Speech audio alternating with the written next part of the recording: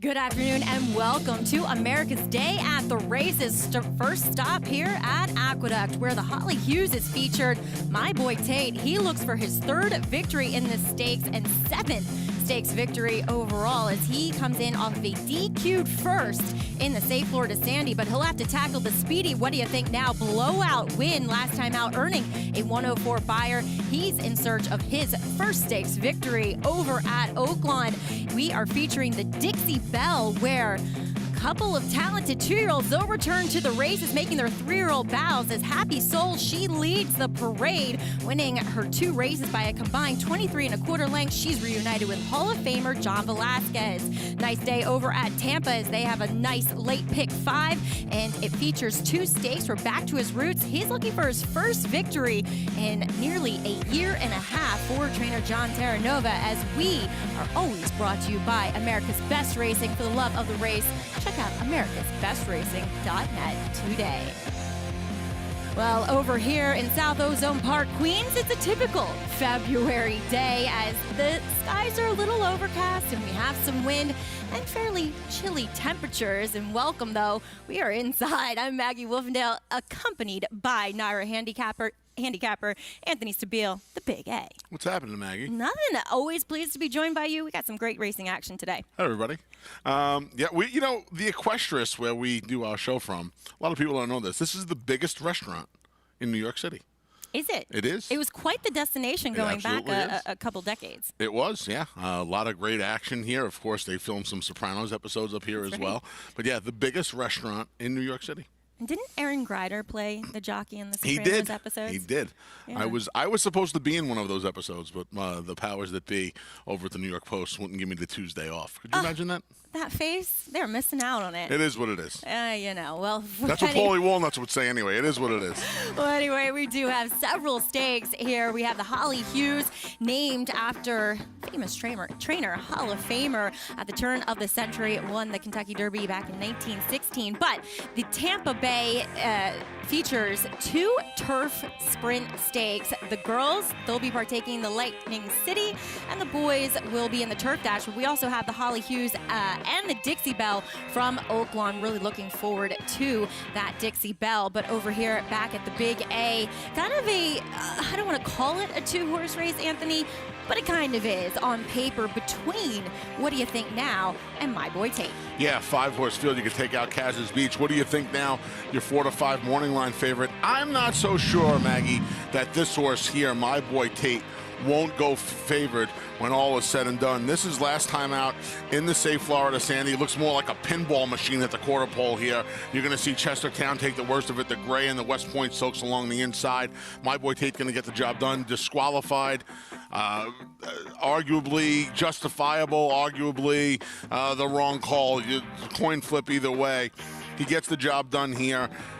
And we'll see. We'll see if the more accomplished 11-time winner in My Boy Tate holds second choice, or if What Do You Think Now, who's run just 13 times, is actually the favorite. He's 4 to 5 chalk on the morning line.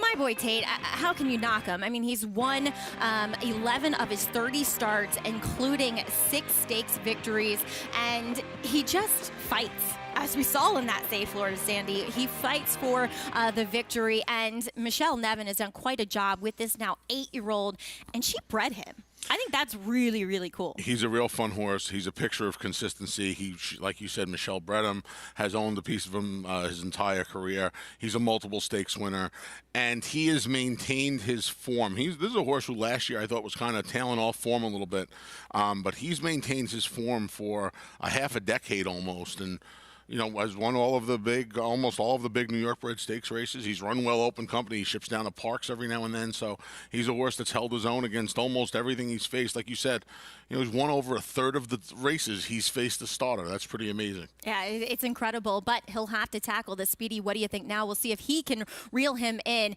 And speed is the name of the game in America's Best Racing Race of the Week. It is the Dixie Bell for the 3-year-old fillies, $150,000.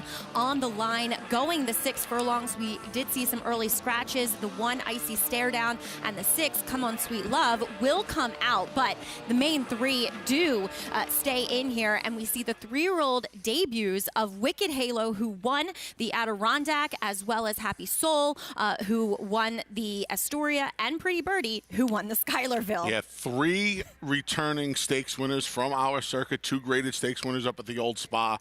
And the one thing they have in common, Maggie, they all have plenty of speed. The 2 Brad Cox horses that came out, they figured to be the 2, Icy Stare Down and Come On Sweet Love. They figured to be the 2 to take the advantage of it. They both come out, and it leaves you with a little bit of a war on the front end, if you will. Yeah, and trainer Steve Asmussen has kind of alluded to the fact that Wicked Halo doesn't necessarily have to be on the front end. He said it was more of just a product of what she was running against as a 2-year-old and just being that much better than them. So he thinks she can rate, and maybe the longest shot, at least as far as the morning line is concerned, number 4 Hypersport, maybe she capitalizes in turning back to the 6 furlongs today. It's an interesting race, right? For the simple fact that if you think Wicked Halo is going to rate, and you would imagine Pretty Birdie and one of the leading riders at Oaklawn, David Cabrera, is going to take a look. Does that leave Happy Soul alone on the front end? Wesley Ward, he'd be plenty happy with that for Hall of Famer John Velasquez if you see her just lead him on a merry chase.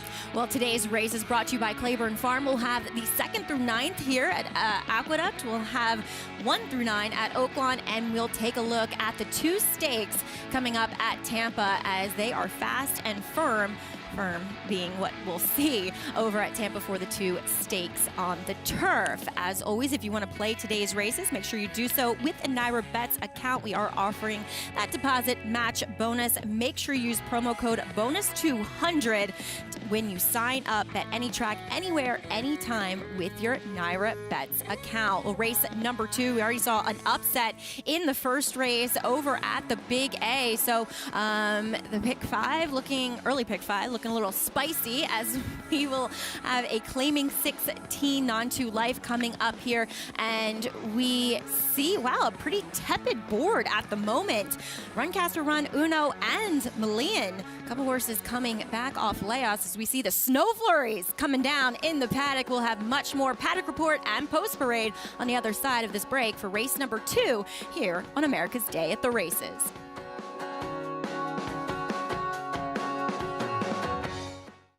DeMarchelier offers breeders a rare opportunity as the only son of emerging sire of sires, Dubois, standing in Kentucky. His picture-perfect pedigree includes 10 Grade 1 winners under the first 3 dams. Dubois and his sons and grandsons at stud have established stars on both turf and dirt. Now his first foals have arrived. DeMarchelier, standing at Claiborne Farm.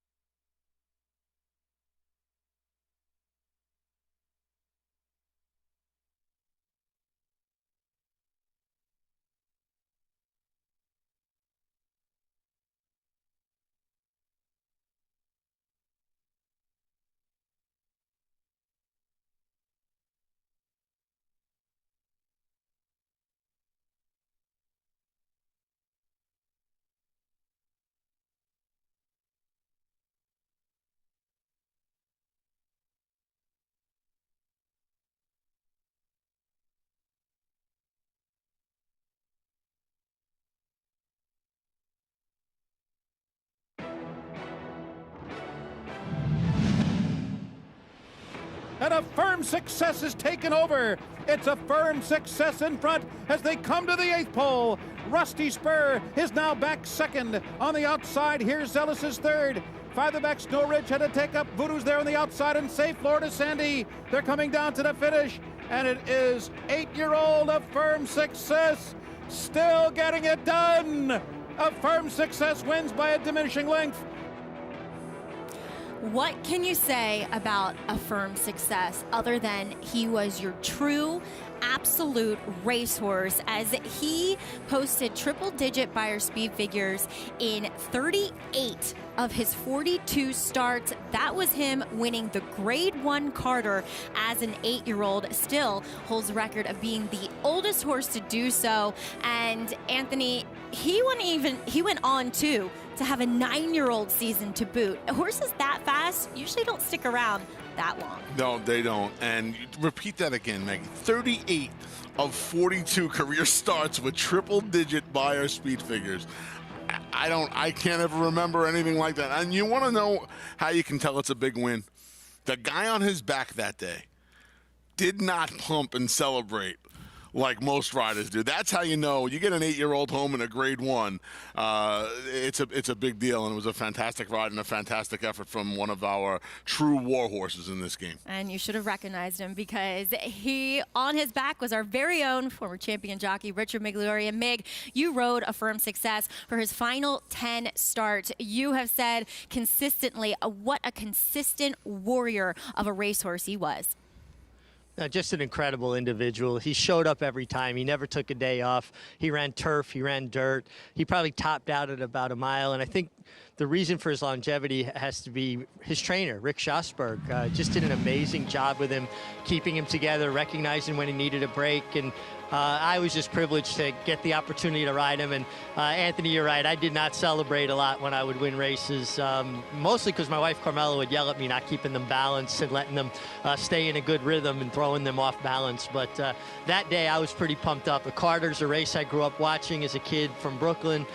Finally get to win it on a horse like Affirmed Success, who was amazing. And Maggie, I like my horses the way I like my people.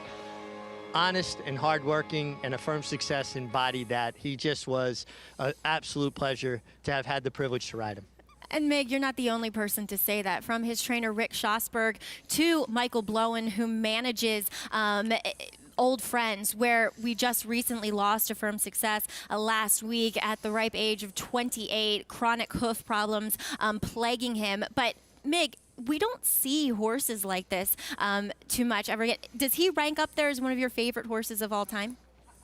Oh, absolutely. He's one of my favorites of all time. You know, to be a part of a horse that had such a fan following in New York because of his longevity, showing up year after year, and as a consistent performer as he was. I actually spoke with Michael the day before they had to put his Affirmed Success down, and you know, he had been battling a while, and he says he's just so tough, but it had finally come time, and I take comfort in knowing that he had such a great life at Old Friends after his racing career was over. I know he was at the Kentucky Horse Park first, then Old Friends, and Michael Blowen and his staff there, they love these horses and care for them so much. And I actually got to go visit him several times down there, and it was always great to see him. And again, he provided me with some very memorable afternoons. And as a 9-year-old, he got 110 Beyer figure, winning his last start, his last race, his last win in the Toboggan Handicap. Yeah, that came early on in his 9-year-old career. That would be his final win with you aboard, Meg. Thank you. And what just an amazing horse he really was. And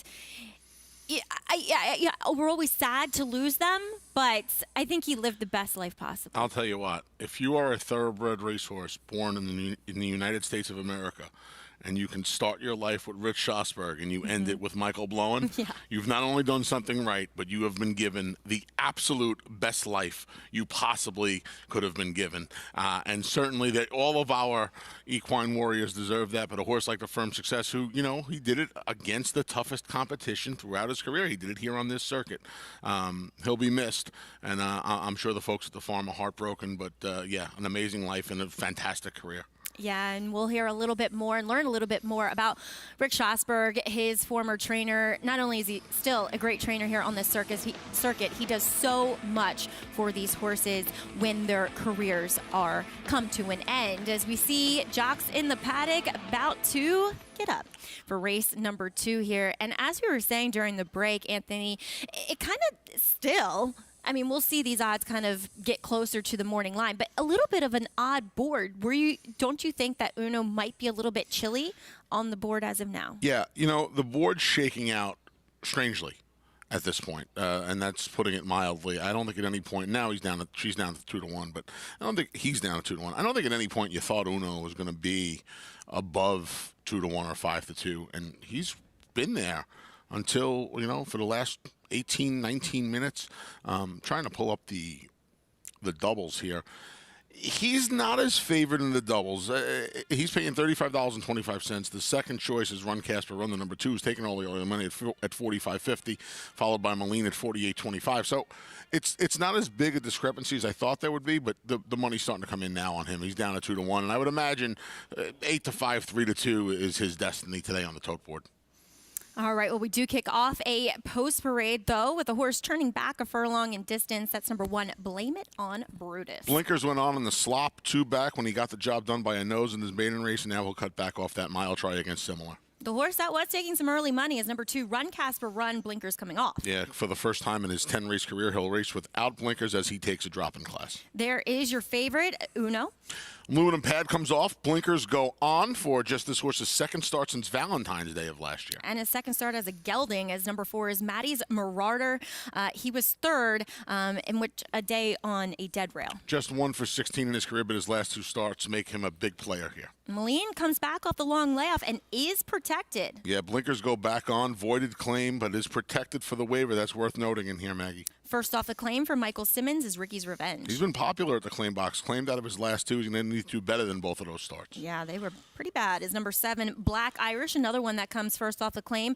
This one for Eddie Davis. Jackie Davis looking to sweep the early double. Blinkers come off this one as well.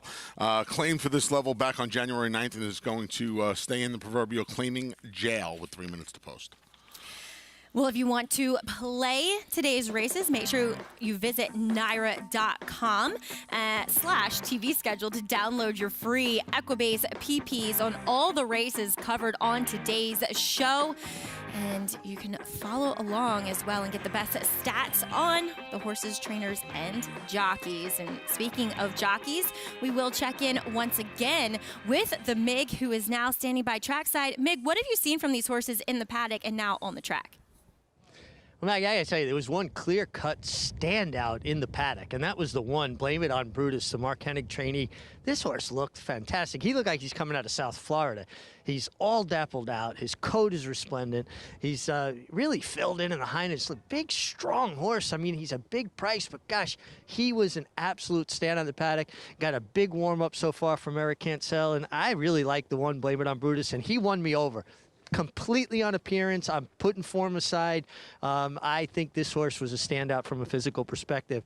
The 3, Uno, your favorite, precipitous drop in class, adds blinkers. Actually, his dam won first time when they put blinkers on her during her racing career. For a Todd Pletcher trainee, he really just does not make a nice impression. His coat's not great, kind of turned a little bit on the lighter side. Now, Maggie, we talk about it. It's not a beauty contest. Pretty is as pretty does. But from a physical perspective, I'm very underwhelmed with the 3, Uno. The 4, Maddie's Marauder, also got high marks in the paddock. Really kind of lost him in the post parade, to be honest with you. Haven't been getting a good look at him warm up, but in the paddock, really like what I saw from the Dave Donk trainee. And the 5, Moline from Bob Caceres with Trevor McCarthy. Boy, this horse really got animated as he got to the track, and his energy level really picked up, and he definitely looked very much on the sharp side coming off of a layoff. But for me, it's all about the 1. I just couldn't get past how good he looked, Mac. Meg, thank you. Going for a bit of a price. Here's a horse that was trying a mile last time. And my notes say absolute tank, but does not look like he wants to go this far. I thought they would use a bit more speed from him on the stretch out. That just wasn't so. And the horse that won that day was 50-1 and attending the pace. So he was just never really involved. Yeah, I guess the big question with him is it was it the sloppy track two back? It's the fastest Yeah. fig he's ever run by 15 points on the dirt, 11 points overall. So we'll see if that's the case. I agree with Richie now. I'm on set with you, and Richie's downstairs. I'm third in the how do they look category. This would be like you two guys trying to have an eating contest against me. You can bring in a knife to the gunfight. I did not like the way, Uno just did not impress me as well. The fact that he's a little dead on the board. I went to Maddie's Marauder. He's as consistent as you're going to find in this field. That's not that consistent, but in this field. And you know what? He's a square price at 9-2 because I couldn't agree Casper more. Run took the money. So I'll take the 9-2 on the number 4 Maddie's Marauder. Exactly. At this level, you know what you're going to get, whereas some of these horses, there's intangibles like Uno that you're not sure. I mean, for me, Uno was just a 2-year-old. He was, and that's it. He never went on, and Todd's doing what he should with him. Now, with Jose Gomez aboard, you would have to think, and the blinkers, that he's going to go to the lead. There isn't much speed in here, Correct. so we'll see how far they can take them today, as we do have Chris Griffin filling in on the mic. John and Brielle on vacation. We'll throw it up to Chris for the call of race number 2, kicking off early pick 4.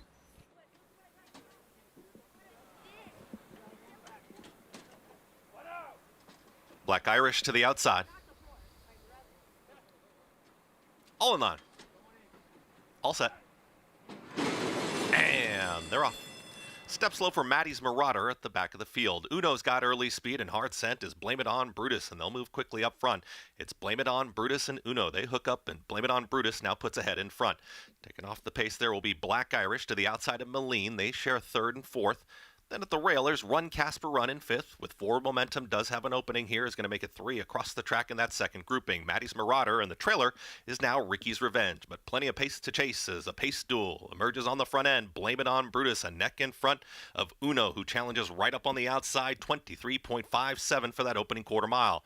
They're 4 in front of Run Casper Run, who's in a tight spot there at the rail. Moline is in between horses with a wide rally from Black Irish. Black Irish is now picking up some ground, is taken third in that second grouping. Maddie's Marauder is going to tip to the outside, and far back, it's Ricky's Revenge. Uno is trying to dispatch a Blame It On Brutus, but had to work. Uno is now kicked on, is up by a full length, 47.49 for a half-mile time, is approaching the quarter-mile pole. Run Casper Run. Moline is trying to rally on Black Irish, and a wide Maddie's Marauder. Uno has kicked on, and Uno is quickly up by 5-6 lengths here, approaching the 8th pole. Uno is well in command. Maddie's Marauder up on the outside is about to take second outside of Black Irish. It's a battle on for the minors here, because all alone is Uno inside the final 16th. Will win this one easily. Uno wins it. Maddie's Marauder will get second. Black Irish and Run Casper Run in 1 minute 26.46 seconds. He was Uno, solo. No doubt who was number 1 today, huh? Right off the speed of Blame It On Brutus. You called that, Maggie. You said Blame It On Brutus. You were surprised last time. Eric Cancel was aggressive from the rail draw. Can't really blame him in here in a race that lacks speed. Jose Gomez, good-looking bug rider here on the circuit, just sat there and dispatched, as Chris Griffin said, of that rival easily at the 3/16 pole. This was all about how far Uno was going to win by. And Jose picks up his 17th win of this Aqueduct meeting.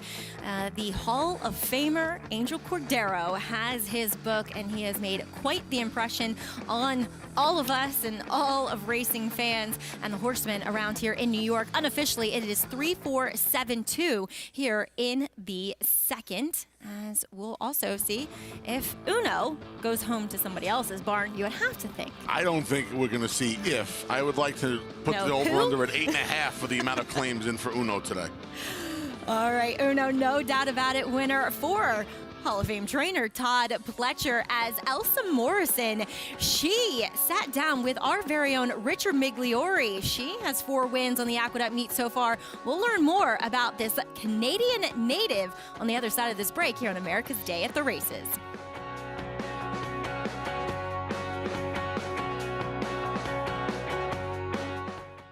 Spun to Run.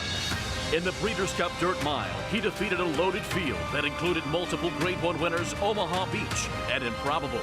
His brilliant speed figures were among the fastest of any 3-year-old at a mile or more.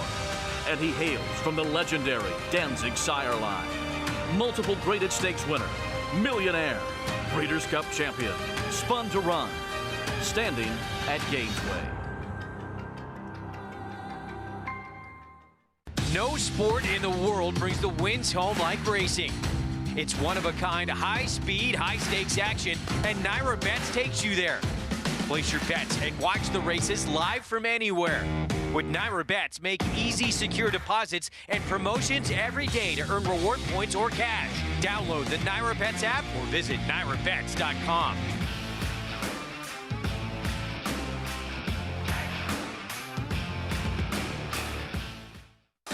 Run Happy, the #1 second crop sire by graded stakes winners and earnings. Run Happy is represented by Smile Happy, the Kentucky Derby individual future pool favorite. A leading dirt sire and now with an exciting Kentucky Derby hopeful. Call Bernie Sams now and book your mare to Eclipse Champion Run Happy right now. Run Happy standing in stall 1 at Claiborne Farm. Racetrack Television Network brings you every race, from every track, on every screen, every day. With monthly packages starting as low as $5, RTN gives you great value and access to more live HD streaming and race replays than anyone. Visit RTN.tv today to sign up and watch on almost any device, including Roku and Amazon Fire. Use promo code TRYRTN for a 5-day free trial.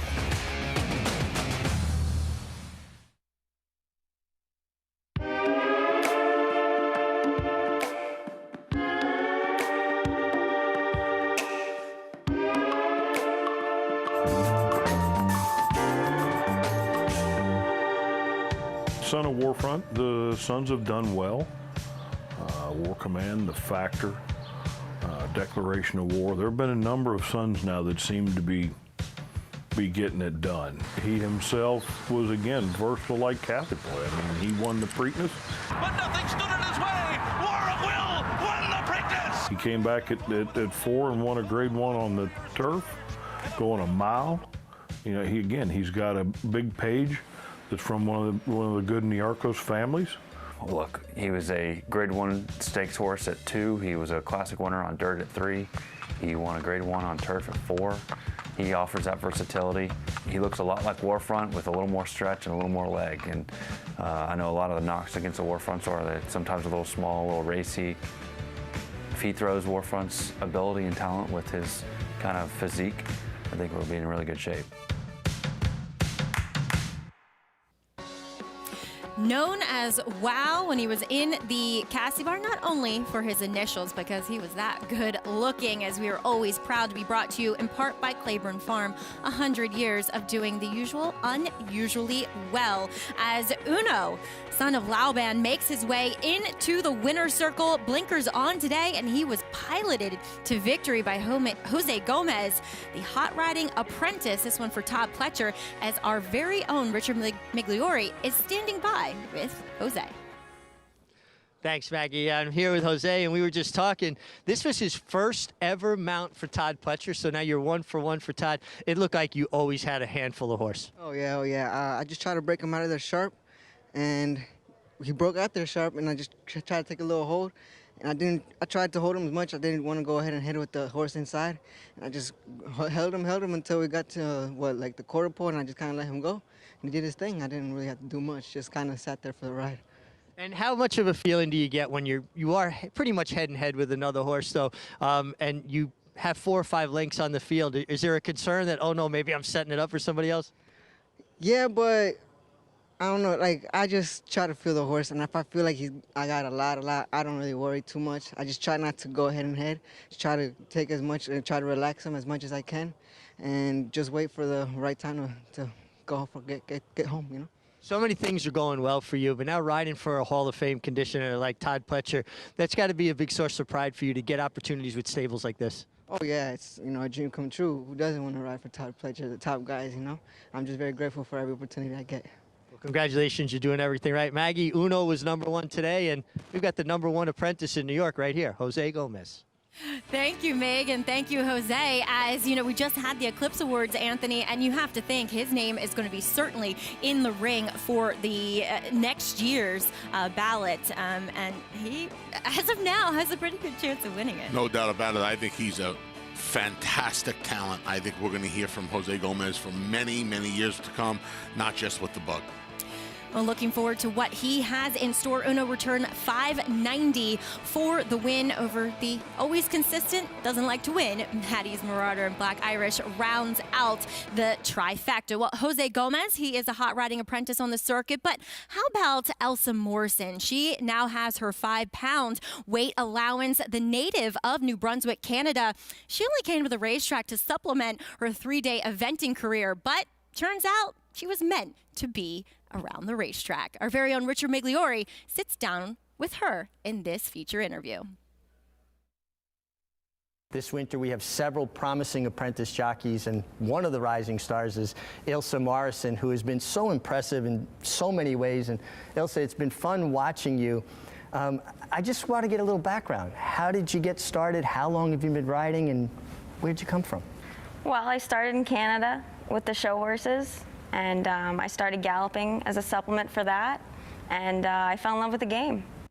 Well, you fell in love with horses first. How did it morph into racing? What was it that attracted you to thoroughbred racing? To supplement my cross country, my three-day eventing, to become a stronger rider and a better rider, and I'm still trying to do that to this day. This winter now you're stepping out, starting to ride 5 winners, so your apprenticeship has started. It has. What was the decision process behind that? I listened to Bill Mott, and he has helped me out a lot. And then I got hooked up with the agent there. He's also with Junior Alvarado. Mike Solito. Mike Solito. Who had been my agent at one time too, by the way. Which is too cool. Yeah. Too cool. Funny. And I basically asked him, I said, let's do some business. And where's the best place that I can start out? When and where? Basically asked him. He suggested Aqueduct Winter Meet would be the best place to start. Jessica Pfeiffer just won the Eclipse Award for Champion Apprentice. That's kind of got to be encouraging for you. How does that make you feel? It's so inspiring. And I hope she realizes what she's doing for females, for the sport, and for females in the sport. It's incredible. I think it's 2022. It's about time. Well, and is this maybe one of your goals? Is that like, would you like to see yourself on that podium? Of course I would. It would be a dream come true. But I'm focusing more on the task right now than the outcome. Well, one of your really good rides, and turns out to be your biggest winner to date, was on a filly called Rosa Veloce. And I thought you gave her a heads-up ride. Just kind of walk me through that race a little bit, like from the 3/8 pole, let's say. I was sitting behind some horses that I really didn't want to be, and I was just waiting for a spot. I knew the horse I knew I was sitting on quite a bit of horse, and I was just waiting for that daylight. And when he opened up, he gave me the rail. I had about a path and a half to go through, and I've worked the filly in the morning. I know the filly, and I know she's not green in that sense, that she's going right through. And she did. She delivered. Rosa Veloce up the inside to win it. I can feel your confidence, and if you're out there wagering on Ilsa Morrison, you can wager with confidence, because this is a determined, very, very thoughtful young lady. I couldn't agree with what Mig said more. Ilsa, not only just a very kind person, really hardworking. She spent the last 2 years primarily getting on horses in the morning for Hall of Fame trainer Bill Mott. And as she said in that piece, decided to start riding races again here at this winter meet. It's amazing how some of these stories unfold here at the racetrack, right? She kind of leaves the eventing career and she winds up here at the racetrack. I think Richie said something important, right? We're all here playing the races, watching the races, but we're playing the races, we're trying to make money. I think the best thing you could say about any rider, but namely an apprentice rider, is you feel confident when you're betting your money on them. I have no problem betting my money on Ilsa Morrison. You want an apprentice rider who thinks about the race and does their homework, and Ilsa absolutely does do that. Yeah, and you can tell that just by the way she rides, and you can tell that, more importantly, by the position she has her horses in. That's very, very, I think that's something that gets lost in the shuffle, putting these horses in the right spot. And she's more often than not in the right spot, and that's sharp for any rider, but especially for someone who didn't have aspirations as a kid of being here and hasn't been doing it that long. That's, to me, even more impressive that she's in the right place at the right time. Well, Meg, as we bring you back in, we always discuss, you and I, how important it is to be a well-rounded jockey. And obviously, Ilsa, she has that background with the show horses. What did you kind of gain from that sit-down interview with her? Well, first of all, I was just so impressed with the way she conducts herself and her determination, and you could see how badly she wants to succeed at this. Now, she talked about doing 3-day eventing, and as you know, Maggie, it's cross-country riding, over jumps, over fences, different obstacles, stadiums, show jumping, and dressage. And so she's a well-rounded, proficient rider on so many levels, and dressage is to riding is what Latin is to language. So she has an incredible first before becoming a race rider, and I think she's got all the tools to succeed and take this as far as she wants to go. I'm very impressed with everything I see from her. Meg, I love that analogy. The dressage is Latin to all equestrian sports as it is to the English language, as I'm sure we'll hear a lot more from Ilsa Morrison as we turn the page and take a look at race number 3. It is a high-level optional allowance, non-3, 6 furlongs, and a really interesting field as we will dive more into this. But there's a look at Rudy Rodriguez. He'll send out Big Engine here, second off the layoff. He also has What Do You Think Now coming up a little bit later in our featured Holly Hughes. Stay tuned.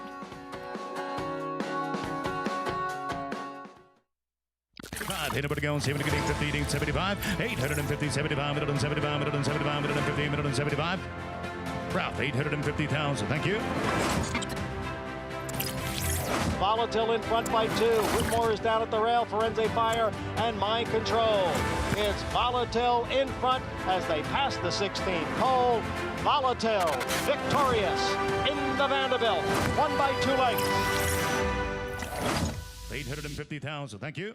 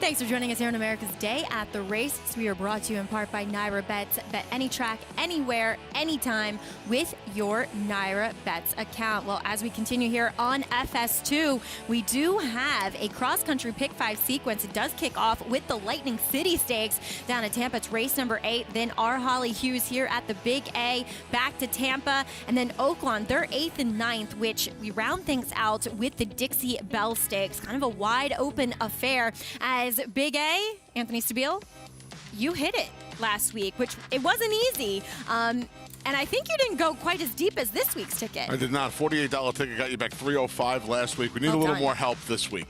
That Lightning City is an absolute crapshoot. We'll use half the field. I love What Do You Think Now in the Holly Hughes today. He's the 4 to 5 morning line favorite. We'll lean on him. Back to Tampa. There was a late trip. Diamond Oops comes out of there. So we're going to take out the 4. We're going to add in Bad Beat Brian. We're going to make that 289. in the 10th at Tampa. We'll keep the ticket cost the same. A couple of scratches out of the race at Oaklawn, 2, 3, and 5. I have a feeling that Trident Hit's going to run a big race, the number 2. And then the 3 Speedy Fillies in the Dixie Bell, all of the returning New York Racing Association stakes winners as 2-year-olds from last year. We'll end it with 3, 5, 7 and hope we get live to Oaklawn Park's Dixie Bell. All right. Well, best of luck, my friend. Like Thank that you. ticket.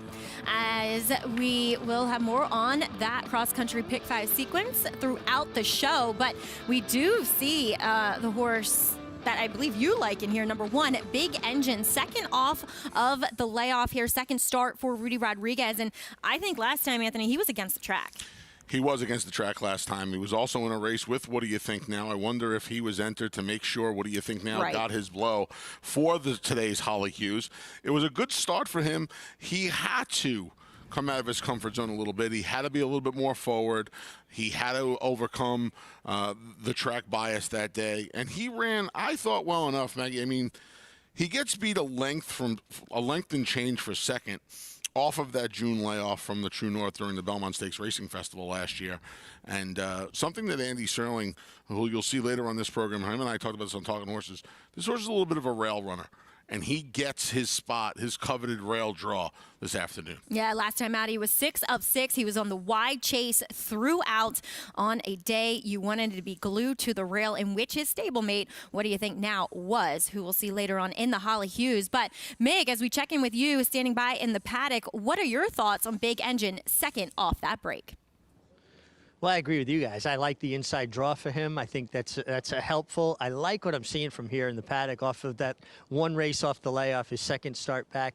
He looks fit. He looks tight, very focused. I like when horses kind of walk with that perpetual head bow, like a coiled up spring ready to be released. And I'm seeing all of those right signs with the one Big Engine. The horse drawn right next door to him, the 2 Answer In, could not be better turned out. He would probably get the paddock check mark.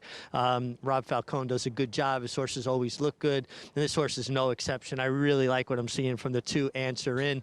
I'll give a little bit more insight into some of the others when I see them on the track. You know, Maggie, how horses look one way in the paddock, and then sometimes they get on the track and they kind of almost puff up, get bigger, and get a bit more animated. But the 2 that stand out in the paddock are definitely the 1 Big Engine and the 2 Answer In. I couldn't agree with you more, Meg. I mean, even yesterday with straight skinny, he didn't. I mean, physically he looked fine, but he looked uncomfortable in the paddock. And the longer he spent out on the racetrack, the better he looked, and then he won. So, number 2, Answer In. He always looks good. I love this horse's appearance, typically speaking. Now, kind of a race in which you would have thought he would have won by more, especially when you watch the first half of this race where he is literally dragging Manny Franco, sitting just off the early duelers. Yeah, he was fortunate is the word that comes to mind to win this race, I felt like. And comes into this, I think, a little dressed up. You see he's gonna go by More Grateful right here as Zoomer makes up a lot of ground towards the middle of the track. Now, both Zoomer and More Grateful came back to win out of this race. I think it's a dressed up key race. I think he was fortunate to win last time out, but I will tell you this. If you go into this race not thinking about his last effort and just look at him in the paddock, boy, he could really overwhelm you, and he could really turn you into a fan because he looks fantastic downstairs today. And Robbie Falcone, he's having a fantastic meet, one of the young up-and-coming trainers in the country on this circuit especially. And this horse looks really good. It's hard to claim horses off of Brad Cox and move them up. And that's what he's trying to do here. And he's the 3rd choice. He'll probably be 2nd choice by the time the board shakes out and they ring the bell. Well, to be fair to his former trainer, he did look really, really good in the paddock last time as well. And he did beat some old class horses. You know, it's kind of this interesting level where you have this condition and maybe you're facing horses that are dropping out of stakes, or, you know, horses that are just ticking off these conditions that are young up-and-comers. Or you run for the 40, in which he did last time. And I know you say it's a dressed-up key race, but especially Zoomer. I mean, I am a little bit biased in this, a horse that we've had in our barn that we reclaimed out of that win in his last start. Awesome. Just an awesome individual. Yeah. And he was going too short that day. I don't think he's truly a 6 furlong horse, and he that's- really ran well. That's what what downgrades. That's what I Answer kind of mean In. by that. He beat exactly. Zoomer. I see what you mean. Answer In was playing his game, and Zoomer almost got him. Right. More Grateful came back and beat a little bit of a weaker bunch. That's what I mean by that. Yeah, no, Zoomer's a nice horse. He's not a 6 furlong horse. No. I think that's the point of it being a little bit of a dressed up key race. What about competitive Saint, who we see exit the same race as Big Engine? You know, he is going to be a big price in here. Who knows if he can actually run an effective and fast enough race on the dirt? But he was really compromised in his last start. He was against the racetrack. What do you think now? Just, got to the lead on a good rail and a good speed track and just kept on going. And, was with Big Engine right there in the photo for third, I guess. The three of them kind of hit the wire within a half, 3/4 of a length of each other for second, third, and fourth. Yeah, I mean, he's only got 2 dirt races. He won his debut at Gulfstream, and that was back in May of 2020. And then he came back, and after 9 turf starts, all sprints, he came back and ran okay last time. Barn's a little cold. Barn's a little quiet, but you're going to get a good price on him. He's sitting on the board at 8-1 right now. Figures to go off right around that at post time. Well, I mean, he also completely blew the break. I mean, he broke 2 lengths slow last time, which, what do you think, now wired the field that day. So he's going to have to break more alertly, and sometimes you will see that with a horse switching from turf to dirt for the first time because the ground breaks out from underneath of them a little more readily than what it would do on the turf. So we'll see if he breaks a bit better, but all the money as of now going to the Chad Brown trainee. That is cost basis. He comes in off of a near 3-month layoff, and he kind of was a beneficiary of the way the track was playing back on November 20th. Yeah, a tepid pace to say the least. He was sitting right off an early 23 opening quarter, 46-1 to the half, and he was just able to kind of coast. Now, Drafted is going to come down the center of the track, and Drafted came back to win a stakes. The toboggan. The toboggan in a big effort. Recently, we haven't seen cost basis now for a while, but this race, Maggie, like last time, lacks true pace. There's no true pace in here. You would imagine cost basis, if he wants it, can go. Or Smooth B right to his inside could show speed. He seems as though he's lost Yeah, it. he hasn't in a while. That's the problem. And Manny Franco and cost basis may be left to their own devices on the front end. Well, we do kick off a post parade with number 1, Big Engine. Was against the track last time for Rudy Rodriguez. Can he be more forward? That's He gets what I'm his thinking. coveted rail draw. He gets a rider switch to Trevor McCarthy, who's been aggressive and had a great meet. We'll see if he's closer. Kendrick Carmouche aboard the current second choice. That's fresh off the claim. Answer In. Looks great. Rob Falcone having a good meet. We'll see if the lack of pace hinders him more than anybody else in here. Competitive Saint, second start on the dirt, I should say, 3rd overall on the dirt. Yeah, 3rd overall in the dirt. He's getting a little bit of a warm-up there under Cancel. He needs to improve off of his last effort, but no saying that he can't. Somewhere in there is a race that wins this with Smooth B. He just hasn't had it recently. Yeah, kind of one of the dirt horses, right, that needs to come back to his old form. And if he could find some of that speed, it would benefit him greatly this afternoon.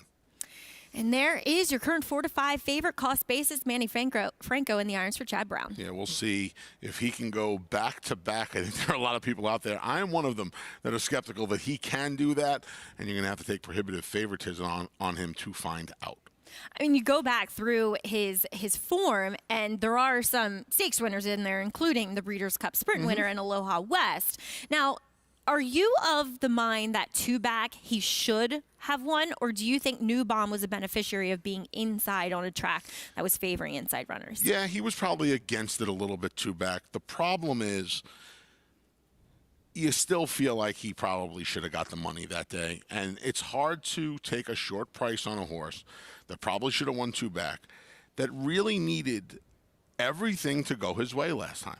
He really needed everything to go his way last time. He was on top of a very slow pace for that caliber and for the distance, and he was able to get the job done. And I'll tell you what, there probably haven't been too many spots for him, but layoff kind of bothers me a little bit too, going almost 3 months again. We will see this with Chad Brown. He is one that will readily give his horses a break if they say they need it. But, Mig, what are your thoughts on cost basis today? Yeah, again, it's not a beauty contest. We fully admit that. I'm not overwhelmed with how he looks. He looks like a horse that spent the winter in New York. His coat's a little bit on the dull side. His energy level was okay in the post parade, but nothing that overwhelmed me. I think that cost basis at a very short price, I'm going to look elsewhere. And, obviously he's the horse to beat. And I think the one horse looks terrific, Big Engine, as does the 2, Answer In. But you guys were talking about the 4, Smooth B. And Jose Lezcano left the pony, blasted off with this guy. He went an 8th in about 15 seconds. That's a 2-minute lick. When you go every 8th to about 15 seconds, not quite a breeze, but really kind of revved him up. He's carrying great weight for a horse who's had a steady campaign. His last races leave a lot to be desired, but from a physical perspective, I feel like he might be able to find his better form. And I think he can make the lead here, and I'm going to take a little bit of a flyer with the 4, Smooth B, just on his looks. It's interesting, Mig bringing up the warm-up by Jose Lezcano, because Jose Lezcano is a guy that sometimes you see won't even let his horses out of a trot. And so when he warms one up like that, I think it's meaningful. Yeah, no question about it. And it would make sense for him to try to play Catch Me If You Can this afternoon. You said it, Maggie. He has a race. There's a race in that body that wins this race. You would think he'd be in a flag fault, and that's all type of circumstance. Well, one more to load in. That is your favorite cost basis as we throw it up to Chris Griffin with the call of race number 3 here at the Big A.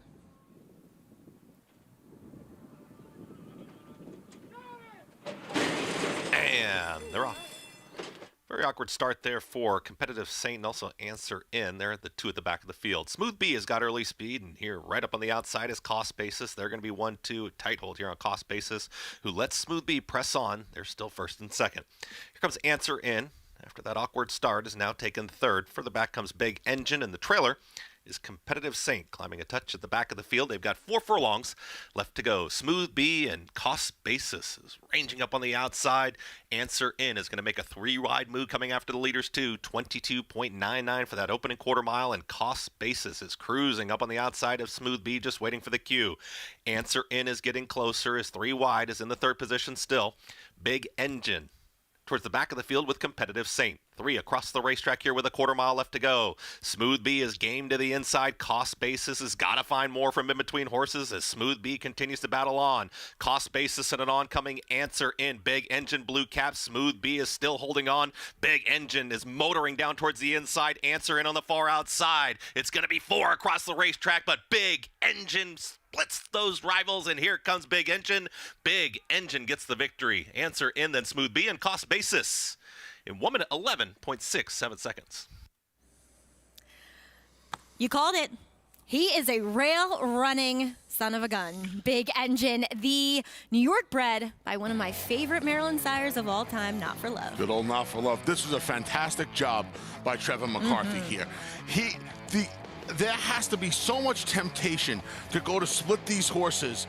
Instead, he listened to instructions. Stay on the inside. He is a rail runner. He likes to run, not to the daylight, but he likes to see the iron to his left. Trevor did a great job. You see him, left-handed encouragement, getting the job done here. He's had a fantastic winter. Big effort here from Big Engine. Big effort, too, from number 4, Smooth B, as Mig called it.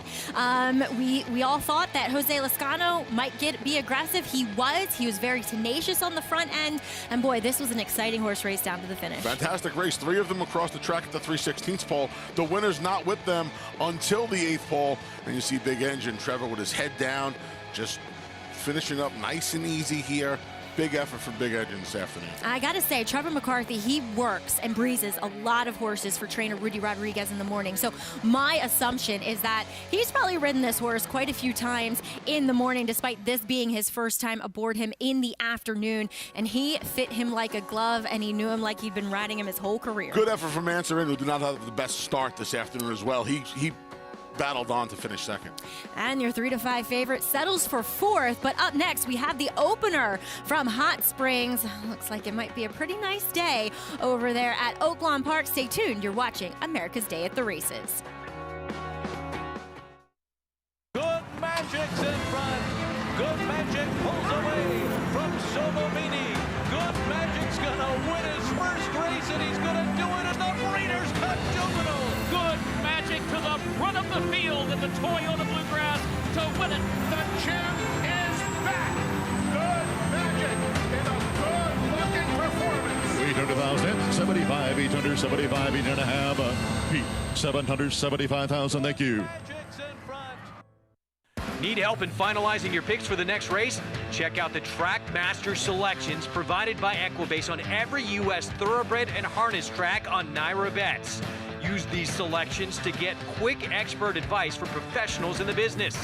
Check out the thumbs up graphic next to the pick and the wager pad and scroll down for more details on the horse. Trackmaster selections available on Naira Bets and the Naira Bets app. Start spreading the news. If you're looking to win in New York, then breed in New York. To War Dancer, the millionaire son of Warfront, and New York's #1 sire of 3-year-olds. Breed to a proven performer, the #1 second crop sire at the Saratoga meet with multiple winners at Belmont and Aqueduct. Earn double the New York Breeders' Awards and participate in the New York Stallion Series with $2 million in purses. War Dancer, proud to stand in New York. Visit wardancerstud.com. This season at Oaklawn, we've got more of everything. More of the top thoroughbreds in the world. More days of live racing. And the largest purses in our history. All at a completely reimagined Oaklawn. Come be a part of this historic season at Arkansas's only casino resort. Welcome back, and thanks for tuning in to America's Day at the Races. We are always brought to you in part by America's Best Racing. For the love of the race, check out americasbestracing.net today. Well, we have racing over in Arkansas. We've kicked things off with a maiden claiming 30, going the mile and a 16th. Do see the scratch of #1, Fast and Feminine, as we do get to check in with our Hall of Famer on the show, Gary Stevens. And Gary, turning our attention to the Dixie Bell Stakes a little later on, one of your two riders, Giovanni Franco, will be aboard the Steve Asmussen trainee, Wicked Halo. Got any inside information?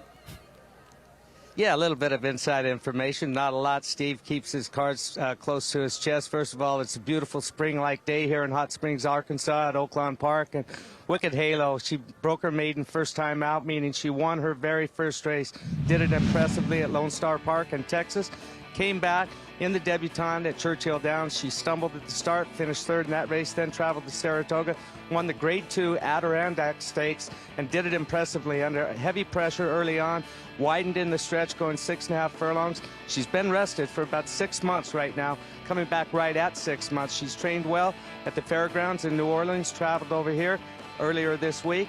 Looking forward to seeing a great race later on today, guys. We got 9 races we're going to bring to you. It should be an exciting day with some good allowance races as well, Mags. Can't wait for that Dixie Bell later on. Gary, thank you so much. And we'll be checking in with Gary throughout the show today.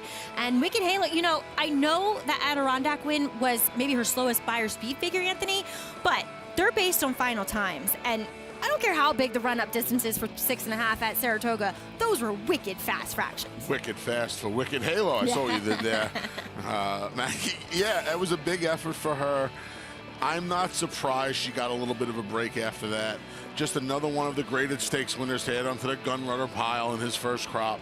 I'm very, very curious to see how she returns today. I think of the big three in the Dixie Bell, she's the one I'm most interested in seeing come back today. There's the assumption that she might be the most talented, as her dam, Just Wicked, also won the Adirondack when she was racing for Steve Asmussen. I just think that's really cool, keeping the family lineage going here as we do kick things off here with today's first, starting in front of the fans in the grandstand, going the mile and a 16th here at Oaklawn. And we do see #5. That is Perfect Mistress, your current favorite. And I get it. I think she should be the favorite in here. In a race where there's not that much speed, she could very well control here for her kind of, I guess, third route race of her career. There's a chance she can lead them on a meowie chase today. Well done, Mr. You like Pun. that one? Thanks. She's supposed to be in front on the Thiago Pereira today. She took to the class drop nicely last time. She took to the mile on a 16th nicely last time. She got run down late in the game, kind of wore down late in the game. And you said it, Maggie, there's not a lot of speed in here. There's not even a lot of fillies in here. I guess blame Nellie, right? Blame Nellie was the one who kind of did some dirty work on her last time, but it didn't work. She got beat 9.5 lengths.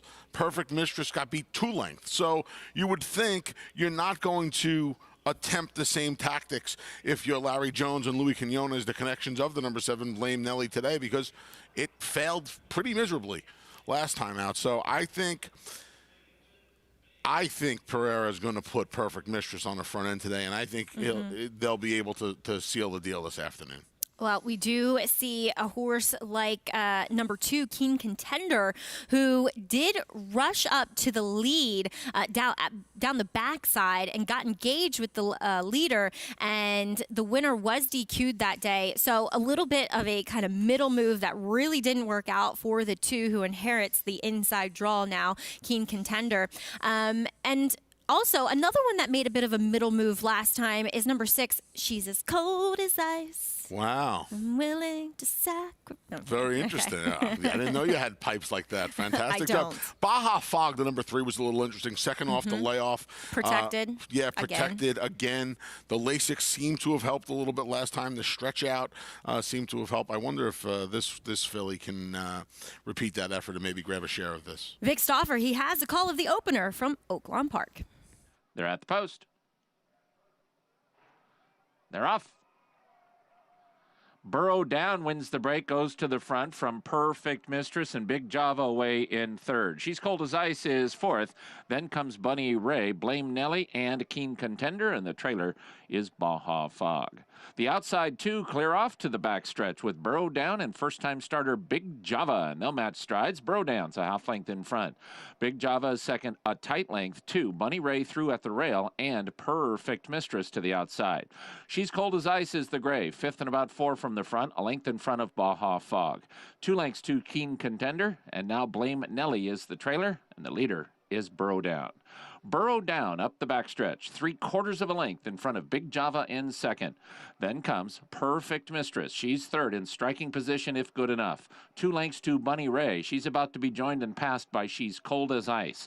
Baja Fog has 5 lengths to make up. Then it's 4 back to Keen Contender. Blame Nellie has trailed throughout, and Burrow Down and Big Java have led throughout. Burrow Down, a neck in front of Big Java in second. Perfect Mistress is absolutely all in, and she's kind of going up and down. She's Cold As Ice is outside of her. 2.5 to Bunny Ray. Top of the stretch, Burrow Down and Big Java are 1-2, and now they get away a bit. Big Java outside of Burrow Down. Burrow Down's ahead in front. Big Java is second. 3.5 back to She's Cold As Ice. Third, a new leader, Big Java, off the top of the turn, is now the leader, and she's a half length in front of Burrow Down, who battles on bravely. She's Cold As Ice and Keen Contender. Big Java, Burrow Down. These 2 to the wire. Burrow Down's going to make her work all the way. Here comes Burrow Down. She is counter-punching inside of Big Java. Big Java, Burrow Down, Big Java. Chelsea Bailey brandishes her whip on the victory with Big Java over Burrow Down. She's Cold As Ice and Keen Contender.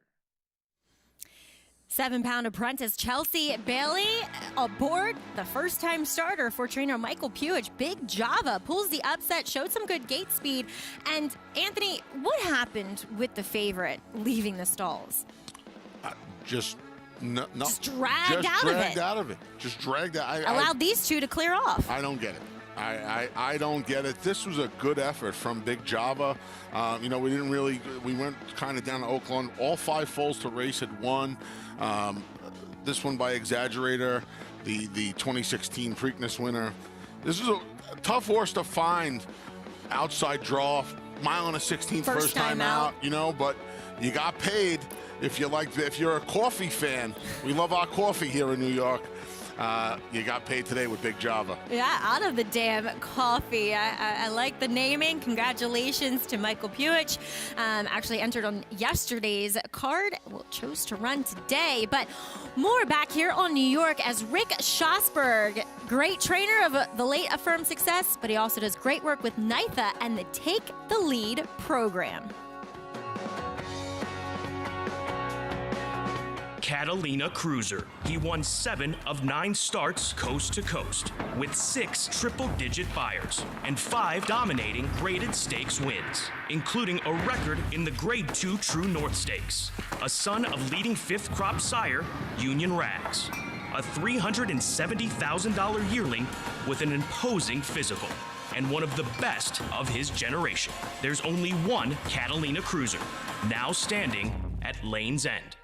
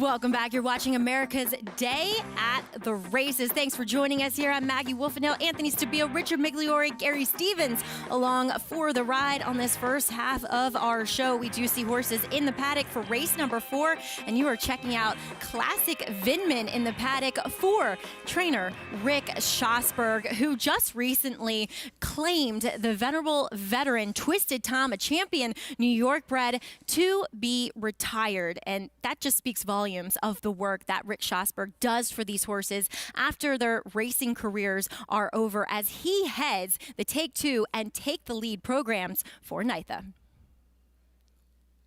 A racing career could be 2, 3, 4 years, 5 years at the most.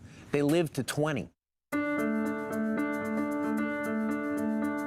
The Take the Lead segment of the initiative is what I do.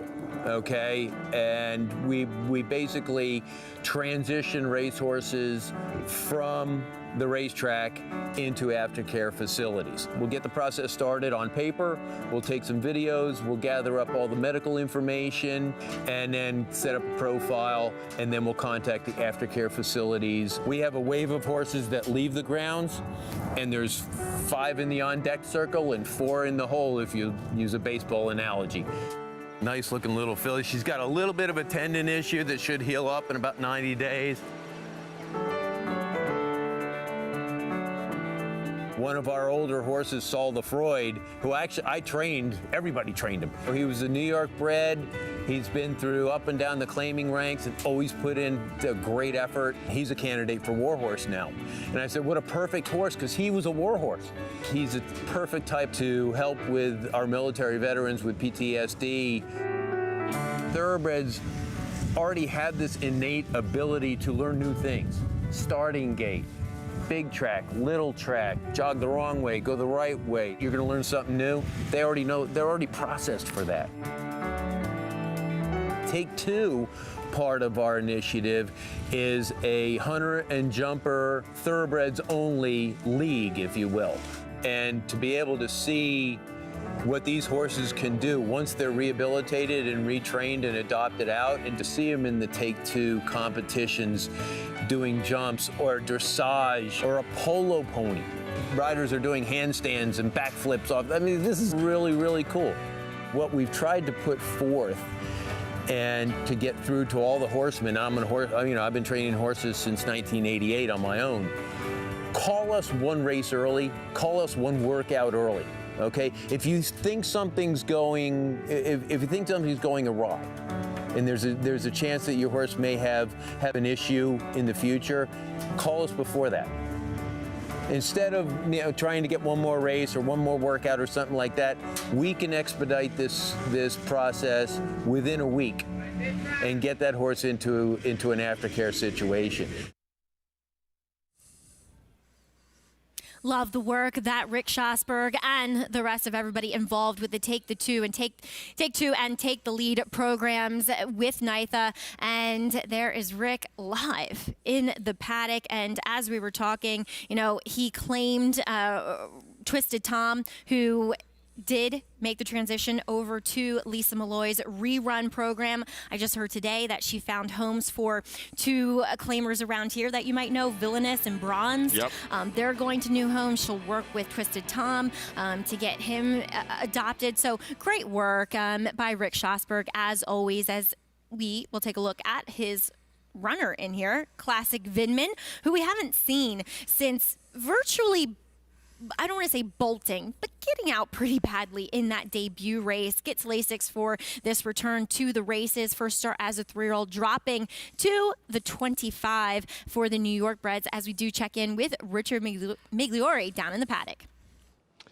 Yeah, thanks, Maggie. And just first to kind of put a bow about Rick Schosberg, just an incredible horseman. I had the privilege of riding his actual very first winner as a trainer, Tim's Lady, a horse that he kept for many, many years at his mother's place and had her late into her life. And somebody who cares. And for somebody who's running a business, a thoroughbred horse trainer is running a business, has multiple employees, to dedicate and devote the amount of time and energy that Rick does to rehome horses and to make sure horses are taken care of.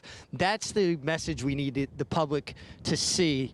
So many people are ill-informed or misinformed when you have a vast majority of people like Rick Schosberg representing our industry in such an amazing way, and I applaud all of the great work he does. And speaking of great work, I will say his entry here, the 5 Classic Vindman, she is as well turned out as any horse in this race. She is the paddock selection. Looks fantastic, well-rounded out hind end, dappled out, great color. She's acting very well. Talked to Rick about her first start where she did bear out badly. He said she just kind of lost it. He said, doesn't know if it was the kickback. She does return. That day she had a D-bit. She returns with a Houghton bit today, gives the rider a lot more control. And I think she landed in a really good spot. I think this is a very, competitive race. I don't see any standouts. Possibly the 7, Oh My Bell, who dwelt at the start. But from a physical perspective, the 5 Classic Vindman is a major player here. The 7, Oh My Bell, who did have that very poor start on debut, and then showed run. Made up a lot of ground, flattened out a bit. If she gets out of the gate in good order, obviously she's going to be very tough to beat, and she looks good here in the paddock. Nothing but positives about her. And then the 8-horse first-time starter, Deanie's Destiny, Linda Rice. You notice this horse has a long, steady work tab, but not one work out of the gate. And I asked Linda Rice about it. All horses have to get okayed out of the gate. She says she does not work horses long distances out of the gate. The conventional wisdom behind that is you don't want a horse to correlate going to the gate with stress every time. They're going to run long distances. She believes in getting horses fit off of the pole and doing just very short works out of the gate. The only reason they go to the gate is to learn how to leave the starting gate, not necessarily to work long distances. Mitchell Griffin, who trained for Fred Hooper for many years, was very successful with 2-year-olds, had that same philosophy, and I personally buy into that. I think horses act better when they don't go to the gate thinking they're going to have to run hard for long distances their entire career. But I tell you, just walking right in front of me right now, the 5 Classic Vindman, but she could not look any better, Maggie.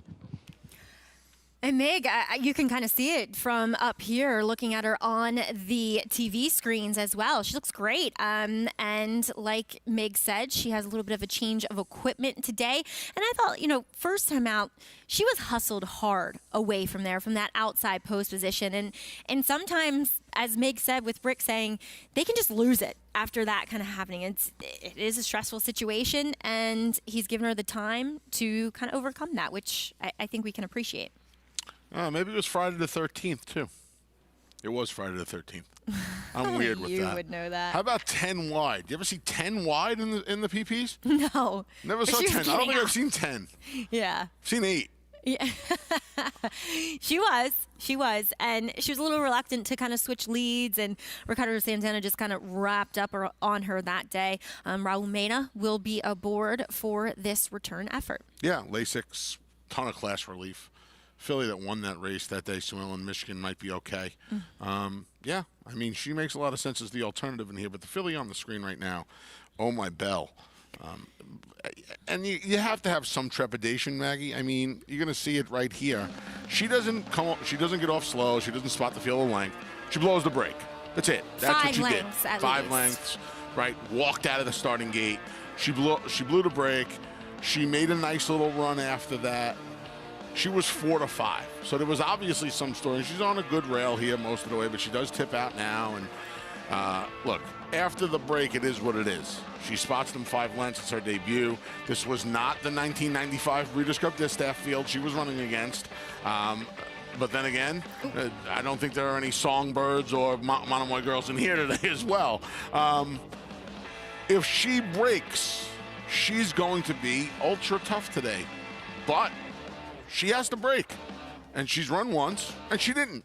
So what's to say that's going to change? You hope it changes if you backed her today. I'm alive in a double with her. I hope she breaks today because I think she'll win, but she has to break.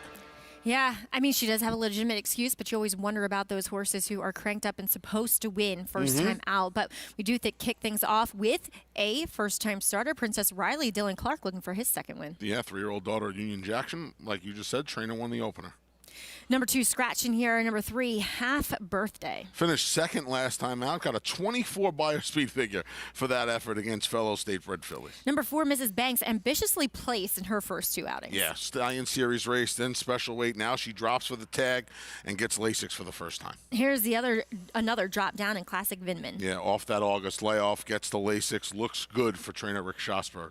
Sterling Mistress, she debuted on the turf, this daughter of Mohamed. Yeah, daughter of Mohamed cuts back in distance, goes to the turf, and gets Jose Gomez, gets the weight off, 7 pounds. And she's some decent turf horses, but Oh My Bell, she is your 3 to 5 favorite. Yeah, 3 to 5 today, 4 to 5 last time. If she breaks and puts in a similar effort to the one she did last time, she's probably going to win today. Deanie's Destiny making her way to the track. The other first-time starter, firsters bookending the field. But while she's by Bernardini, her dam was a multiple stakes-winning turf sprinter. All turf sprint, and to be quiet, and no offense, Avi's Destiny, if you're listening today, she has not produced much on either surface, Maggie. I was actually galloping for Linda Rice when Javi's Destiny was in the barn. Really? And I remember up in Saratoga, she ran against Awakino Cat. She ran against the boys, and Yes. Awakino Cat won the Troy. That's right. Yeah. Wow. I never got on her. I didn't know you worked for Linda. Yeah, when I first came to New York. I did, up in Saratoga. And you are taking a look at number 4, Mrs. Banks. You know, yes, she gets class relief, but she did no running in those 2 efforts. So the theme of Talking Horses, our pregame show, if you will, today, was there are a lot of favorites on the card today that kind of look like they have some holes in them, right? One of them was Uno. And he that was some hole. 1 by 10. That hole was about 14 and a half lengths when all was said and done, to the winners, from the winner's circle to the second horse. This one in here is a filly, it's a 3-year-old filly. She dwelt at the start first time, blew the brake. I have no problem with you attempting to beat a horse like this. Good luck trying to find the alternative. So, but when you do that and you try to make cases for horses, I think Mrs. Banks is a horse, and I didn't do it, but you mentioned the class relief. I mean, a $500,000 Stallion Series race, the special weight race, where both races were won by fillies in Yo Cousin, Rebo's Valentine, who could very well be okay. A ton of class reliefs. She gets the Lasix. And more importantly, if you're looking to beat a favorite, you should try to do it with a horse that is going to be a price. And this horse is 11-1. So if you're looking to make a price in here, I think you could do a whole lot worse. I don't particularly care for her. I would much rather try those filly that's on the screen right now, Classic Vinman. But I'm not going to try to talk you off of anybody in here. Mig, what do you got for us trackside? Well, I talked to Kendra Carmouche when he came out of the jockey's room, heading towards the favorite, the 7 Oh My Bell, and just asked him about the first start. He said she walked out of the gate. They didn't expect her to break sharply, but maybe obviously not as poorly as she did. But the questions I have about it, I don't see any gate work since that effort. I'm sure she had to go back to the gate and probably be reschooled again, but I just think it adds too many questions at too short a price. And I'm just going to go with my instincts here. Somebody much smarter than me years ago, Maggie, said, never throw a horse out off of one race and never coronate a champion off of one race. So I'm going to forgive her first start. She comes back with different equipment. She comes back with a lot of class relief, and she couldn't look any better. And at 9-1, I'll swing away. I mean, listen, if the 7 breaks on my bell, she's supposed to win, but that's a big question at a short price. Meg taking a shot with Classic Vinman. I will say, oftentimes on the show, when we show a feature of either a jockey or trainer leading up to a race, they do tend to deliver.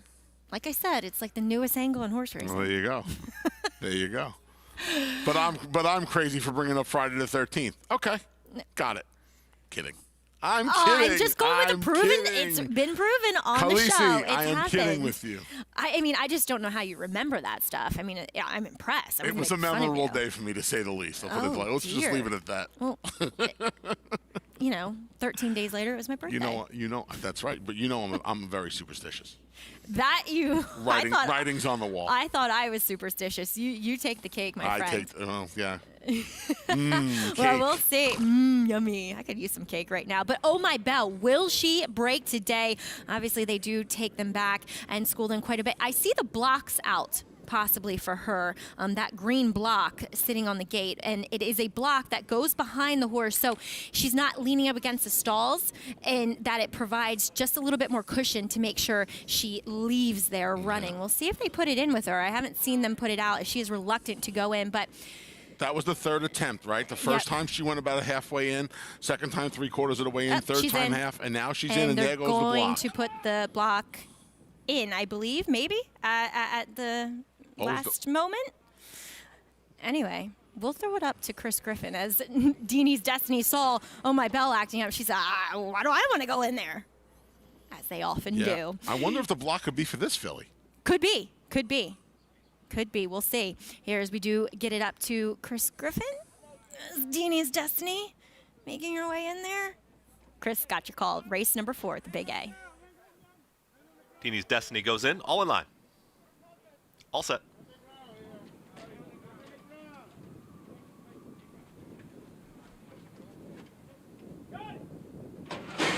And they're off. Slow start for Princess Riley. Heart Sent Half Birthday has got early speed, but Mrs. Banks is a touch quicker. They're nose and nose. Now Half Birthday puts ahead in front. Mrs. Banks is going to stalk from second, and 3 wide. There's Classic Vinman. Center of the racetrack comes Oh My Bell, Sterling Mistress. Then comes Princess Riley, and Deanie's Destiny is not keeping me up with the field right now, is double digits off the leading trio.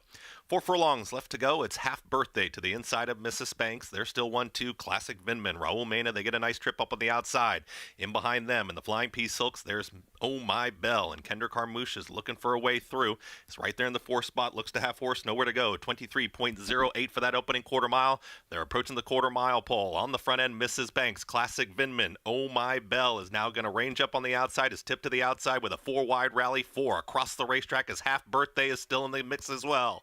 Half Birthday is kicked on. In between horses, Mrs. Banks and Classic Vinman. Oh My Bell is stalling up on the outside. Sterling Mistress from the back. Princess Riley, 8 to go. It is still Half Birthday who's finding. Half Birthday is trying to hold off Classic Vinman. Classic Vinman to the outside of Half Birthday. They are shoulder to shoulder here for a final 16th. Classic Vinman, Half Birthday, Classic Vinman, Half Birthday, Classic Vinman. Got it. Classic Vinman just wins there. In the photo over Half Birthday, flying on late was Deanie's Destiny and Princess Riley in 1 minute 16.70 seconds. They're going to have to add it to Formulator, Anthony. I'm telling you. It is a proven angle on the show. Classic Vinman gets the job done. Congratulations to Rick Schosberg. Richard Migliore impressed with what he saw from her down in the paddock, too. Took some late money, too, Mag. This was 10-1 while we were talking about them loading into the gate. Took the late punch down to 7-1 before post time. And Raul Mena has not had a ton of success. But I'll tell you what. He has done a good job with what he's been given. I have no problem betting on this young man either. Good effort here getting by a stubborn half birthday.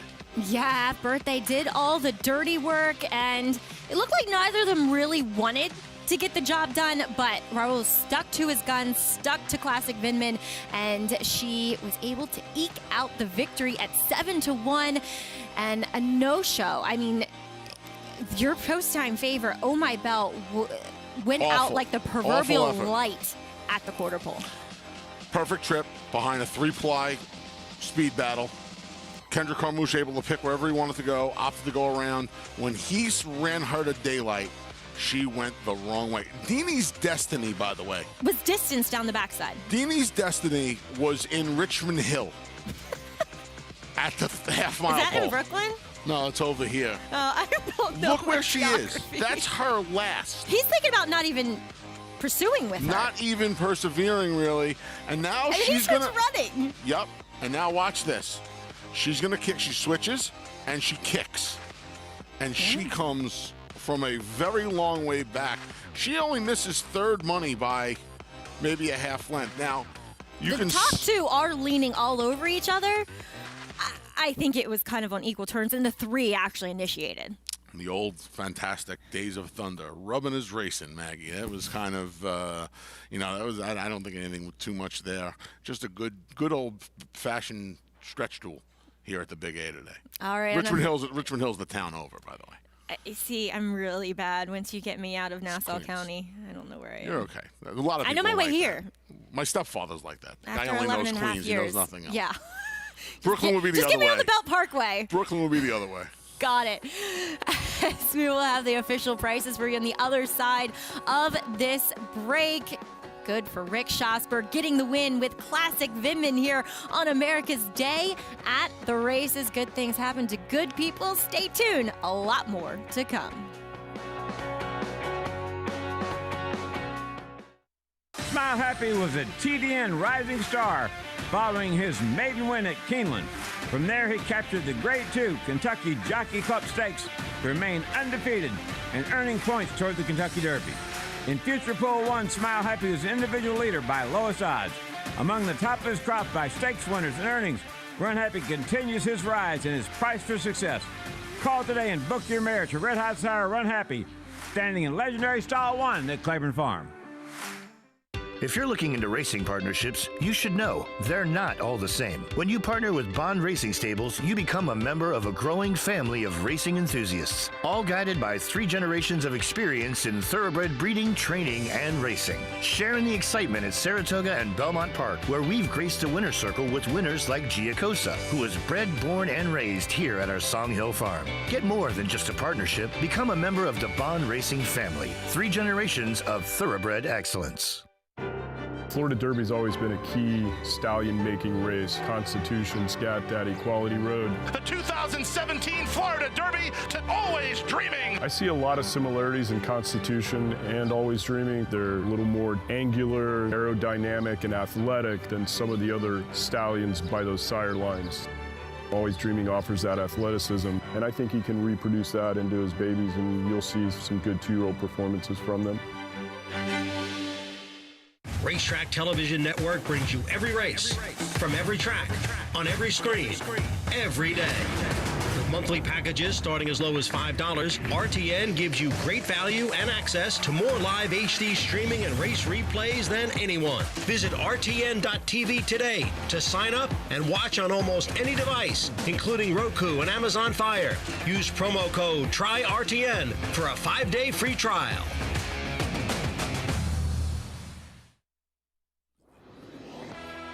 Welcome back. Thanks for joining us here on America's Day at the Races, live racing from Aqueduct as well as Oaklawn, and the 2 featured stake races from Tampa Bay Downs to Turf Sprint Stakes as we are back over at Oaklawn Park. Race number 2 claiming 62.5, 6 furlongs on the main track, and we do see 12 horses, 11 betting interests going poster in here, even an 11-year-old who's part of the favored entry in Tis Showbiz for Robertino Diodoro. He's going to cut back to a sprint. My biggest problem with him is he has no speed.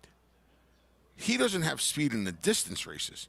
So where's he going to find himself in here with a bit of an inside draw? I guess...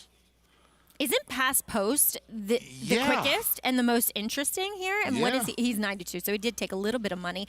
Now he does have 7-pound apprentice Kylie Jordan in the irons today, but Chelsea Bailey, who won the first race, has ridden this horse. But he's been facing tougher in his last two. I thought Fort Ridge, the 11, was a little interesting. Took some money at 5-1, half his morning line of 10-1.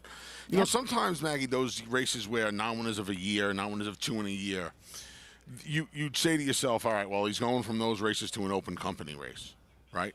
And in theory, that would be a step up in class. A, this is not the toughest bottom-level open company race you're going to find. B, you can find some real salty horses in those conditioned year races that just haven't had much success lately. I think the fact that he's taken some money and the fact that he could be, you know, last time he was a little closer. I know he fell apart late. But I wonder if Martin Garcia... Sometimes he doesn't break. Yeah. I wonder if Martin Garcia, if he breaks today, gets him a little closer in a race that I think is crying out for a mild upset. Now, to be fair, he does seem to break when he doesn't have to stand in the gate that long, which he broke last time. He was 11 of 11, 12 of 12 today.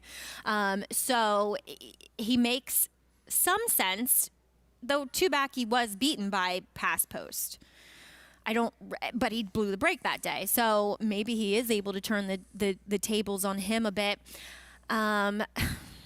Like I said, I thought Pass Post was probably the most interesting alternative to the two favorites in here. I will say Praetorian from the inside. He was trying to launch a bid from way back, and the race dominated towards the front end, but I don't know how that's not going to happen again. I left the entry, Praetorian, and the horse that I like, Fort Ridge, open in here with a little bit of a look to Pass Post, the number 7. Praetorian's interesting.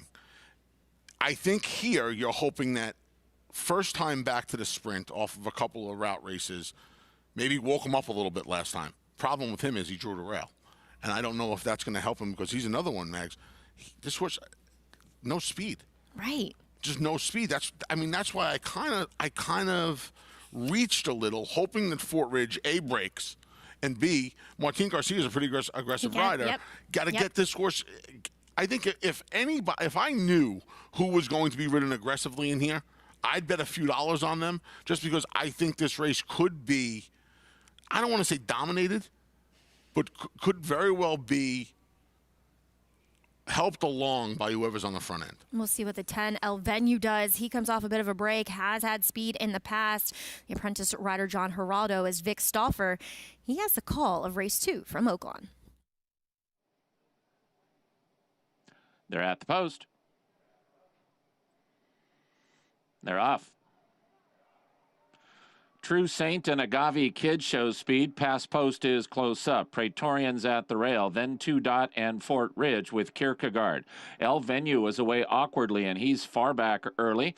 Tiz Showbiz just behind him. Then Burton Joe and Smarty Grimes, and the trailer is Popperzar. It's Pass Post up the backstretch just in front of Agave Kid and True Saint 3 deep. Here's True Saint to put his head into second. Praetorian is 4th at the rail and 2.5 from the front. 2 Dot has 5 lengths to make up. Fort Ridge has moved to the inside for Martin Garcia. He's joined and passed by El Venue. Those two are about 5 from the front. Then it's 3.5 back to Kierkegaard. Tiz Showbiz, the 11-year-old, is beginning to wind up. He's got about 6 lengths to make up. Many chances. Past Post, top of the stretch. He's got the lead over True Saint in second. 2 Dot is third. El Venue is 4th. Down at the rail goes Burton Joe. Agave Kid's got a chance. Smarty Grimes could do it. Tiz Showbiz. Kierkegaard from the outside. Past Post has the lead. Smarty Grimes is splitting horses. Praetorian to the outside. These 3. Smarty Grimes now takes over the front. Praetorian, Tiz Showbiz. It's Smarty Grimes in front. Smarty Grimes won by 2 1/4. Praetorian was second. Tiz Showbiz third. Close for 4th between Kierkegaard and Agave Kid. Smarty Grimes for Carl Broberg. Christian Torres in the irons. You could see that he was going to find a seam, and once he did, he had plenty of horse left in the tank, angling to the inside here. Best name wins. Smarty Grimes, best name in this race. That was a good ride by Christian Torres. He showed patience. He didn't rush this horse into any spot, right, Maggie? He waited for the daylight. He waited for the seas to part a little bit. And you kind of figured it was going to happen. They spread out at the 3/16 pole off the turn. Christian waited. Christian does a good job. He does. He really does a good job, and he waited for a barn that's been a little quiet, and saying a little is being nice at this point. Good finish here from Smarty Grimes to get the job done. Looks like Praetorian got the edge over the 11-year-old Tiz Showbiz as they finished second and third. Classic Vinman grinded out the victory to break her maiden and only her second start. Raul Mena aboard for trainer Rick Schosberg. Yeah, nice effort here by Raul and Classic Vinman. Both of them determined to get by Half Birthday. Half Birthday did not want to give it up until, even at the 16th pole, she puts her head back in front, but Classic Vinman and Raul Mena going to persevere and get by, winning the last, probably put her head in front the last 4 or 5 jumps and stayed there. And we saw a big rally by the first-time starter Deanie's Destiny, but a bit of an upset to kick off the pick 6 as we had a double. Wait. No, they hit it yesterday. Hit it yesterday, sorry. There should have been. I can't believe they hit it yesterday. I thought there would have been a double carryover. It was a little bit tough, to be quite honest, to come up with the sequence that we saw yesterday. And the fact that we didn't run Thursday continues to mess up my brain that this is actually Saturday. But race number 5 coming up. It does kick off the late pick 5. State bred maiden special weight for the fillies.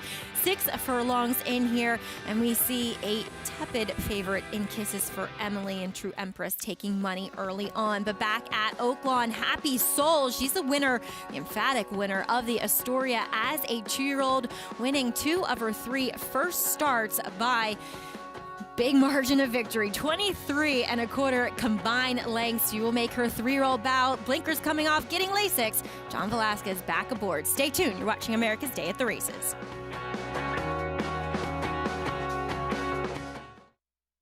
This proven son of Giants Causeway has sired 7 millionaires. With over 10% stakes performers, his recent top runners include Tarabi, placed in the Grade 1 Spinaway and Breeders' Cup Juvenile Fillies, Grade 2 winner Plum Ali, multi-millionaire Shivaji, plus these standout performers.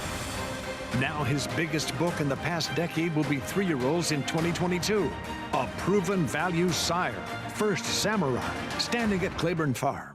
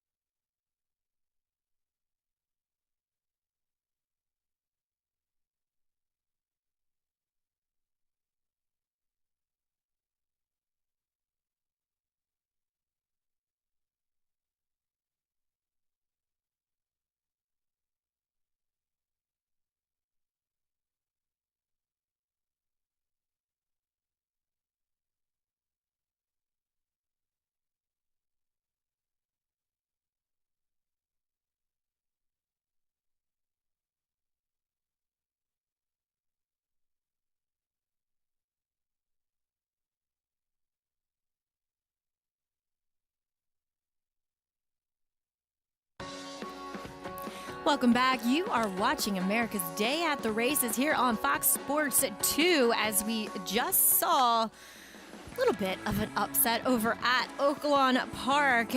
Keep your eyes on the yellow silks, black helmet cover of number 4, Smarty Grimes, weaving through traffic with Christian Torres aboard. He would blast away to victory here, a convincing winner over the 2 and 1 that round out your trifecta. When you are sitting here, these are some of the funnest races around. You know where they're even more fun? When you're in the booth, like Vic Stauffer, because they're coming from all over. There's a lot of excitement in those races, and Salty Grind, what a great name! I mean, really, just a great name. He should be in a pool hall, at a poker table, at the racetrack. Smarty Grimes, rather, getting the job done. He was 10-1 in the end. Praetorian 5-1 over part of the favored entry, the 11-year-old Tiz Showbiz. Maggie Wolfendale, Anthony Stabile here in the studio, as we are also joined throughout the day by former champion jockey Richard Migliori, as well as Gary Stevens, who will be checking in with momentarily. But the feature at Oaklawn is the Dixie Bell Stakes, $150,000 on the line for the 3-year-old fillies. And boy, we see 3 New York stakes winners coming back as 2-year-olds to make their 3-year-old debuts here, as we will see the Wesley Ward trainee, that is Happy Soul, daughter of Run Happy. She comes back to the races after 2 blowout victories, as we do check in with Gary now. And Gary, will see John Velasquez in town from California to ride her today. What can you tell us about Happy Soul? I can tell you that I think Johnny's going to be pretty happy when he climbs on her back this afternoon. I've been back with Blake Heap in the barn area for the last couple of days, watching her action. She's got this aura about her that she owns the place. She's in Michael Puich's barn down there. Blake Heap, Wesley's main traveling guy, goes to Ascot for him, goes everywhere where a good horse goes. He's the one who brought her in here. And walking in the shed row, she's not, she's more of a wicked halo type instead of Happy Soul. She lets everybody know that she's boss, but when she's got the saddle off and she's out in the shed row, she is an absolute sweetheart. Got the pet on her yesterday, and she just loving on me. And Blake had her out in the middle of the road, just walking her down the road, getting some sunshine. But all she's done is jog the last couple of days, and a couple of interesting things about it. She was training down at Palm Meadows in Florida, took to California. She worked 57-2 on the turf course at Palm Meadows. She goes to Santa Anita. She had a 59 work there. Now ships into Oaklawn. The blinkers are coming off today. So it tells me, and Wesley's a hard guy to read. If I was playing cards with him, I'd never know what he was holding in his hand, regardless of what he was doing. But I think he's got plans other than just dirt with this filly from the works he's been showing on the grass. But a good starting point for her today. Didn't have a lot of choices, and here we are. I'm looking forward to this afternoon, guys, in the Dixie Bell. Gary, thank you. And you said it. You can never know what Wesley Ward is doing or thinking, but let me tell you, he gets the results. We may all scratch our heads saying, why did she go from Palm Meadows, breezing on the turf, to California for her last 2 breezes? But Wesley knows what he's doing. The other question that I was asked a couple of times about this filly is, how do you win 2 races by a combined 23 lengths, come back off of an 8-month layoff, and take the blinkers off? This is something that Wesley does often. Wesley, with the 2-year-olds especially, likes to run them with the blinkers on to get them to focus and get them to kind of hone their skills, and whether they need them or not. And then as they get older, as they get a little bit more seasoned, it doesn't necessarily have anything to do with age, but obviously this filly was, you know, the bubble wrap was on once June came. He will take the blinkers off and kind of let them develop as he should. Sometimes they stay on, sometimes they come off, sometimes they go back on. Here, though, off of that win. Now, there was a time in day, Maggie, where he wouldn't have been allowed to do this. You weren't allowed to make equipment changes off of, you could have won by a nose or 20 lengths. You weren't allowed to make equipment changes off of victories, off of efforts like that. But the game's changed. He's allowed to do that, and that's what he likes to do with the 2-year-old. So to answer that question, the blinker question, there's your answer. I don't know why this filly flew across the country, if in fact she did for her last 2 works. And then flew back to the middle of the country. Maybe they need frequent flyer miles. I don't know. But that is one consistent thing with Wesley Ward with the blinkers. But as you said, they weren't allowed to do it. Now they do have to get approval from the stewards to do so, to either put them on off of a victory or take them off of a victory. And 2, you have to get it approved at the gate as well. So you would have to take the horse up if you're putting blinkers on to the gate, and they just have to stand in there to get approved by the starter. Same thing with them coming off. As we do see horses in the paddock for today's 5th race, kicking off the late pick 5 sequence is this maiden special weight for the New York bred fillies, and they are going the 6 furlongs. And we do see 2-1 on number 2, Kisses for Emily. First start with Lasix. She was wired last time by Bank on Anna. She was with the racetrack, though, to that second place performance. Yeah, she took such a huge jump on the buyer scale last time, right? From a 49 to 3-back to a 62 last time. You know that when you break that 60 plane, especially a 2-year-old turning 3, and having never run a 50. Well, this would be like it's almost like when a golfer finally breaks 100. They go from shooting 100 to shooting 87. Probably not as significant as that, but it's still it was a big move up for her last time at almost 12-1. And now they're asking to take 2-1 today. Yes, she gets the Lasix, which she was eligible for last time. She did not use it last time. She was eligible last time as a newly turned 3-year-old. She'll get it today. I'm a little surprised she's the favorite in here. Well, what about the horse that is likely, I haven't looked at doubles here, but the horse that's likely to be around first or second choice in True Empress. Now, she was entered as an MTO in both of those first starts. It kind of seemed like George Weaver was saying, hey, we did pay $135,000 for this filly as a yearling, right? Or no, that's a weanling. Is that right? My math is terrible. 2019. She was a weanling. Weanling, yeah. That's a lot of money. It's an awful lot of money. So it kind of feels like, George was trying to maybe get her in against what would be turf horses. She runs third. She runs okay in those first 2 starts. And then he has to go into a legitimately scheduled dirt race. And she gets exposed a little bit. She is, so True Empress is slightly favored. Just checking everything. In all 4 multi-race wagers that end here. Double, pick 3, pick 4, pick 5. She's the slight favorite. So I would not be surprised if those odds just flip-flopped when the bell rang. 5-2, 3-1, 2-1, 5-2, somewhere in that range. How much running did she do last time? You see hard to load. You see a couple of wide trips. Blinkers, Lasix, a little bit of a kitchen sink for a barn in the Weaver barn that's really not going. I picked her. I'm kind of talking myself out of her as we sit here. I picked her today. But this is a race where I don't think you could really trust either of the 2 favorites right now. But good luck finding an alternative. I will say, look, she has not had much speed in her first 3 efforts. Blinkers go on to say today, I don't know if that gets any more out of her. But the race was dominated last time more towards the front end, and she did make up some ground while running 3 to 4 wide the entire way. So it seemed as though it was a fairly fair racetrack on January 8th. But again, saving ground is always a premium in whatever you're doing, unless you're at Belmont Park, where it doesn't really matter as much. Yes, she had a little bit of an excuse. I just don't know how good she is. Now we see number 7, Celine the Queen, taking some money. She switches to Rudy Rodriguez, and she looks to be the main speed in here. Yeah, she looks to be the main speed. I don't know if I've ever seen an older horse as not a 2-year-old as tiny as her. I mean, look at her. Petite. She is tiny. I don't know why she was such a rage that day when she debuted behind Lilu and Rebo's Valentine. And she took plenty of money last time at 6-1. I guess because she got to a dry track and she was getting Lasix. Still, yep. Taking money again. She's taking money again. Now she looks like she's loose, but off those 2 efforts, she's hard to take. She's hard to take when you look at her, too, as number 1 is Cindy's Choice. She has a propensity to want to break through the gate before the start. Yeah, she's all fired up. Another bug boy is aboard here, and we'll see what kind of speed she shows from her rail draw. Kisses for Emily, your current 5-2 favorite. Gets the Lasix, another ride, 4th different rider, and Jose Lascano for her 5th start. Little naughty from the first-time starter, Salsa Aparte, daughter of Into Mischief. Ray Handel, Jalon Samuel teaming up.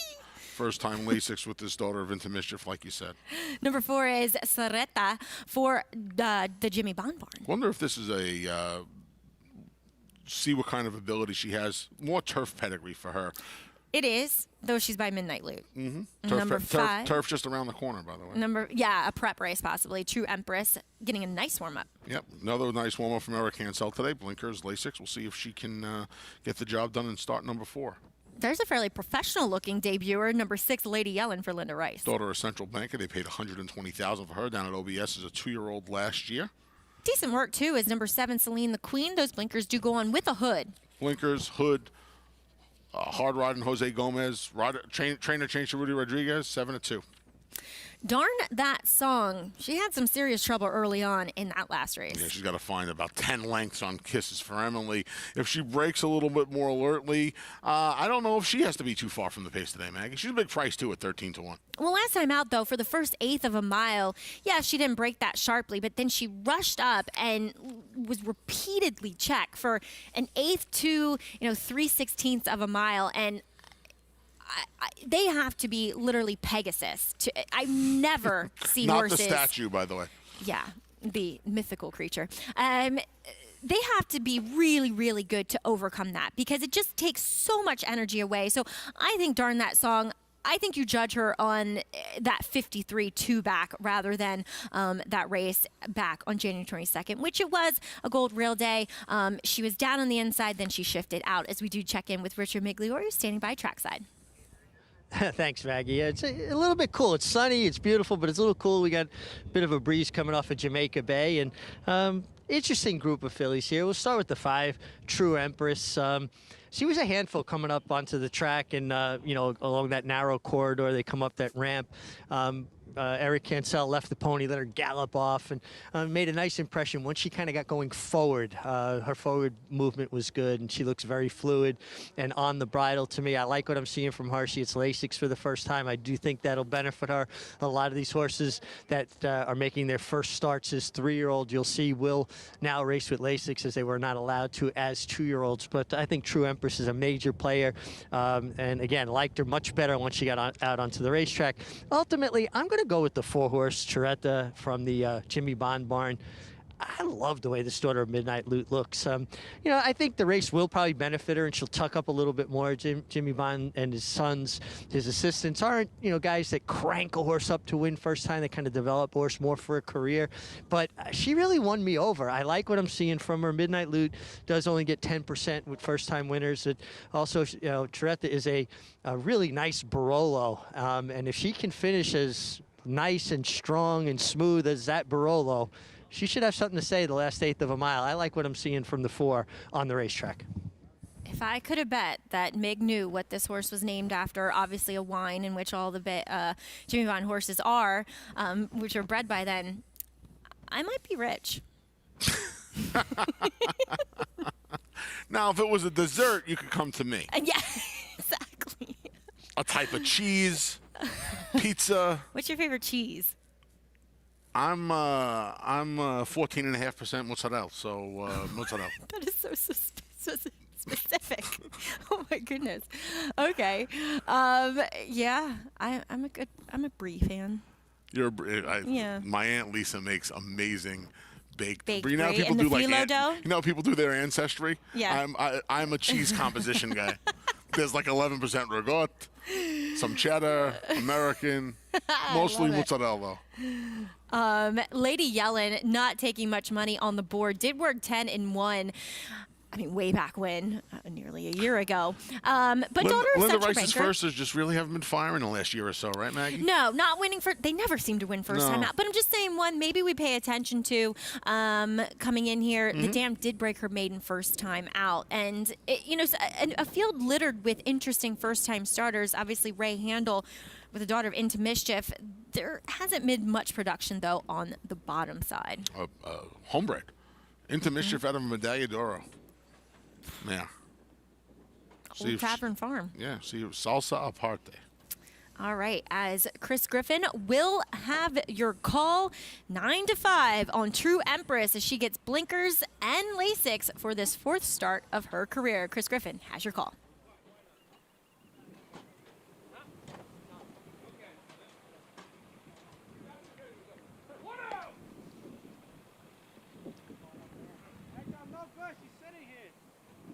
All in line. All set.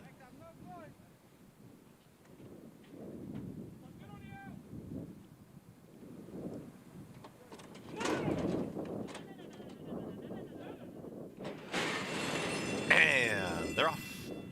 From the outside, there's Celine the Queen. Celine the Queen has got the early kick, is up by a full length. Cindy's Choice at the rail there is in second with a wide Darn That Song, who's to the outside of Lady Yellen. They're 3rd and 4th.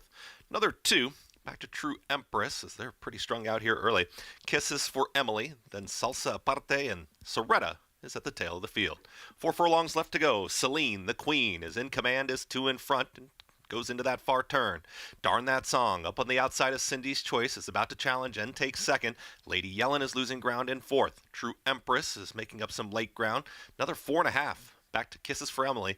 Salsa Aparte and Soretta is the trailer. They work towards that quarter-mile pole. Celine the Queen has got the lead. Celine the Queen hugs the rail, but here's company. Darn That Song, and True Empress is pouncing up on the outside. True Empress is making a wide rally coming after Celine the Queen. Cindy's Choice has got nowhere to go. Lady Yellen, Salsa Aparte with a lot of late momentum, 8 to go. True Empress is up by a full length. Darn That Song and an oncoming Salsa Aparte in the center of the racetrack. True Empress, but Salsa Aparte gets closer. True Empress needs the line. Salsa Aparte to the outside, gets up. Salsa Aparte with the victory. Then came True Empress, Kisses for Emily, and Darn That Song. She was a little green in the warm-up, little green at the break, but boy, she was rolling late here. I mean, you could hear it in Chris Griffin's call, Anthony. Salsa Aparte, she had all the momentum. Yeah, she got to the middle of the racetrack under Jalon Samuel, who was encouraging her left-handed, and she was able to get away from her rivals today. And once she got to that daylight, man, she really exploded. At the 8th pole, she still has to make up a half a dozen lengths, and she does it with a plum like she's been doing it for 100 years. Very good looking debut, especially last quarter of a mile from this daughter of Into Mischief. Yet again, another winner for Into Mischief. She gets the win. Ray Handel continues a very successful Aqueduct Winter Meet. Jalon Samuel aboard for this well-timed ride. Looked like True Empress had it sewn up. Nope. True Empress, not today. This is for Emily from her long way back. Got the show going here. True Empress, just unfortunate she ran into a little bit of a buzzsaw today, right? It looked like she made a winning move. Eric Cancel gave her a perfect ride. He had a nice little setup in front of him. Celine the Queen coughed up another lead, and he inherits her right inside the 8th pole, right outside the 8th pole, I should say. And he must think he's well on his way to getting her out of the maiden ranks, but Salsa Aparte had other ideas this afternoon. 9-1 on your unofficial winner. That's Salsa Aparte here to kick off this late pick 5 in the second leg of the pick 6. Bit of an upset again, but Ramo Quet, he's never an upset when he is on our TV screens. We'll have more from him and more from Oaklawn Park coming up after this break.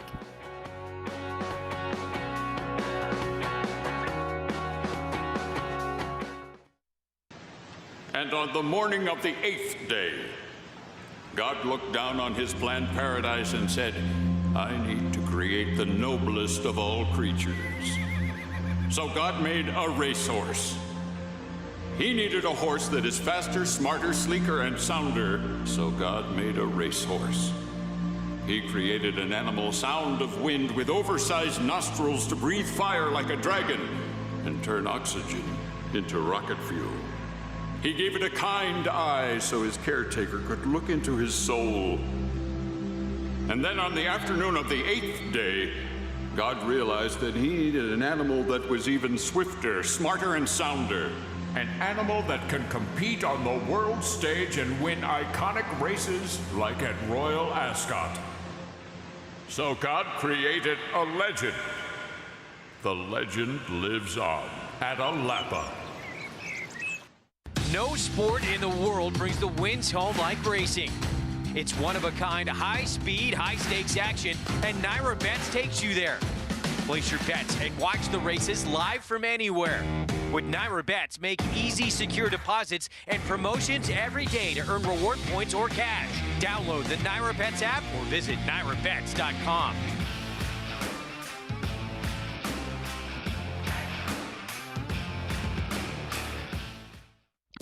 Anybody going 70, 50, 75, 850, 75, 175, 175, 150, 175. Ralph, 850,000. Thank you. Volatile in front by 2. Whitmore is down at the rail. Forense Fire and Mind Control. It's Volatile in front as they pass the 16th pole. Volatile victorious in the Vanderbilt. 1 by 2 lengths. 850,000. Thank you.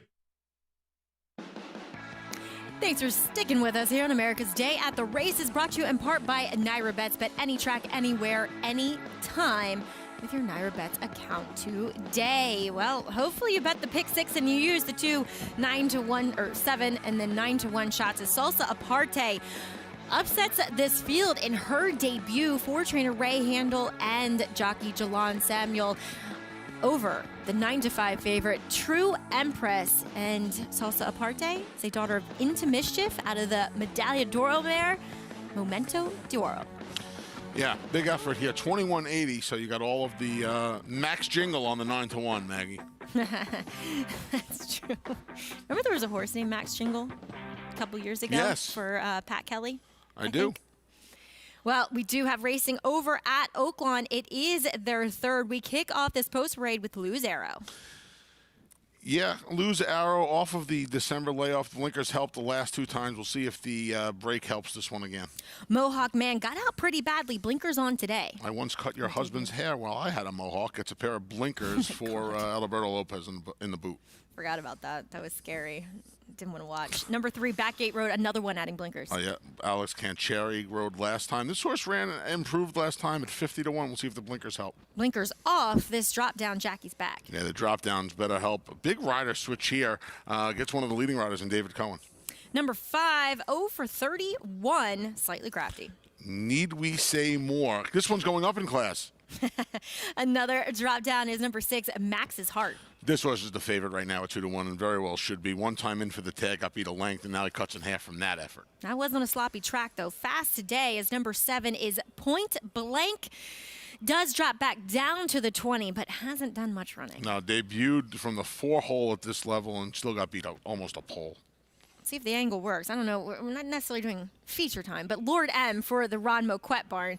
And I thought ran well in his last two. Found his friends when he dropped in for a tag. Couple of second-place finishes. Makes a lot of sense in here at 3-1. Love this name. Number 9, The Bus. 5 of this mare's foals to race. 5 of the 6 have won. Mm-hmm. Maybe a Jerome Bettis fan named this horse. Number 11, Young O'Dane. Yeah, first foal from a dam who was 4 for 34. Ken Tohill going to ride.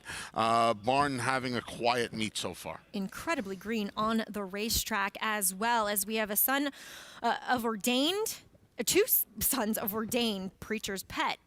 Rounds out this field. Walter De La Cruz on Preacher's Pet, trying to get the barn its second win of the Oaklawn Park meet. Sorry, the 14 rounds out this field. It's Lux Big Boy turning back in distance. Plenty of speed going long in his last 2. Another son of Ordained going to cut back to a sprint. This horse's sprints are a little leave a lot to be desired. We'll see if a forward placing from the outside's in the cards today. That is very true. This one for the Arkansas Breds, as many people from Hot Springs in the grandstand, as they do tend to be, especially when the weather is nice. They fill up Oaklawn Park on the weekends, that's for sure. Have you ever been there?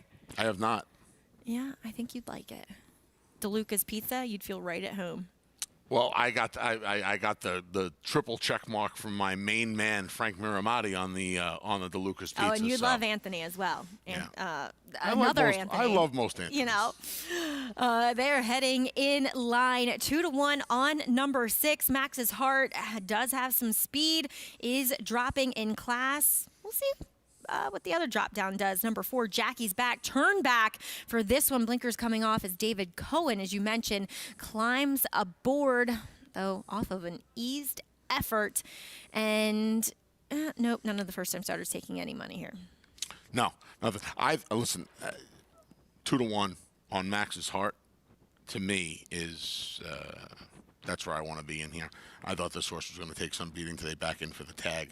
He just made a lot of sense. And, you know, at this point, you're in for the 40, you're in for the 20. You're just trying to get out of the maiden ranks to get into some of those lucrative allowance races, I think, and some of the claimant races down there. I think this horse is going to be really, really tough today, picking up Ricardo Santana Jr. as well.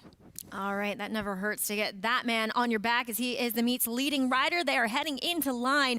Vic Stauffer has your call of race 3 from Oaklawn Park. They're at the post. They're off. Max's Heart and Backgate Red break well. Preacher's Pet is hard sent. Lux Big Boy is in the mix. Then comes Lord M and Young O'Dane. At the rail goes Lose Arrow, alongside him Mohawk Man. Jackie's Back and Point Blank are next, then the bus, and the trailer is Slightly Crafty. It is Lux Big Boy to take over the lead into the far turn from Preacher's Pet. Lux Big Boy and Chelsea Bailey ahead in front. Preacher's Pet is second by a tight length to Lord M, who travels smartly in third. Then comes 2.5 back to Max's Heart, another 5 lengths back to Mohawk Man and Backgate Red. Point Blank is at the rail, then Lose Arrow and the bus to the outside, double digits off the lead. So is Young O'Dane and Jackie's Back, and the trailer is Slightly Crafty, and the leader is Lord M, the new leader at the top of the stretch, and he is traveling very well. Lord M going to be tough to beat off the turn. He's a 3-length leader over Max's Heart, who just took over second. Then the bus and Lose Arrow. Lord M inside the final furlong with a 4-length lead. Max's Heart. Lose Arrow runs a big one after early trouble, but it's Lord M far in front. Max's Heart tries to hold second. Lord M in front. Lord M won by 4 1/4. Max's Heart was second. Lose Arrow third. The bus finished fourth. Looks like 8-6 unofficially. You think this one named for Ron Moquette, or it was also my husband Tom Morley's nickname, Lord Morley? You know, I'm a Scottish lord. I own 1 square foot of land in God, Scotland. you I did am that? Lord Anthony James. Of course I did that. Are you kidding me? So, yeah, not named after me. I'd be Lord A. But, yeah, Lord M, this was a good effort here today for Ron Moquette of Whitmore fame, of course. Just got the jump on Max's Heart. I don't think going into the race you would have imagined that Lord M would have been in front of Max's Heart early on, but David Cabrera put the horse in the right spot and was able to get out of the maiden ranks in very easy fashion this afternoon. Yeah, we saw Preacher's Pet fire out of there from the outside pose position with number 14, Lux Big Boy. And boy, Lord M just sat that perfect, nice stalking trip, always traveling for David Cabrera as he breaks through and starts number 5 to get his maiden diploma. And maybe our producers just, they deserve all the credit, because whenever they show a bump, whenever they show a feature of a trainer, they show up in the winner's circle. We'll have the prices for you on the other side of this break. Lord M, but smile happy. He is looking to get back to his winning ways, keeping that perfect record intact. Will he do so in today's Risen Star?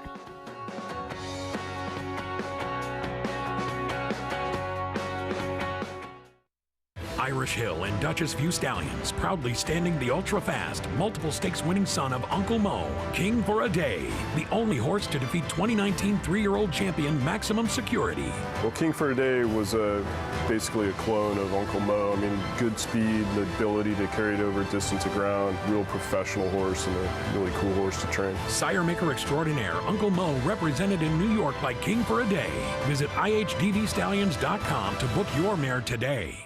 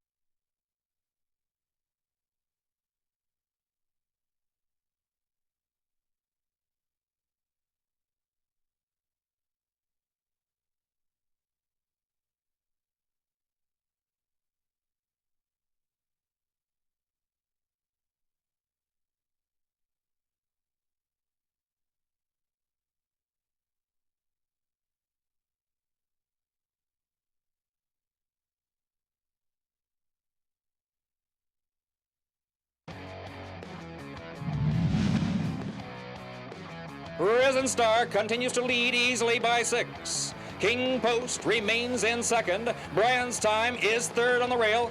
They pass the 8th pole.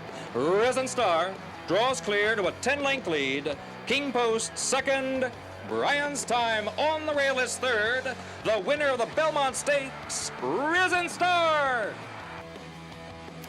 That, other than Secretariat's, Risen Star's Belmont win was quite emphatic as he was campaigned by Ronnie Lamarck, owner of him. And as always, the race named in his honor is presented by Lamarck Ford. And did you know, Anthony, that Ronnie Lamarck sings his song that he wrote for Risen Star before? I did not know that. That's fantastic. As a fellow crooner, I can appreciate that.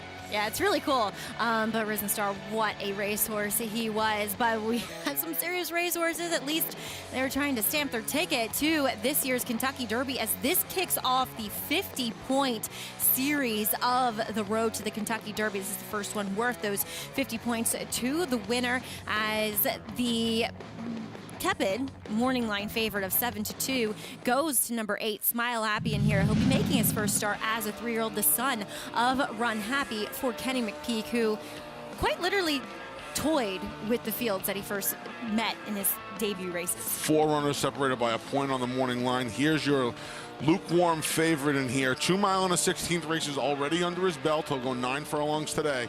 And if he handles that extra 16th of a mile the way he handled the 8.5 furlongs, they're all running for second money today, Maggie, because he's running figures as a 2-year-old. Him and Zandon have the figure edge in here. And Smile Happy has 2 of those distance races under his belt already.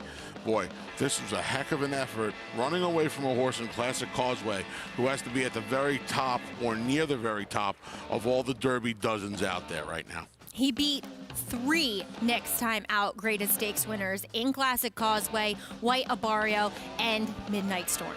Yeah. Big effort, big effort. Sky's the limit for this son of Run Happy. We'll see what him and Corey Lannery can do this afternoon down in the Bayou.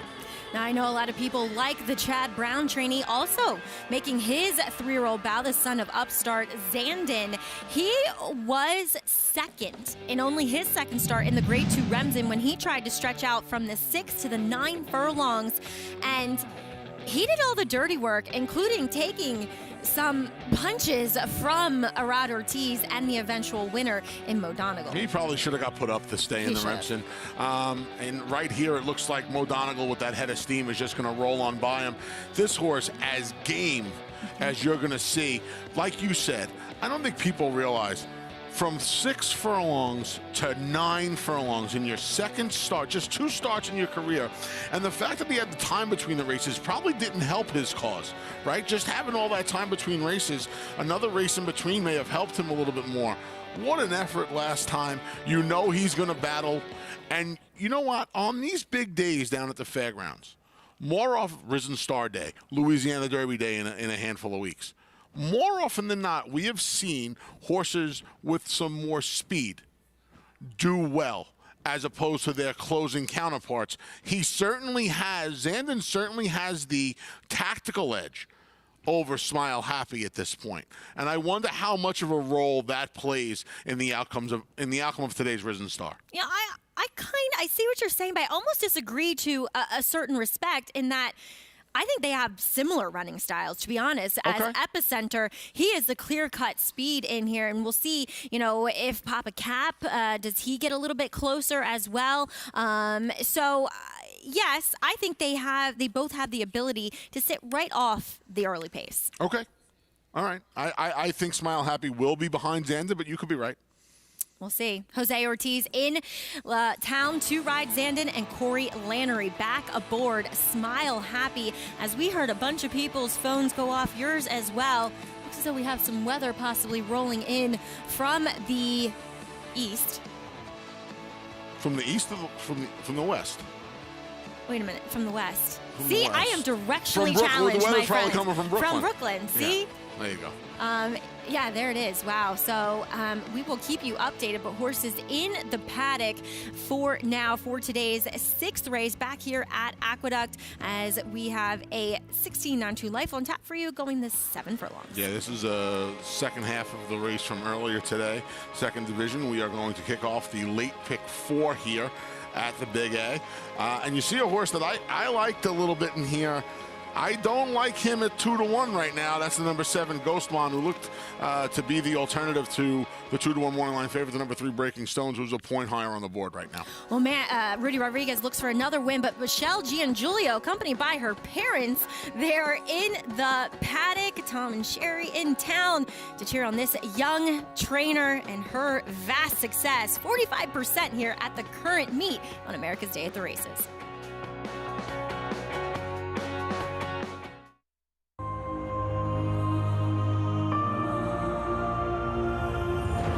We bought the Taproot filly out of Tisn't She Beautiful and will be trained by Todd Fletcher. Extremely athletic, a lot like him. We're excited to see him on the track. Beautiful filly. She's out of a graded stakes mare that ran early as a 2-year-old, so I like that quite a bit out of her. This filly looks like she's going to be super early and precocious. Very good muscled filly, just a lot to like about her. Taproot, standing at Gainesway. It's America's original sport, and no one covers it better than America'sBestRacing.net. From the sport to the lifestyle, the best races, horses, and destination venues, cocktails, gambling, fashion, and more. America'sBestRacing.net is a sport for you. Live it, love it, bet it.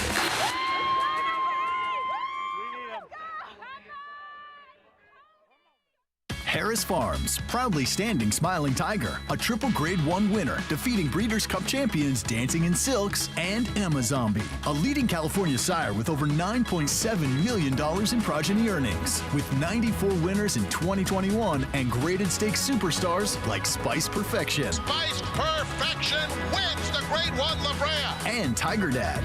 Smiling Tiger, a leading California sire, standing at Harris Farms. It pays to be Cal-bred. Racetrack Television Network brings you every race, from every track, on every screen, every day.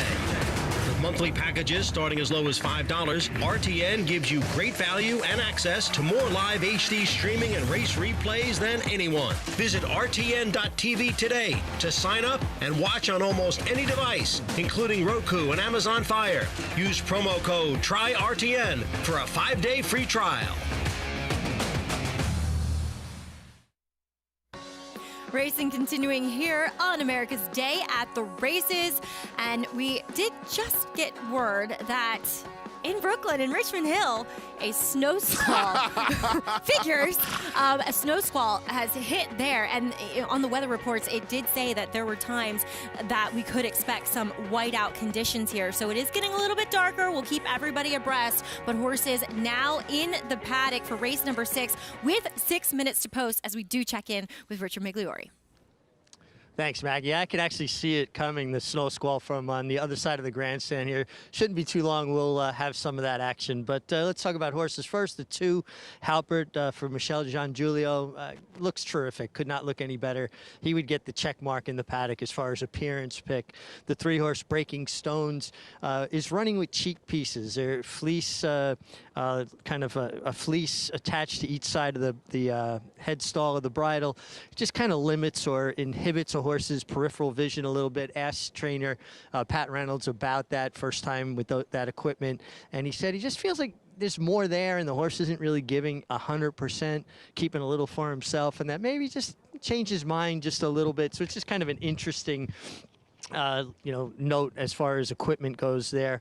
The 5-horse Majestic Tiger, another one more just about equipment. Horses actually wearing a Breathe Right strip, much like it does for human athletes. Trainers feel like it opens up their nostrils a little bit wider, allows the horse to get a little bit more air. I'm a little bit dubious to how effective they are, but some trainers do believe in horses running with the Breathe Right strip, and that is the 5 Majestic Tiger.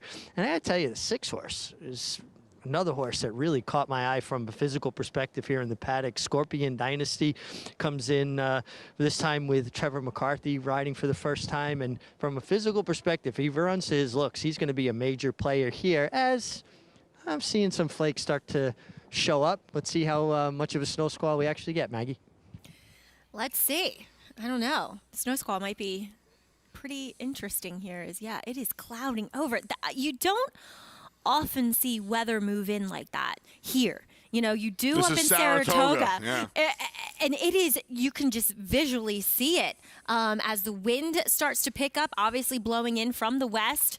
Finally got that right. You can see on the lake in the middle, look, there's like white caps out there as well, as it is just blowing in, and this dark cloud continues to move over the track here at the Big A. You see the pond out there, Anthony? Could we get a shot of the pond, This guys? is very much like a summer day at Saratoga. It really is, except it's going to be snow. Anyway, as Mitch, our cracked... By the way, once again... See how the wind is blowing the pond? Richmond Hill is in Queens. In Queens. Did I say Richmond Brooklyn? Hill, Brooklyn. I did it again. Borum Hill. Borum Hill. That's what Brooklyn. it is. Borum Hill is in Brooklyn. I think that's where one of our producers, Evan, may be moving to. So that's correct. I think that's where I got confused today. That's where you got it I'm blaming Evan, as I often do. The poor guy. It's snowing in No, I'm kidding. Bensonhurst. It was snowing in Bensonhurst about 10 minutes ago. All right, well, Jock's about to be up here for today's sixth race, kicking off the late pick 4 here.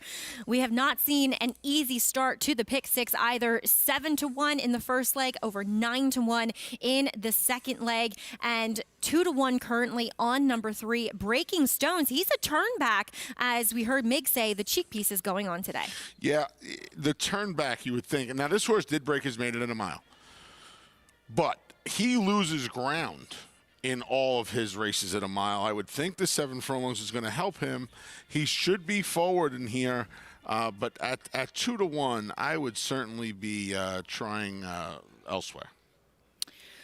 Well, number 1, Litter Box. I know I've seen on Twitter and my perusing of that social platform, a lot of people interested in Litter Box today. I didn't necessarily get it, but he does get a fast track for the first time in a long time. Fast track, switch to the Bug Rider and Jose Gomez. Maybe the weight off will help. I don't like him either. Kendrick Carmucha aboard Halpert, as we see Breaking Stones.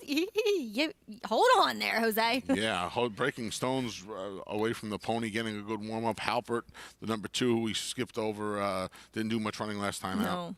At a short price, too, as number 4, War of Thrones, comes in off a little bit of a break. Yes, War of Thrones, Heeman Harkey off of the 2.5 months, off a couple of efforts, beating a combined 73 lengths. Beaten favorite last time. We'll go out for a new barn from Steve Asmussen to Chris Engelhardt. Kept in claiming jail was the number 5 Majestic Tiger, who was, get this, even money last time out. Wow. He was pretty bad, too. As Scorpion Dynasty made a nice impression as a new rider, Trevor McCarthy, climbs aboard. Yeah, he gets Trevor broke the Sources maiden back in February of last year in the mud. Yes, tomorrow is the 1-year anniversary.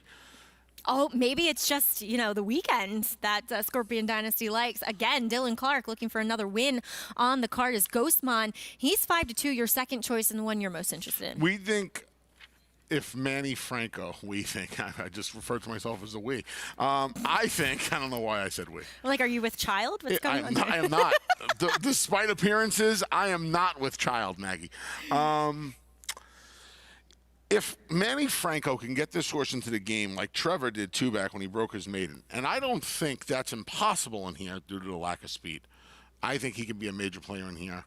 Obviously, the folks, the wagering public, think so as well. He's co-favored with Breaking Stones. Looks as though he is sporting a extension blinker. I wasn't in the paddock for his last start, but he didn't have it 2 back, as we welcome Jonathan Kingston to the program for the first time today. JK, man, I love the colors. You're really brightening up the program considering all the dark clouds that we have here at Aqueduct. I appreciate that. We decided to wear this shirt today, Anthony. A little shout out to you there. And we like the 3 Breaking Stones a little bit here. This is a horse that's been running at a mile, cuts back to the 7, has speed. Now, at a short price, the same thing that Anthony probably thought when he first looked at this, that the 7 seemed like a great alternative to Breaking Stones if they were going to overbet. But it doesn't really feel like they're overbetting Breaking Stones. And so going the 7 furlongs, I've always been a huge fan of speed going 7 furlongs. I just feel like being out there on the front end while everyone's getting tired is where you want to be rather than trying to run horses down. And although I do think the 7 Ghostmon makes a little bit of sense, too short of a price for me. Give me the 3 Breaking Stones. Well, give us the 3 Breaking Stones wire to wire. Oh, we're starting a trend here as JK, the price also drifting up on Breaking Stones as we check back in with Richard Migliori trackside. Yeah, Maggie, I'm on board with Breaking Stones as well. I like the 7 furlongs for him. You saw Jose leave the groom, never hooked up with the pony. He went to break off. He actually almost ran over the groom for the 2-horse Halpert. Kind of a nifty move by Breaking Stones to kind of get around him, but I think he makes a lot of sense, particularly on the turn back to 7/8, and I like the big warm-up. Quickly, the 7-horse Ghostmon, he did have that rather large extension blinker. Horses will be outfitted with that when they have a tendency to bear out. Conventional wisdom is that horses won't run to where they can't see. It wasn't always my experience as a rider. Some of them would absolutely run even if they couldn't see to the outside, but it's up to the rider to make sure, though, that he has a clear line of vision to the V of the starting gate so he can see the break. Horses react to the doors opening, not the sound of the bell or the sound of the horse's break from the gate. They react to the visual effect. So with the outside eye being kind of inhibited from seeing a lot, you got to make sure that inside eye with the clear line of vision gets to see the starting gate doors as they move, and snow has just really kind of started to pick up now. I think we're going to see some action. They'll probably get this race in before it really gets bad, guys. And the wind is really picking up as we do see a late scratch here of number 4, War of Thrones. There's Heeman Harkey holding his tack, yet to take it off the board, but I do believe Chris Griffin is now announcing it here on track. Yeah. Not going to affect things much as he was 43-1. Yeah, War of Thrones comes out. If you use this horse in late pick 4, late pick 5, the pick 6, you'll get the favorite at final odds. Certainly appears like that roll will go to the number 3, Breaking Stones, refunds across the board and everything. Oh, Grand Slam as well. You get the favorite as well in the Grand Slam. And with 0 on the clock, yeah, it looks like. I'm surprised at the money, Maggie, that Halpert's taking. Now, Michelle Gianggiulio has done a fantastic job for the start of her career. This certainly seems like it's barn money, right? Because this horse, and I like this horse last time. Man, he was. So did I. He didn't run 2 steps last time. Maybe getting back on a fast track. I mean, he's only been on a fast track once in his life, but that wasn't the Rego Park, to be fair. So I don't know if we can really judge or gauge that race with how he's going to handle this track here. He broke his maiden. He got a sensational ride up the inside from Joel Rosario in the mud. And like you said, he's run just one time on a fast track, and it was against Stakes Company in the very next start. But the amount of money he's taking, he's almost the reason you kind of bet the race. Because if he's taking that money in the exotic pools, you got to try and bet against him in those exotic pools. He does drop a bit in class. He had a Gold Rail 2 back he was with. He was an outside track last time, which he was with, and did not make much impact as we get it up to Chris Griffin with the call of race number 6. And they're off. Little squeeze at the start there was Halpert to the back of the field. Ghostmon is hard sent, Breaking Stones from in between horses, and Red Sleeves its litter box. It's going to be Breaking Stones with the neck in front.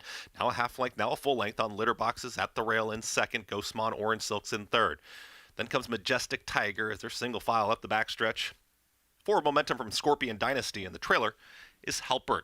Up the backstretch, it's Breaking Stones who's in front. Breaking Stones is still up by a length. Litter box to the inside will need some room. Ghostmon is now keeping that rival hemmed in here, is taking the second spot as Breaking Stones lets it out a notch with 4 furlongs left to go. 23.60 for that opening quarter mile for Breaking Stones, who's widening the margin now, is 3 in front. Ghostmon is in second. Here comes Scorpion Dynasty to the outside of Litter Box, who's fading a touch, is now in the 4th spot. The 2 at the back, Majestic Tiger, and the trailer is Halpert. It's all Breaking Stones, who's 2.5 in front. Ghostmon starts to get closer. Scorpion Dynasty with a wide rally, and Litter Box is still there as well. Majestic Tiger, and still at the back, it's Halpert. Hugging the rail, Breaking Stones kicks for home. It's Breaking Stones who went 47.71 for a half-mile time, and Breaking Stones is still in front. Approaches the 8th pole. Ghostmon with the late momentum. Scorpion Dynasty on the far outside is Majestic Tiger. Breaking Stones is tiring up front. They're getting closer. Here comes Breaking Stones. Final 16th needs the line. Scorpion Dynasty in between horses. Scorpion Dynasty to the outside of Breaking Stones. Photo finish. Breaking Stones needed the line. Might have got there. It's a photo with Scorpion Dynasty and Majestic Tiger in 1 minute 27.97 seconds. It's okay, Chris. We're not going to try to make that call of that photo either, as Breaking Stones was desperate for the low. I think the 6 got him on the slow-mo. Boy, Trevor McCarthy, man. They should pay him double if this horse got there. What a ride. You want to talk about not stopping. Now, there were a lot of good rides in here. Manny Franco rode Ghostmon like he owned them. Really jacked him out of there, stayed after him the whole way. Ghostmon just didn't want to pick these horses up. Trevor McCarthy and Scorpion Dynasty, when the gate opened, he just kept riding this horse. He had the outside horse laying on him. It's really, really, really close. No, the 6 got it. Here's the slow. Well, Maggie just... 6 absolutely won this race outright. Yeah, that certainly looks like it on that angle.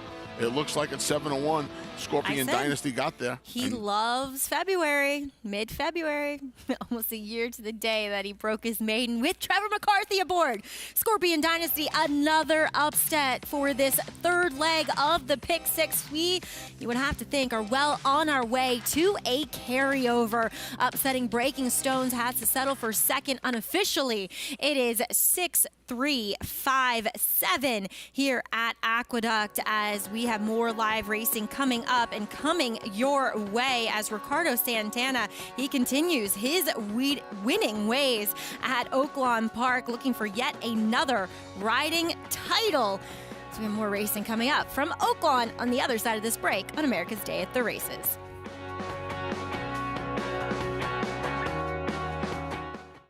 Honor AP, a mesmerizing horse from the very beginning, who captured the imagination of the racing world and proved his potential on the track.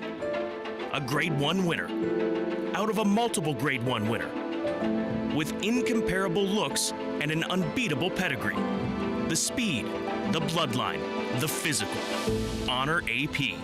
New for 2021, only at Lane's End.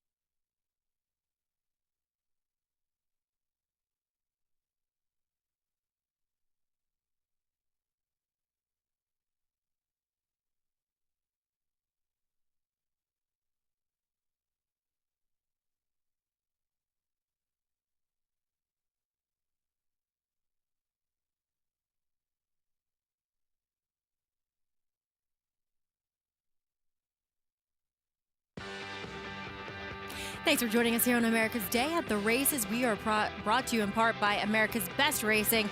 For the love of the race, check out americasbestracing.net today. Live racing from Aqueduct, Oaklawn, and 2 stakes from Tampa Bay Downs, as we are on to race number 4 over in Hot Springs, as we have a conditional claiming for $10,000, mile and a 16th, and Anthony, this race is completely devoid of any speed. Smarty Grimes, good name. Zitman, bad name. Oof, I cringe when I read that name. That's a rough one, to say the least, as this is a mile and a 16th contest. And we see favoritism on the far outside, number 11, Tez, Robertino Diodoro. So if the 11, Tez, was, pick a number inside of 7. If the 11 was the 5 today, I would be tapping out on Tez. I don't like that draw, Maggie. It's a tough post to overcome going the mile and a 16, going 2 turns, period, at Oaklawn Park. He was flattered when the winner of the last race did come back and run an 81 in his subsequent start, and he is dropping out of those starter allowances, which do tend to be a bit tougher. And he goes out for Robertino Diodoro, which, all things put together, leads to a short price, as we do check in with Jonathan Kinchin for his thoughts on this 4th from Oaklawn. Yeah, I mean, look, I don't necessarily mind the outside post. I prefer the outside post at Oaklawn Park with a horse that's a little bit more tactical than the 11 Tez. I just feel like the Tez is better than these horses. This is one of those situations you see if you watch Oaklawn a lot, where Diodoro and M&M Racing will claim a horse. They'll be aggressive. They tried the horse twice in starter allowance company. Didn't work out. Okay, here we go, right back in for the tag. Let's just go ahead and get this win. M&M Racing loves getting wins at Oaklawn Park. It's a very important thing to them. And so, yes, this horse is going to need to work out a little bit of a trip. But I think if this horse can at least just get into the 3 path going into the first turn, and then, obviously on the far turn as well, I think this horse is better than these horses, and even with a trip like that, still gets the job done. The other horse I thought was at least a little bit interesting was the 10 King Ford, another horse that's dropping in. They claimed the horse for $5,000 and then kept the horse protected for a while. And I think that that's a sign that there was at least something there that they liked. Do I think that King Ford is going to beat Tez? No. I don't think that's the case, but I do think that King Ford could make your trifectas and superfectas a little bit more attractive. J.K. Thang says King Ford was entered in a starter allowance yesterday, scratched out of there to run in this claiming 10. But we do see favoritism switching to the 5 in here. That is River Echo, the British bred for Carl Broberg, as he looks for his second win on the card. This guy dropping in class, and let's face it, his start 2 back makes him a legitimate player here. No question about it. Eagle Pass, the number 2, first off the clean from Broberg to Scott Becker would be where I would want to land in here. Yes, sir. He's got some races in his history that would be very, very tough for these horses to handle. He ran on the Naira circuit. I was always a fan of his. I will say Scott Becker overall is 30% off the claim, but in dirt routes, he's only 1 for 8. Let's see what Eagle Pass does first off that claim for the Becker barn, as we throw it out to Vic Stauffer, who has the call of race number 4 from Oaklawn Park. They're at the post. They're off. Arrival and River Echo, Blue Ridge Traveler and Gambler. These 4 are quickest. Then comes to the outside and Tez. Next, it's Zitman at the rail. Darren's Fortune is midfield with Mississippi and King Ford, followed by Eagle Pass, and the trailer is Casanova, and the leader is Gambler. Gambler gets away at the clubhouse turn and opens up a 2-length lead on Blue Ridge Traveler in second. It's 2.5 to Arrival and River Echo, right together third and fourth. Darren's Fortune moves up for Conchari fifth and 4.5 off the lead. Zitman is sixth with 5 lengths to make up. He's a length in front of Eagle Pass and Tez. Then it's a gap of 4 more back to Mississippi. King Ford is second to last with double digits to make up. Casanova is the trailer, and Gambler is the pumped-up leader. Gambler past the half-mile pole with a 4-length advantage now from Blue Ridge Traveler in second. Arrival is about to join and pass that one, with River Echo moving through at the rail. Darren's Fortune still has 5 lengths to make up. He's joined by Zitman and Eagle Pass. Tez begins to unwind, and here's Tez within 6 of the lead. 4 to Casanova. Mississippi didn't fire today. King Ford is the trailer, and we have a new leader around the far turn. It's the veteran River Echo. River Echo has taken over the lead. Arrival goes right with him. 2.5 back to Eagle Pass. That's all for Gambler and Blue Ridge Traveler. Darren's Fortune in the center. Top of the stretch, River Echo leads, and now he's a full length in front. Now make it 2 lengths from Arrival in second. Zitman moves through at the rail in third. Then Eagle Pass, River Echo. Zitman's the one with a chance to get him on the inside, and Zitman is closing. River Echo is reaching. Zitman is closing. River Echo, Zitman, the veteran River Echo, yes. River Echo beat Zitman. Arrival was third, close for fourth. Maybe Casanova over Tez. The 9-year-old gets his 13th victory in start number 50. As Vic Stauffer said, he is a veteran of the game. He used to run around the NYRA circuit, too. Yeah, he's been all over the place. I think he spent some time out in California as well. Yeah, you see him drift a little late here on the David Cabrera, but more than enough to hold sway over the Zitman, who was coming up the inside, 5-3 at Oaklawn Park. The British bred by Equiano out of the Daylami mare, Day Creek. Wouldn't think he was a dirt horse, given that pedigree, but such is life. As he gets the win 5-3-8 unofficially at Oaklawn for their 4th race. Back to Aqueduct as yet again saw a bit of an upset. Narrowest margin of victories for Scorpion Dynasty. Check out the relentlessness of rider Trevor McCarthy aboard this 5-year-old, and Dylan Clark gets his 2nd win on the card. Dashing through the snow was the winner. Trevor McCarthy, like I said, they should pay him double. And if you get double, Joe Migliore, I'll take a piece of your action, my friend. Trevor's agent, of course. Relentless ride. Great job. 2 wins on the day for Dylan Clark, as Trevor gets into the winner's circle as well. Trevor McCarthy, always a guy who is out in the mornings working hard, and that leads to how fit he actually is. So we see 7-1, 9-1, and 7-1 for the first 3 legs of the Pick 6. It's been an interesting sequence so far. We still have the Holly Hughes, the Dixie Bell Stakes over at Oaklawn, as well as those 2 turf sprint stakes coming up at Tampa Bay Downs. Well, that will do it for Anthony and I. It's been an absolute pleasure, my dear. We'll do it again soon. That first Pick 3 paid $540, so we could be well on our way to a Sunday carryover in the Pick 6. And best of luck with your cross-country Pick 5 ticket. That will do it for us. As I was saying, Greg Wolf and Andy Serling, they are coming up next here on America's Day at the Races. Stay tuned here on Fox Sports 2.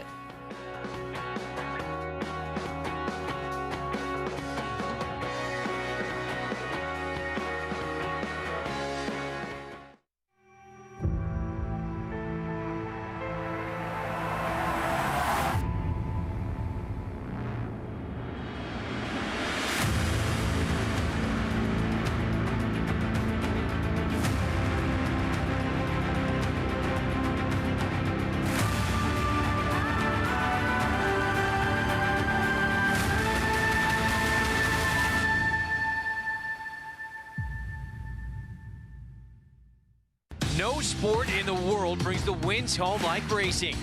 It's one-of-a-kind, high-speed, high-stakes action, and NYRA Bets takes you there.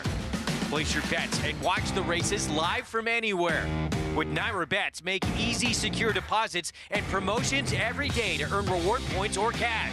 Download the NYRA Bets app or visit NYRABets.com.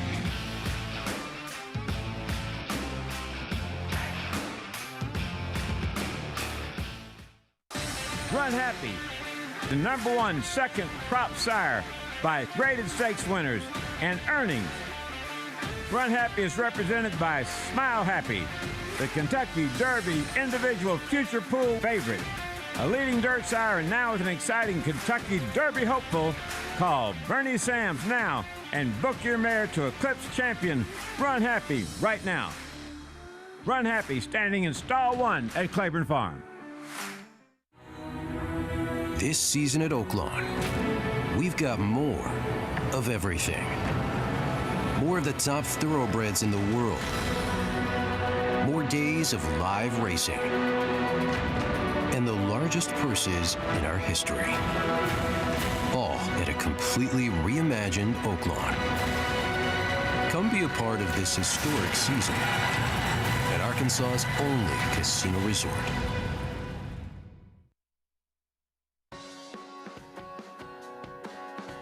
Welcome back to America's Day at the Races, brought to you by Naira Bets.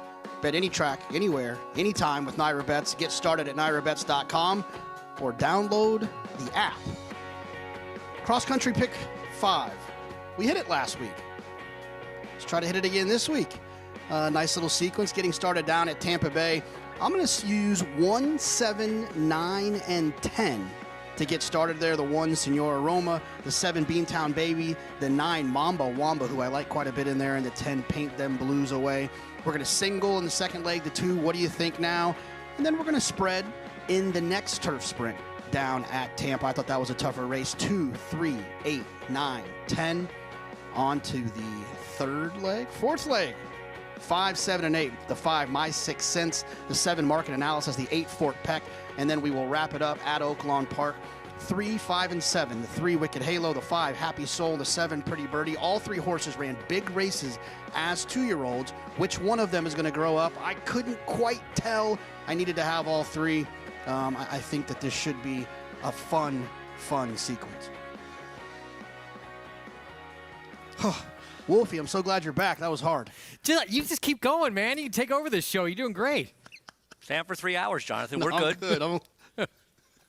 Really, I'll leave it to you guys. Good luck at the cross country pick 5. So we have that first sequence, first leg of the sequence coming up. 5 furlongs on the turf in this Lightning City. Greg Wolf, Andy Serling, good to be with you as we look forward to some big races here still to come on the card here and at Oaklawn.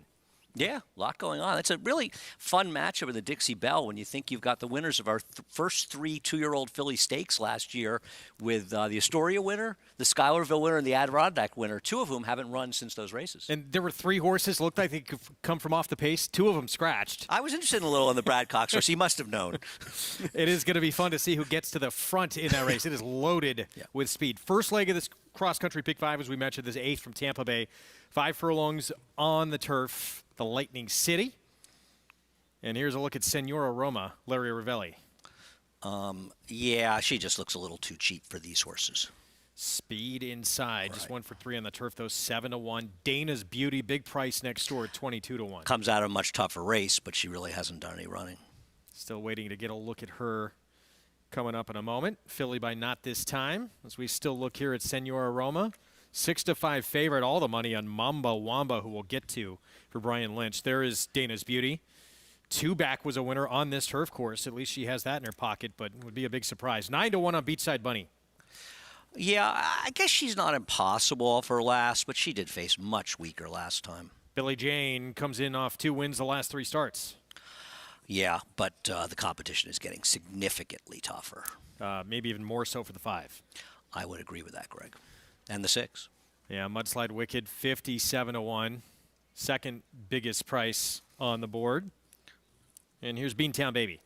Yeah, Beantown. Oh, my thing flipped over. I apologize. I didn't think she was totally impossible. She's faced some better horses, and at times has run fast enough to be a contender.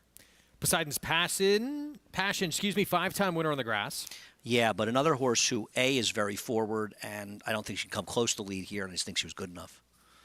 Mamba Wamba's come close to being group placed overseas. Yeah, I'd like to book her at even money in this spot. She beat much weaker last time, but she put an impressive burst. 10 horse at 5-1. Paint Them Blues Away. Well, I mean, she runs to a race 2 back, or she could win. She just isn't too tough last time out. Beautiful Grace, 10-1 Sam Camacho, Gerald Bennett. Yeah, I'm going to be betting on Beautiful Grace. I thought she actually ran pretty well in a race that collapsed 2 back. I thought she was very interesting. And big outside price cutting back in distance. Covenant Lady, the last time she sprinted, she won. She has that one big weird buyer figure that just doesn't make sense compared to her other races. So we're going to look at the 10, who you were talking about, Paint Them Blues Away. 8 for 14 on the turf. Right now you're getting 5-1. And she's the class speed. I mean, we'll see.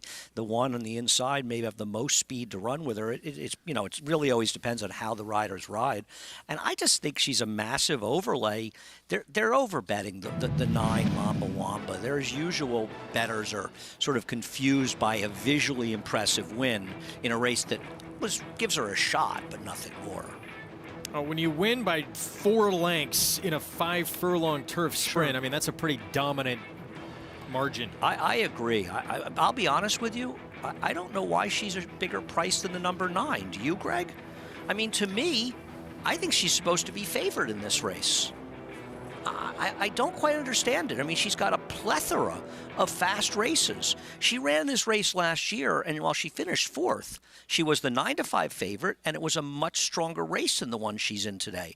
I feel like the betting's all wrong, and I wonder if the late flash will come in and lower her price. That pace, did you see in this race last year? Yeah, it was a monster pace, and it doesn't look that fast on paper, does it? 20-3, they went the opening quarter. Did you up your game, by the way, overnight? My game is very strong, Greg. How could I possibly have upped it? You have new equipment I've never seen you use before. This is the first iPad ever made, actually. I think. It's so old that I don't think it works anymore. Okay. I may have actually lowered my game, Greg. Wow. Okay. Well, at least it's something different you're bringing to the desk. You know, I bring a lot of different stuff here. I think you're just more on your game today and noticing things. If you consider that possibility, It's been you here actually before. looked over at this side of the desk for the first time in a while. But it has been a while since the iPad has made an appearance. I'll give you that. There is that 9. I agree with you on this. Look, completely overbet at that price at even money. Yeah, I'm not saying she can't win. She obviously has a chance to win here, but she's not supposed to be favored over the 10, in my opinion. I really think I missed the beginning of Jonathan's pick 5. I can't imagine he singled the 9 by any stretch. Yeah, I maybe we can even get him in here as they have the interminable load. I mean, yeah. Jonathan, do you have any idea why the 9 is such an overwhelming favorite here? Well, I mean, I think that it visually was pretty impressive the way that horse ran last time down at Gulfstream. Look, I think that the horse is the most likely winner. Really? But I'm not crazy about the price, and I don't love closers in turf sprints, especially short price closers in turf sprints. 1, 7, 9, 10 is who I used. Wouldn't Igloo, who was second to her, be about 20-1 in this race? I'll leave the math to you. 16-1, maybe. I think she's overbet. Well, we'll I see think if the 10's most likely. she can get it at short price. 2 for 13 lifetime coming in, but she did win her state's debut for Brian Lynch. Julian Leperoux rides. Start of the cross country, pick 5, which you can play on Naira Bets. 5 on the turf here in the Lightning City. Let's go to Jason Beam for the call. Covenant Lady, Isaac Castillo to the outside draw. Coming up.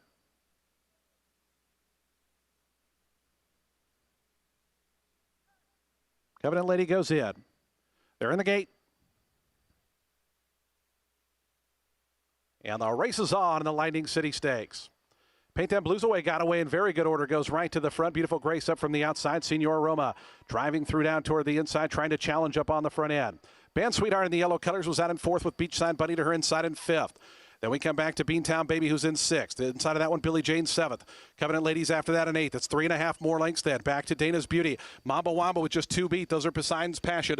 And at the back early on is Mudslide Wicked as they go into that far turn. Senor Roma, Paint Them Blues Away. Those two by the 3/8 pole. They've pulled 2.5 lengths ahead of Band Sweetheart, Beautiful Grace. Beantown Baby is 5th right now, about 5.5 off the speed. Then comes Covenant Lady. Mamba Wamba drops out last. Mamba Wamba has to make up 13 as they come to the top of the stretch.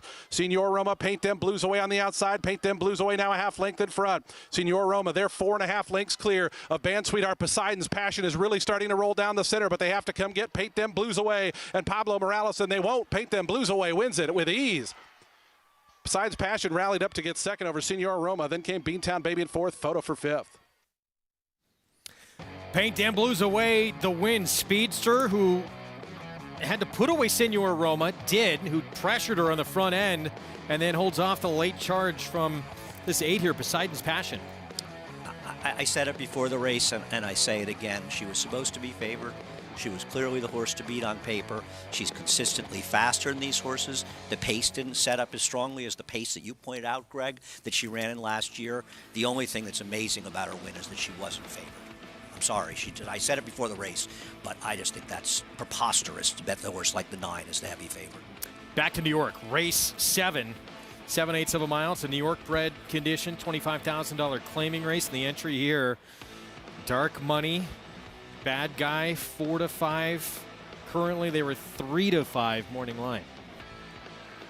Dark Money coming off that 95 figure buyer-wise in a win at the same condition back on January 27th. I'm going to go out on a big limb here, Greg, and say if he runs that 95 buyer, he'll make 4 to 5 look like a massive overlay. I think he's got a good shot to win by at least 5 lengths. Having said that, you don't have to be a genius to know he's fairly inconsistent. He ran a 95 last time, a 73 before that, a 91 before that, a bunch of figures in the 60s. He is what we would call Mr. Unreliable, and not the kind of horse I want to take a short price on. Now, I'm also not strongly against him, but doing my handicapping in that kind of situation, I'm going to look for an alternative if there's one. And my alternative is the 6 Vintage Hollywood, a horse who I thought ran an odd race last time, appeared to be falling apart, came again a little towards the end, has races that can win this, and I took a small shot with him. I'm not strongly against Dark Money. I just don't trust him. Do you? I like the way he looks, I'll tell you that much. He likes the way you look, Greg. Jose Gomez hops aboard, riders up. Well, he makes a great appearance right there. Hit 2 back, he was beat only a half length by Dream Bigger. That's a horse whose biggest claim to fame. He was favored over Tiz the Law in their debuts at Saratoga a few summers ago. And he actually became a minor stakes winner against New York Reds. The problem is that those days are long gone, right? No question. You know, it's kind of like he you know, I just don't I don't have a strong feeling here. I just want to bet a little bit against the one. Well, here he is. Huge effort and somewhat of a quick comeback off that big an effort too. Yeah, coming back in what 23 days. I'm not going to be surprised when he wins, but it feels like he's a little last. Look, you've got a backup and bad guy, to be honest, who on his day could be competitive if the entry mate doesn't show up. There are no killers in here. True Gold, perhaps an alternative.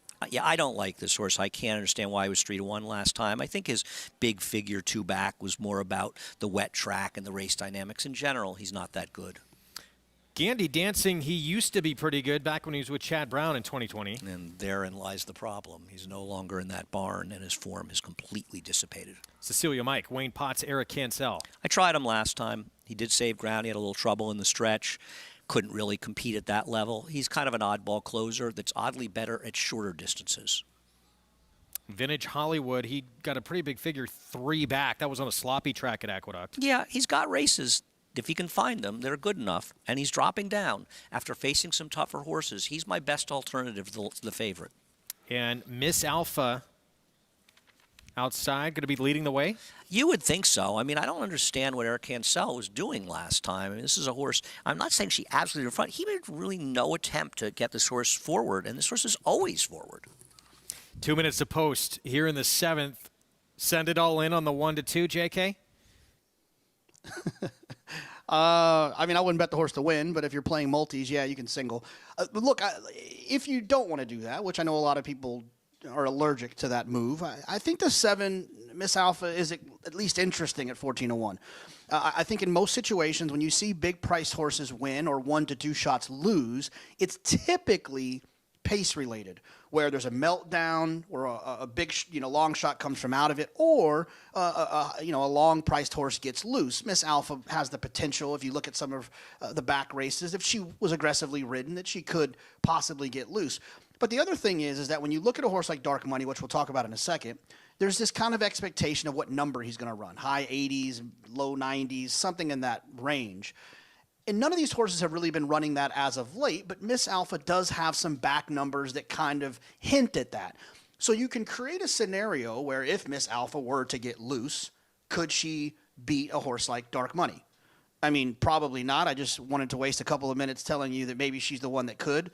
I just think Dark Money's going to be too hard to beat. The one horse on the inside, if this horse even regresses off of the last effort, is still probably going to win. And like Andy pointed out, the other real alternative in this race, if you're looking for the most likely winner, is probably the entry mate, the 1A bad guy. So if you want to take the chance that Dark Money is a layup in this field, you get a little insurance with the 1A bad guy. Like I said, I wouldn't be betting this horse to win, but maybe in a multi-race bet. But I can tell you one thing. This man has never been described as a bad guy. Richie, I miss you. You didn't know me when I was younger, Jonathan. I'm going to keep on the theme of the one, Dark Money. Yeah, he looks great. All of Rudy Rodriguez's horses are well turned out, but he does have a tough post, 7/8, coming out of a little bit of a shoot there at Aqueduct. He's going to have to make some of the right moves there, but Dark Money runs his A race. He's going to be tough. The 3, True Gold, I really loved his warm-up, and I thought he was a contender, and he elevated in my eyes. That's who I wound up landing on. And the 5 horse, Cecilia Mike, for a horse that doesn't have a winning habit, 6 wins, 19 seconds, nearly 600,000 earnings. It's a horse that carries his weight and his coat remarkably well. He's a horse that always is well turned out, guys. Mig, thanks. All the way down to 1 to 5 on the entry now. Dark Money, the big reason for that, but you get Bad Guy as backup. Let's go to Chris Griffin, 7th here from Aqueduct.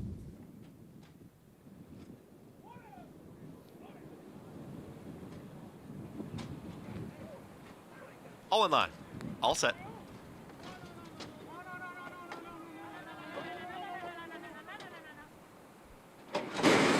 And they're off. Miss Alpha's got early speed from in between horses Cecilia Mike, and there is the yellow cap of Dark Money. Miss Alpha and Andy Hernandez, they're up by a half length. In between horses, Red Cap is Gandy Dancing as they're really tightly bunched here on the front end. True Gold even pokes on through 4. Across the racetrack now is Dark Money. Is at the rail, is going to take back to the 4th position and let these 3 press on. Gandy Dancing now with a head back in front. To the inside is True Gold. To the outside is Miss Alpha. Then comes Dark Money, taking off the pace. Is going to need a way through as they approach the half-mile pole.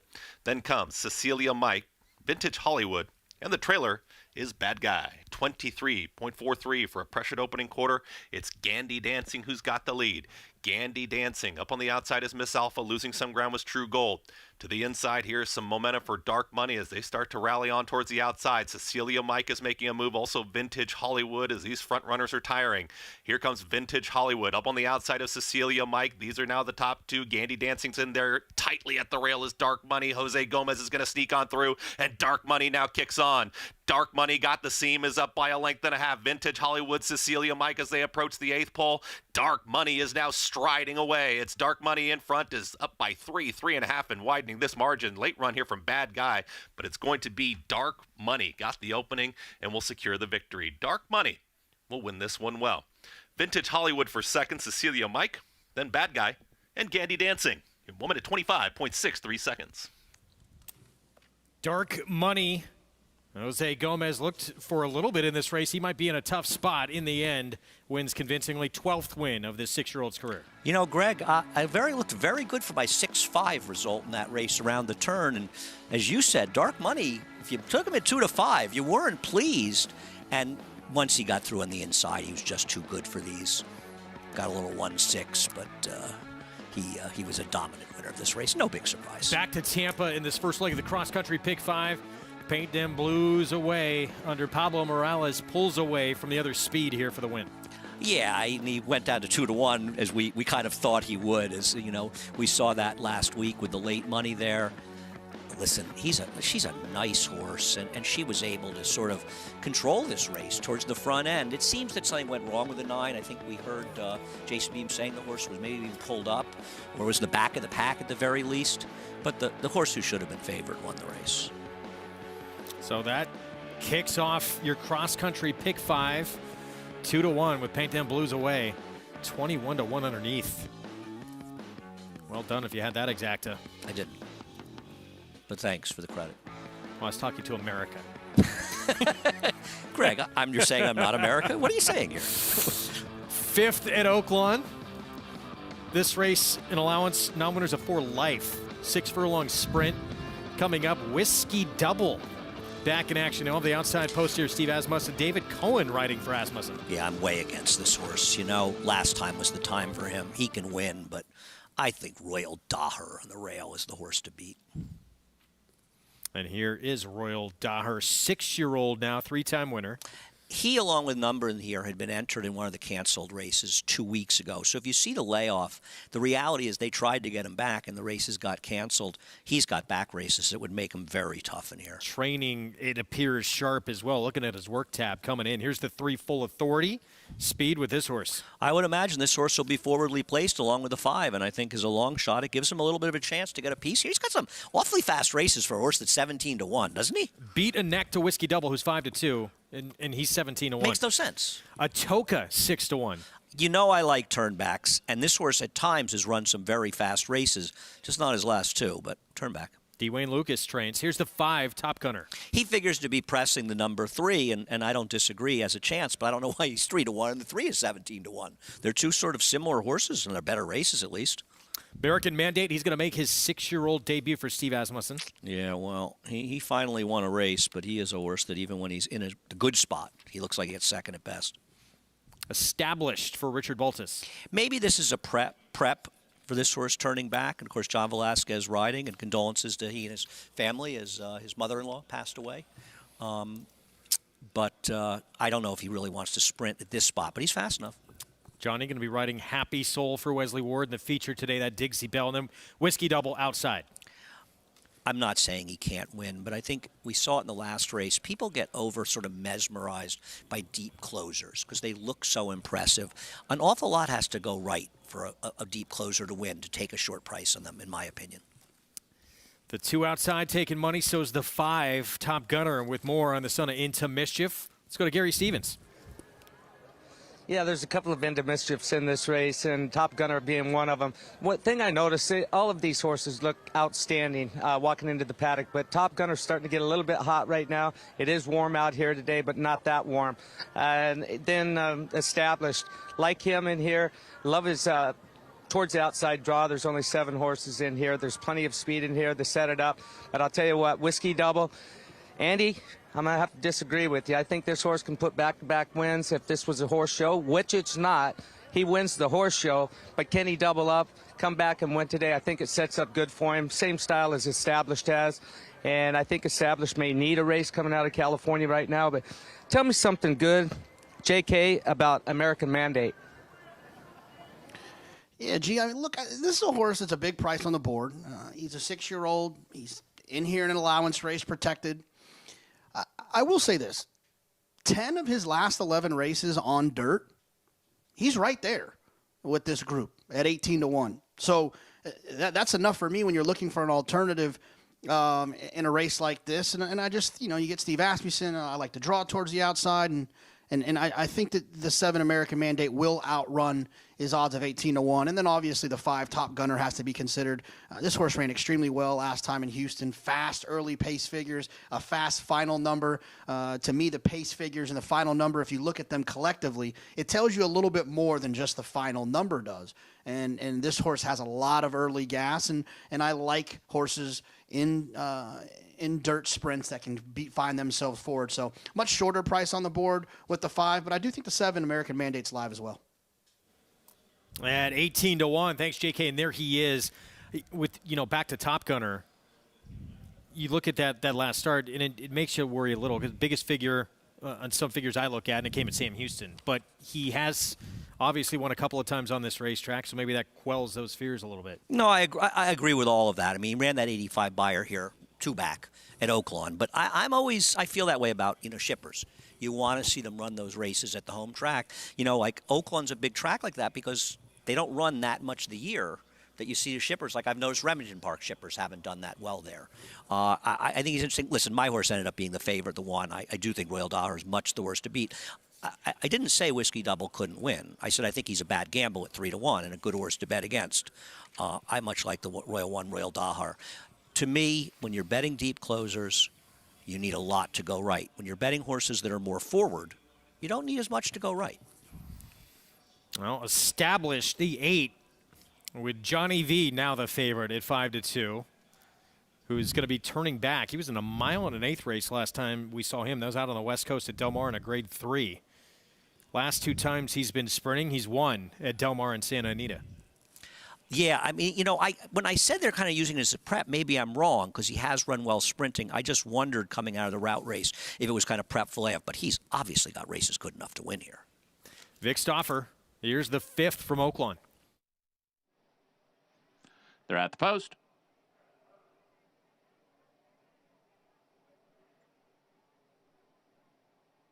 They're off. Royal Daher broke well. American Mandate and Top Gunner are close up. Between horses, Toka, who's going to check off heels. Whiskey Double is next. Established is second to last early. He's joined by Full Authority at the back of the pack. And Royal Daher has made the lead. Royal Daher up the backstretch, a half length in front of Top Gunner in second. 2.5 to American Mandate. Full Authority, who's flying through at the rail, and Atoka. Established is second to last. He'll have to make up 6 lengths in the final 3 furlongs. Whiskey Double is the trailer, and Royal Daher and Top Gunner go at it. Royal Daher, a measured neck in front of Top Gunner in second. 2 lengths to Atoka in a third. Full Authority drops back, passed by American Mandate. Established has yet to do any running, and Whiskey Double, the trailer. Top Gunner puts his head in front. Royal Daher still confidently ridden at the rail. They're matching strides with Atoka 3 deep in third. Top Gunner and Royal Daher. They continue a great battle. Royal Daher inside, Top Gunner outside, and Royal Daher now retakes the lead. He's a length in front of Top Gunner and Atoka. Royal Daher and Top Gunner. Royal Daher in front. Royal Daher won a length and a quarter. Top Gunner good second. Atoka third. Full Authority finished fourth. Royal Daher, Francisco Arrieta. Jimmy DeVito, 6-year-old, wins for the 4th time in his career. If anybody looks at the rider standings and says, how is Francisco Arrieta competing for the riding title at Oaklawn against some of the riders down there? Look no further than this race. I mean, this horse has some speed, but he's not the speed in this race. But he understood he had the rail, and he needed to assert himself. The pace didn't turn out to be super fast, and he was able to control. And as Vic Stauffer noted, and I agree, he was being confidently handled. He knew he had the horse under him, and he got the job done. And because they didn't go super fast up front, it made it impossible for a horse like Whiskey Double to be competitive in here. Prices from this when we come back. Meanwhile, New York, our feature is next. The Holly Hughes. My boy Tate may be the favorite, but the up-and-comer, what do you think now? He is a serious threat coming off the race of his life. Is he up to the challenge to take the Holly Hughes for Rudy Rodriguez? We'll have it for you next. A Grade 1 winner of nearly $2 million, Silver State hails from the sire line of legendary Claiborne stallion Danzig. And his second dam is full sister to Kentucky Derby winner Monarchos. After winning the Oaklawn Handicap, Silver State defeated Knicks Go in the Grade 1 Metropolitan Handicap. On the board in 12 of 14 starts from ages 2 to 4, his career included a 6-race winning streak. Grade 1 winner Silver State, standing at Claiborne Farm.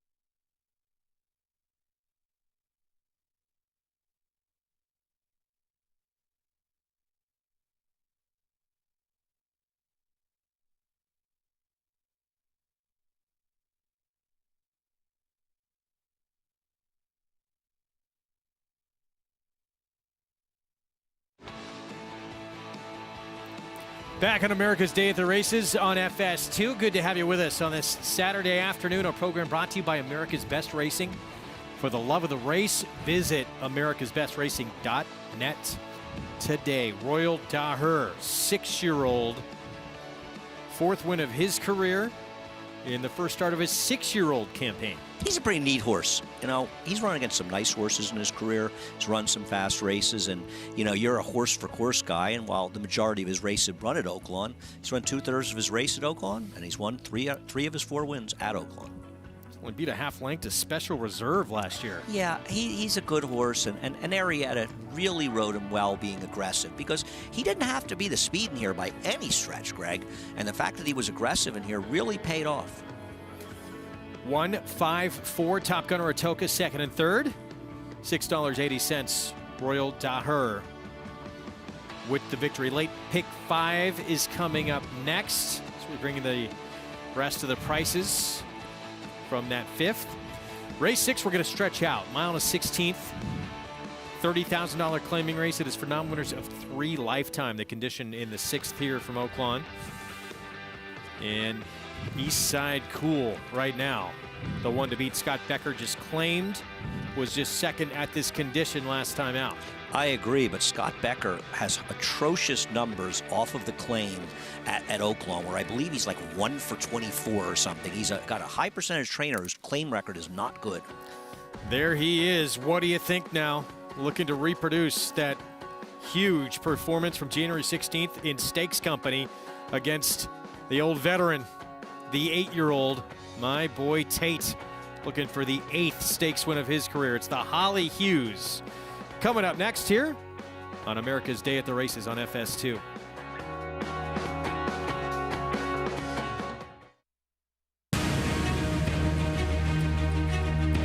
Precocity. Strategic speed. Some speed at 2, but can carry it on through their later careers. Improbable, full of run. Improbable, now a Grade 1 winner. It is a complete runaway, an authoritative run. It's improbable to win the Whitney.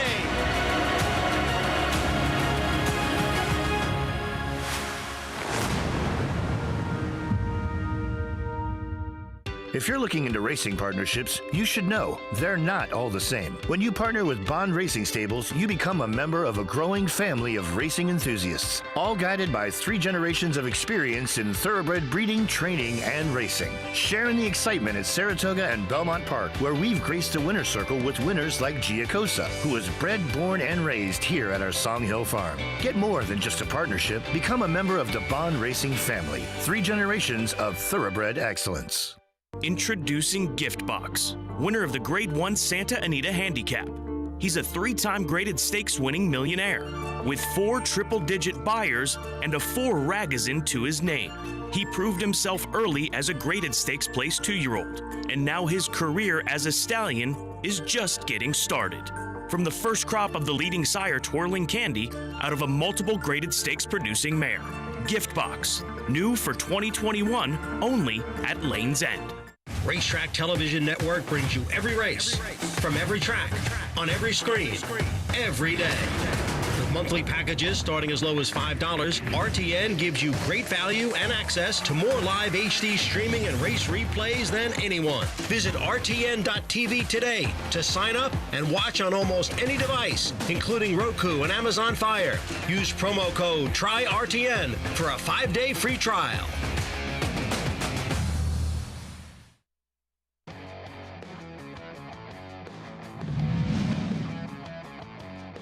My Boy Tate on the outside, 3 of them across the track inside the 8th pole. I Love Lulu and My Boy Tate. It's between those 2. Now it's My Boy Tate to take the lead in deep stretch. And what a couple of days for Dylan Davis. My Boy Tate look for some room between horses. Amundsen trails. Tribeca trying to fend off Big Engine. Trying to hold off My Boy Tate. Past the 8th pole, Tribeca grimly holding on. Big Engine. Here comes My Boy Tate. Tribeca far outside My Boy Tate. Takes the lead, and My Boy Tate gonna take the Holly Hughes by a length and a half.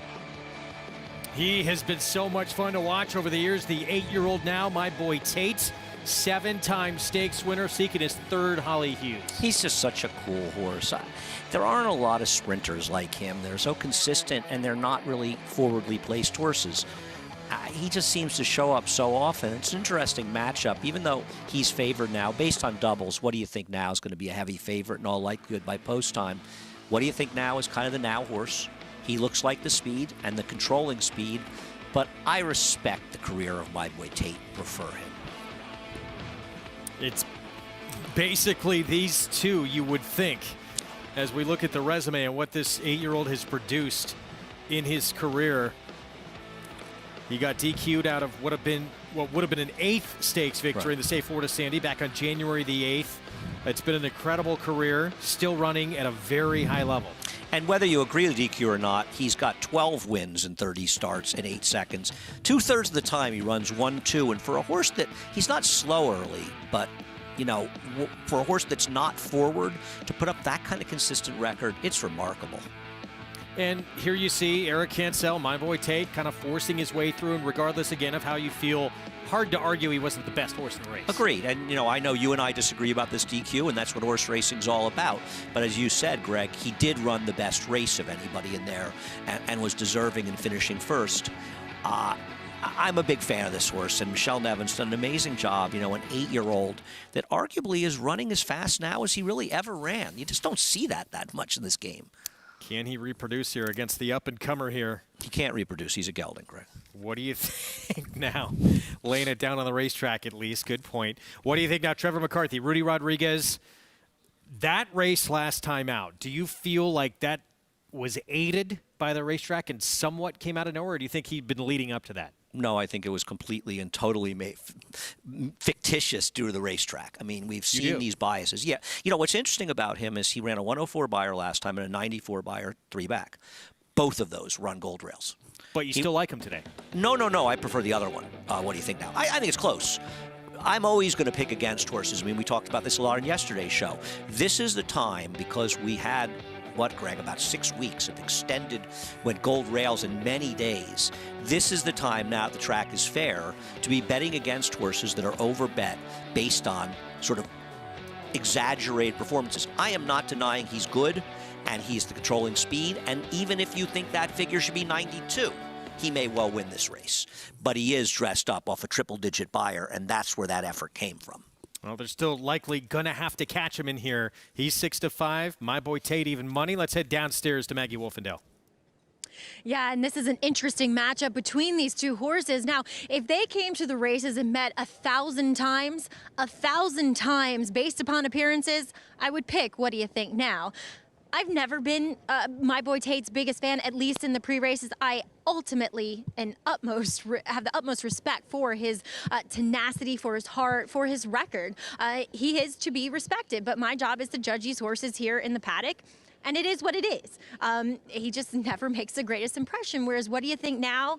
He's like my Trojan horse. And two, he reminds me so much of the very first thoroughbred I fell in love with, Colonel Hill, with just that white blaze, that flash to him, so well-rounded and muscular and strong and brawny. And he is dragging his handlers around the paddock here today. I know his 2 wins as of late are dressed up. I get it. But doesn't he have the advantage here of being the pace? And he is acting like he is going to be the pace out there with the keenness that he is displaying here in the preliminaries. Now on to some bigger prices. We'll check in with Gemography, who's coming off a little bit of a layoff. His last 2 efforts don't make him or give him a sniff here whatsoever, but he has run races in the past that get him a little bit closer to the mix.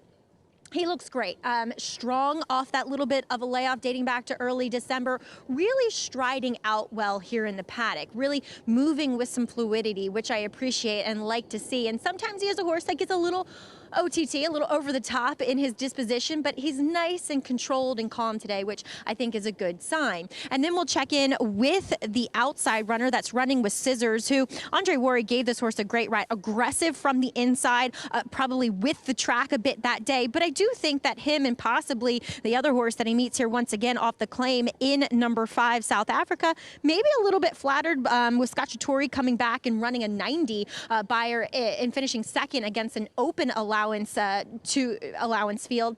And running with Scissors, I thought, didn't look very good at all in that comeback race. He was very sucked up behind. He looked weak behind. He wasn't striding out well.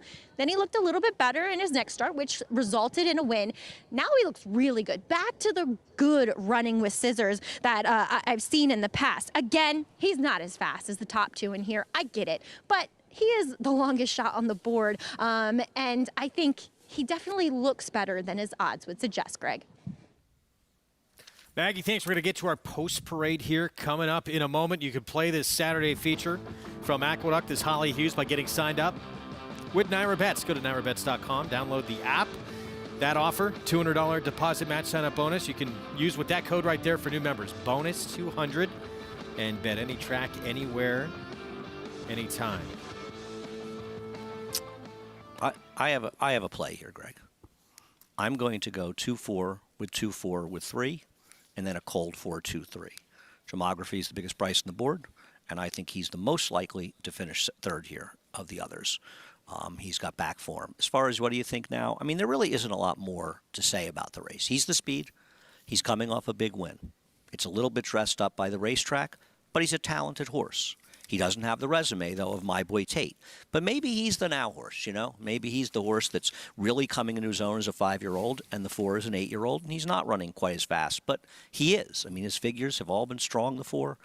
But the tactical advantage does go to the 2 on a racetrack, though, that's not doing – it's not hurting speed, but it's certainly not doing him any favors. All right, well, that's interesting.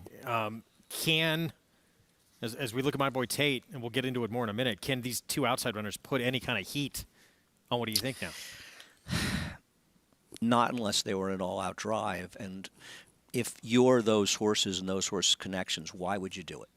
Unless your decision was, I want to try to bury the 2, why would you do it? Because oddly enough, I think the 3, 5, and 6, they all want to win.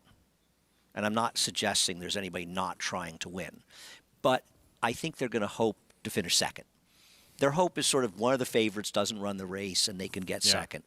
And if they get third, that's not so bad either. But I think obviously they all want to win, but realistically to beat both of them seems unlikely. So for the 5 or 6 to be second or even third, sending after what do you think now probably isn't the best plan. So if anything, My Boy Tate's probably got to try to stay a little bit closer, right? And I think it's a fine line, right? Because if what do you think now, who is a heavy favorite now, if he goes too slow and he lets My Boy Tate into the race, isn't he playing to that horse's strengths? So isn't he supposed to use his speed a little bit, put a little separation out there? It's a chess game, right? Gemography, who you think is the one who can be picking up the pieces of what many believes to be a 2-horse race. Yeah, I mean, if you look at Gemography, he got very good here last winter. He even ran a 91 buyer going into June at Belmont. And then he sort of fell apart, right? He was laid up after August. He came back 2 months later. He didn't run very well, but he did run against a much better horse. Last time out, 7 furlongs, the field sort of spread out. Cuts back to 6 here where he's done some of his best running. And if you look at him, to me, when he was good, he was better than South Africa. When he was good, he was better than Running with Scissors, maybe relatively close to Running with Scissors, who I do think is a viable choice. I think the plan here is to play against South Africa. Pitch him in here. You know, maybe if you like the 4, why not bet 4-2 with 3-6 or something, the bigger prices. But I'm going to just got to get the 3-3rd. That's my play. We'll get to this post parade again in a minute. Whatever happens here, My Boy Tate, the 4, he has been a lot of fun to watch. We've been covering him on this program for several years, and Michelle Nevin's done a great job keeping him at the level he's been at. What about the 6 furlongs today for him?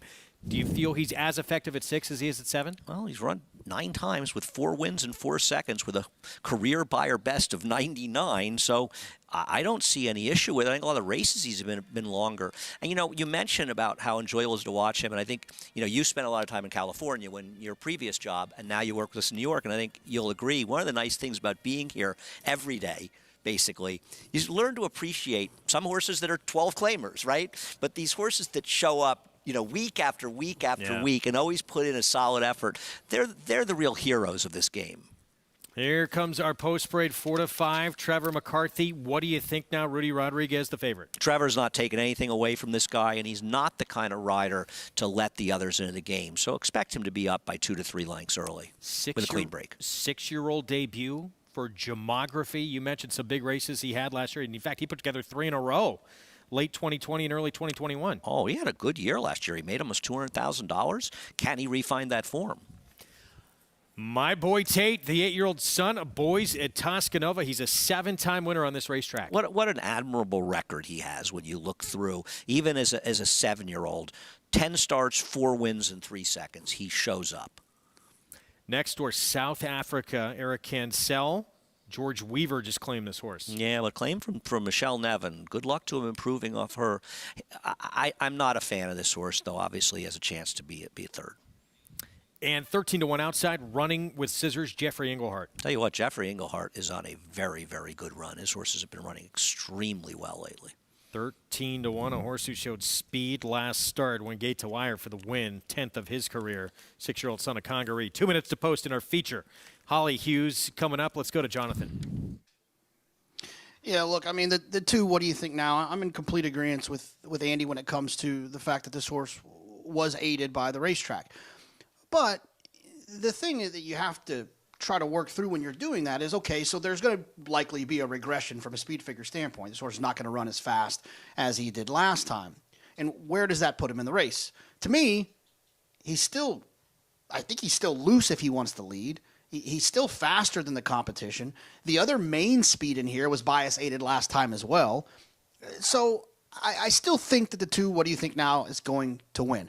I wanted to badly come up with a situation where My Boy Tate can run him down. I just worry he's going to be loose and it's going to be too much for My Boy Tate. I actually like Andy's play quite a bit of the 2 and the 4 basically having to be in the number. And you know, I would even say a cold exacta might be worth it in here with the 2 and the 4. I just, from a pace standpoint, I can't see how the 2's going to get beat.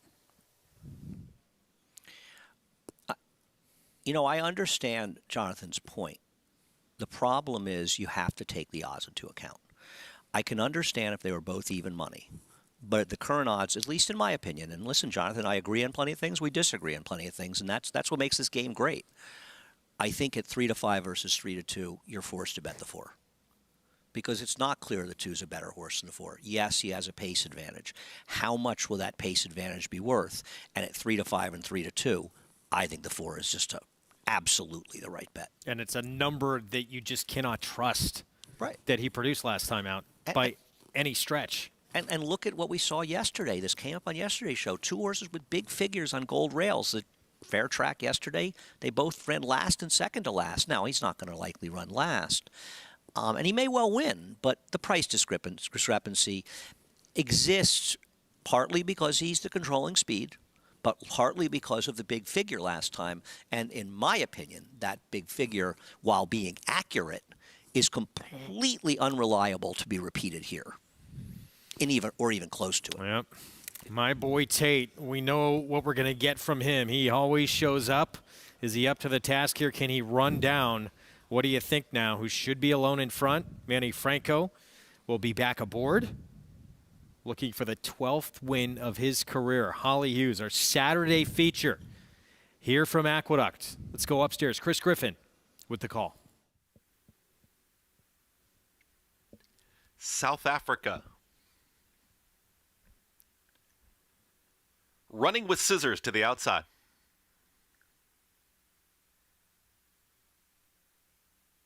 All in line. All set.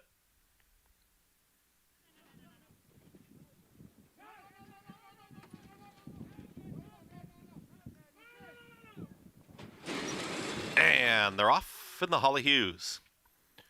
Didn't break that quickly. Was What Do You Think Now? But there is What Do You Think Now as a neck in front of Running with Scissors, who's going to stalk in second. My Boy Tate is now tracking off of them in third. South Africa's Hustled Along is in fourth, and the early trailer, Gemography. Company up front, it's What Do You Think Now with mild pressure now from Running with Scissors up on the outside. They're still 1-2. Running with Scissors is moving up on the outside, ready to challenge this leader with 4 furlongs left to go. My Boy Tate is in third to the inside of South Africa, who's losing some ground, and still at the back, it's Gemography. 23.16 the opening quarter mile. What do you think now? And Running with Scissors, they go at it. Running with Scissors is still up on the outside of What Do You Think Now? My Boy Tate is driven along, is still 4 off the lead. Gemography is now making up some momentum from the back of the field. What Do You Think Now has dispatched of Running with Scissors, who's back to second. My Boy Tate had pace to chase, and here comes My Boy Tate coming after What Do You Think Now, who was softened up a touch, but is very game with an 8 to go. What Do You Think Now? My Boy Tate, Gemography with a late rally. It's What Do You Think Now? Much the best in here. What Do You Think Now? Striding away and wins the Holly Hughes impressively. What Do You Think Now? My Boy Tate, Gemography in 1 minute 11.17 seconds. What do you think now? Not pressured enough from Running with Scissors. He had plenty left in the tank to pull away. Yeah, he was really best today because, I mean, obviously weren't going that fast out there, but he got a little bit of token pressure from the 6, and My Boy Tate made a little bit of run. It's not like My Boy Tate lost by a length and a half to him, Greg. He maintained that, and he was not carried by the racetrack. In no way is this racetrack benefiting horses like that. So he was the best horse today and justified his 3 to 5. I hit my try. Unfortunately, I bet a little bit bigger the other way, 4-2-3. But for me, Gemography got third. And, you know, that's the thing about bets. You can turn a race like this into, from a betting perspective, at least for me, into a winning bet. What do you think about this horse in the kind of number he may get out of here, where he should go next? That's a good question. I mean, what do I think? We have maybe to you're wait supposed and to see. take a shot at, see how fast it was, Yeah. but maybe you're looking at the Carter. Why not? You know, Dad's Cap was a horse, a New York bred that looked overmatched in the Carter. He won it twice in a row. I think he was a New York bred. Won it twice in a row. It's the home track. You take a shot. There are races that it's better to run and run 5th than stay in the barn. And I think maybe that's a race you have to take a shot. Not to lose and a lot to gain. Impressive here in this performance at 3 to 5. My Boy Tate checks in second, Gemography third in the Holly Hughes. We're going to take a timeout. We'll be back. What do you think now? 6th win of his career. He's gone back-to-back. Trevor McCarthy aboard for both. Stay with us.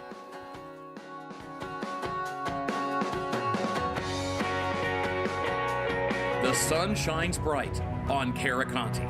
His first crops of racing age are showing brilliance on the racetrack with a high percentage of stakes winners. His versatility is evidenced by winners on all surfaces across the globe. And his offspring are lighting up the sales ring. With his biggest and best quality of books in the pipeline, the sun shines bright on this value sire. Caraconte, standing at Gainesway.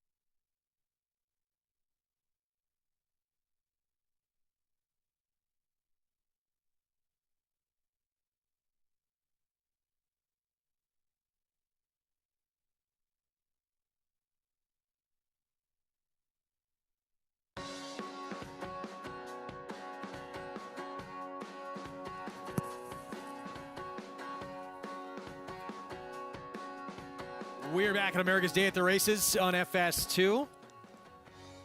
Name that youngster. Elate. I'm very annoyed.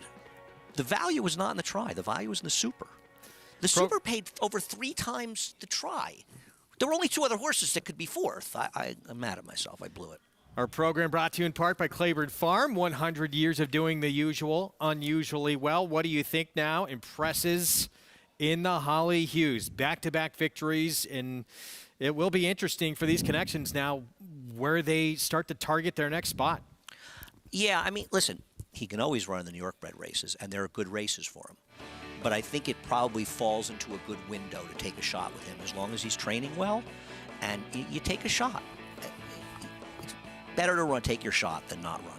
What do you think now? 6th win of his career. He's 5 for 8 at Aqueduct. Let's go downstairs to Maggie. What a way to cap off a 3-win Saturday for Rudy Rodriguez. And what do you think now? A horse, Rudy, that really seems to be coming into his own with this first stakes victory. You know, Maggie, since he arrived to us, he's been just a straightforward horse. We kind of make a little mistake in Saratoga, push him up back to back, and look like he needs time to regroup from the races because every time he runs, he just put everything in the line, you know. Just happy to come up with this horse like this, and you got to thank to Mr. Stuart Graham for giving us the opportunity to try for him, and we're just happy to have him in the barn. He's such a good-looking horse, and I always get teased by his owner, Stuart Grant. Are you talking about the horse or me? So he likes to poke fun a little bit, but a horse that, too, you were telling me Trevor McCarthy, who breezes a lot of horses for you, he had Trevor in pieces the other day after a breeze. You know, believe me, tears was coming out from Trevor. He can tell you, I don't lie, say, oh, he was looking for help everywhere. He is a tough horse to handle him, and you know, but as soon as he is galloping, he knows when he's going to do something, and he knows when he's galloping, so that's easy for him, I guess, to decide when he's going to breeze and when no. But he's a very smart horse, and I just trying to be a passenger in the morning and just try to get along with him. Well, you've done a great job with him. Congratulations on this first stakes victory. Thank you very much, Maggie. All right, what do you think now? He was saying that to the rest of his competition today here, Greg, in this Holly Hughes victory. It's a big effort because even though he was so impressive last time, he had questions to answer with that win. No, I agree with you, Greg. And, you know, in general, trying to beat horses like this off of those figs, these prices is a good move. Didn't work here, though. He was best today. Pace advantage or not, he was a comfortable winner. He's clearly improving. 2 legs into that cross-country pick 5. We'll continue to follow along. Started out with a 2-to-1 shot, now an odds-on favorite. Let's go back to Oaklawn, 6th race coming up. This one, non-winners of 3 lifetime, again, mile and a 16th. We touched on it briefly a while ago. It was Eastside Cool, the 10, who was favored, still is 2-to-1 right now. Doesn't it feel like it could be a pretty quick pace in here? And while he does have the advantage being outside the other speeds, I think they're going to be moving up front. I am betting on the 5 in this race. Great Faces, Greg. That is my play in a 5-2 box as I rush over to Naira Bets. Remington Form. He ran decent last time out with a 4-wide trip. 7-1 right now on him. Just claimed, new barn. Yeah, I thought he was kind of an interesting horse off the claim. Let me see why exactly I liked him. Not great numbers of the barn off the claim, but I thought he could sit a good trip and thought he was kind of an interesting barn change. Oh, 6, by the way. Back-to-back wins, including a stakes win against Restricted Company in 2020, off for a long time. And then it was walked off last start, but a monster drop in class. Vic Stauffer, the call.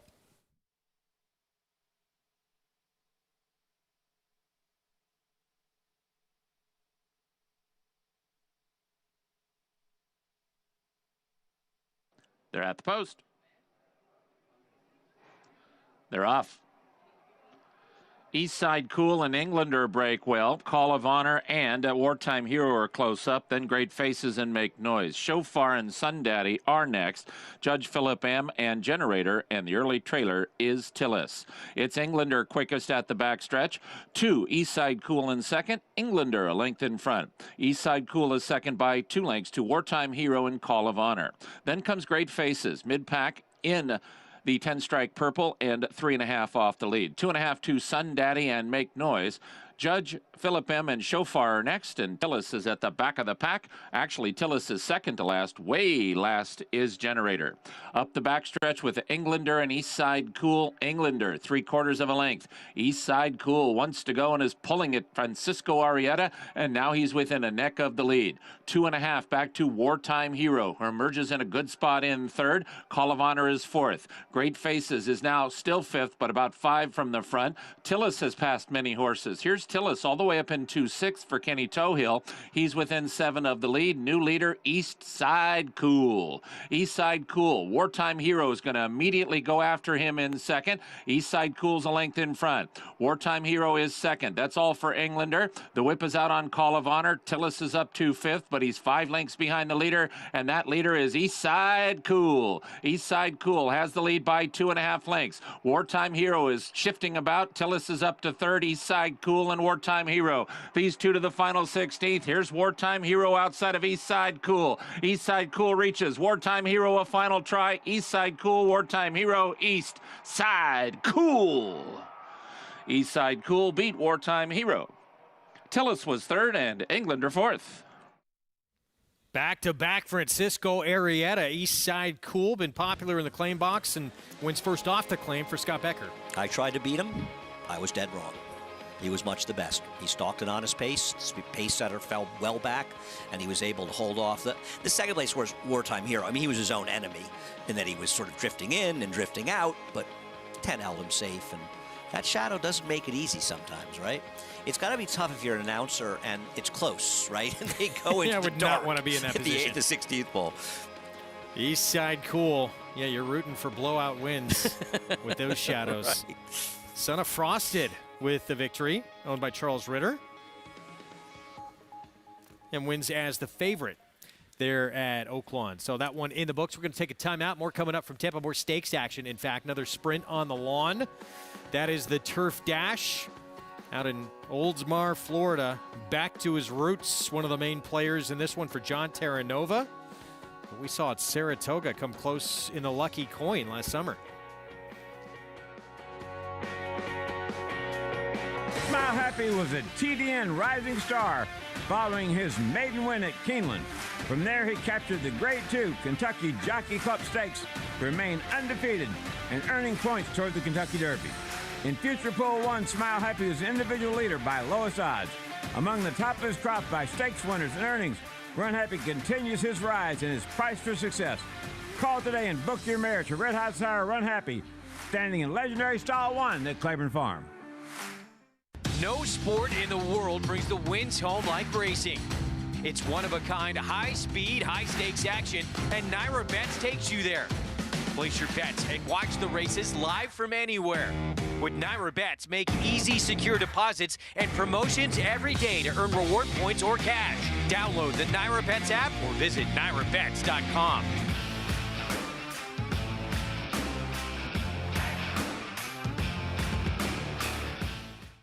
Irish Hill and Duchess View Stallions, proudly standing the ultra-fast, multiple stakes winning son of Uncle Mo, King for a Day, the only horse to defeat 2019 3-year-old champion Maximum Security. Well, King for a Day was basically a clone of Uncle Mo. I mean, good speed, the ability to carry it over distance of ground, real professional horse and a really cool horse to train. Sire maker extraordinaire Uncle Mo, represented in New York by King for a Day.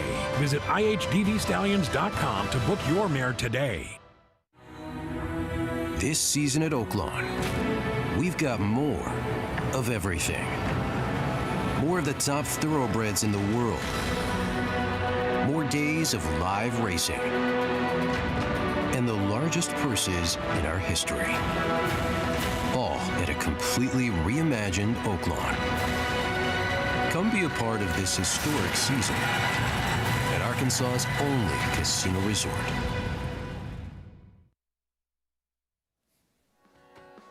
We're back on America's Day at the Races. There's no racing in Oldsmar, Florida without that guy around. Unofficial mascot at Tampa Bay. Got the Turf Dash up next. Program brought to you by Naira Bets. You can play all the action, including the already underway cross-country Pick 5. He has no early speed. He really does not, and he's not much of a closer either. 5 on the turf. Lunge at the start. 5 on the turf here. We start with Chessmaster.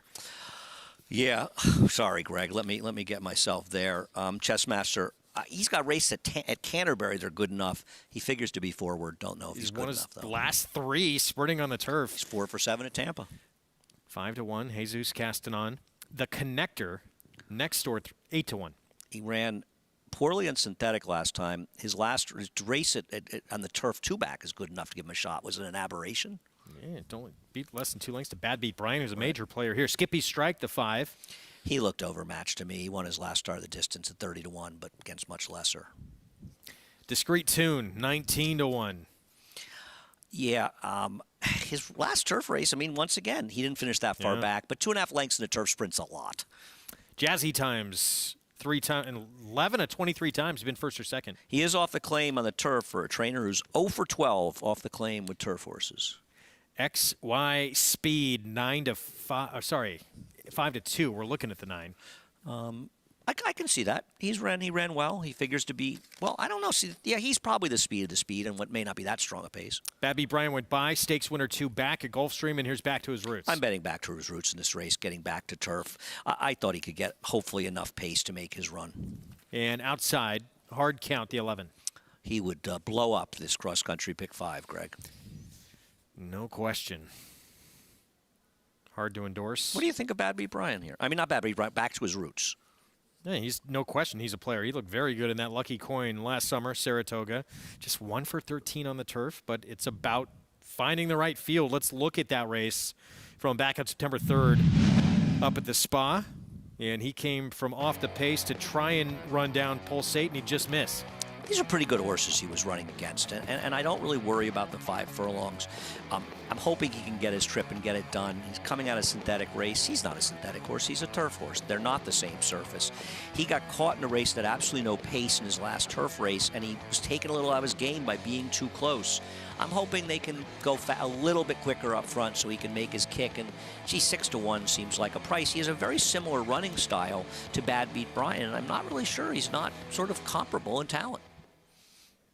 It's a big difference in price, 9-5 and 5-1. Bad Beat Brian, that 9. 96 Beyer speed figure in his victory at Gulfstream in that Claiming Crown Stakes event when he was 4-1. I thought he ran very well in this race. A repeat of this race would make him tough. Last time out, I had thought he had trouble to start. He didn't have trouble to start. He sort of dropped back after the start. He had no excuse. He was second best last time. Listen, he's obviously run well for Mike Maker, and this was a very, very strong effort. I'm not going to knock him. I think he's the right favorite in here. I'm just going to try to beat him. Top 3 all returning out of that race. XY Speed second, the connector third, but it is Bad Beat Brian who won that, who is the favorite again here, 2-1. Jonathan, these turf sprints, they're always tough to handicap. What'd you think here? Yeah, I mean, I think that the reason they're tough is because a lot of times you'll see a lot of speed signed on, and your handicapping mind tells you, okay, let me find a closer. But I've found that in these turf sprints, the closers are just not very reliable. Speed is usually dominant in these situations. The closers still have to work out a trip. They can't get stopped. They can't be 7 wide. And so I think a lot of times the speed of the speed prevails in these, which can be a little bit frustrating to horse players who, when you look at paper, you're looking for the closer. I think Timeform US, and I know Andy uses it, and I know a couple of other people on the show use it as well. I think Timeform US is a huge help when you're looking at these turf sprints because their speed figures are pace infused, meaning that they take the pace into account of the final number. So if a horse runs unbelievably fast early and runs second, you'll get a faster number than a closer who took advantage of that fast pace and actually won the race. So I think that turf sprints can be cracked if you use a little bit more pace-heavy handicapping. This is a hard race for me, and like Andy pointed out, there's a bunch of horses in here that have back numbers that if they happen to get loose in here or happen to get a favorable pace scenario could win. And when you look at my pick 5 that I put together, I used a bunch, 2, 3, 8, 9, and 10. Andy, do you feel like Timeform US helps you as well when you're looking at these turf sprints? I think that Timeform always helps, and I like looking at the pace figures. One thing I'll say about if people use Timeform US, and I believe that this is true, I'm almost certain, you'll look in these turf sprints, 5 and 5.5 furlongs, they will never list it as a fast pace. They always list it as even for whatever reason it is. And turf sprints are an interesting animal because you can be a very good turf sprinter that goes extremely fast early and takes pressure and still win those races. But there are plenty of very good turf sprinters that are deep closers. And I think a lot of people might assume that when they're going these short distances, I mean, Jonathan, I think we're on the same page. Speed is never a bad thing to have. But there have been a lot of deep closers, Jonathan, that have been very effective at 5 and 5.5. And Saratoga, doesn't it feel like we see closers win those races all the time?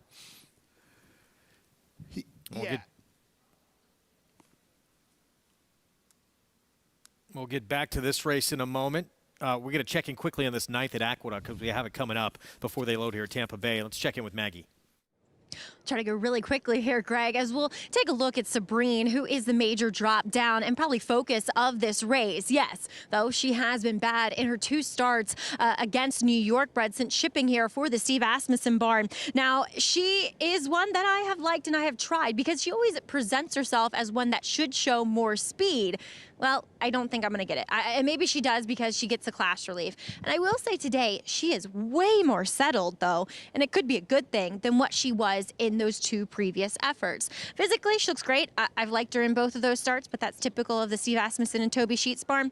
Maybe just the best hop is ultimately the drop with her as we'll move on to number 6, Really Psyched. Now, I was on the optimistic side of her getting the 1-turn mile.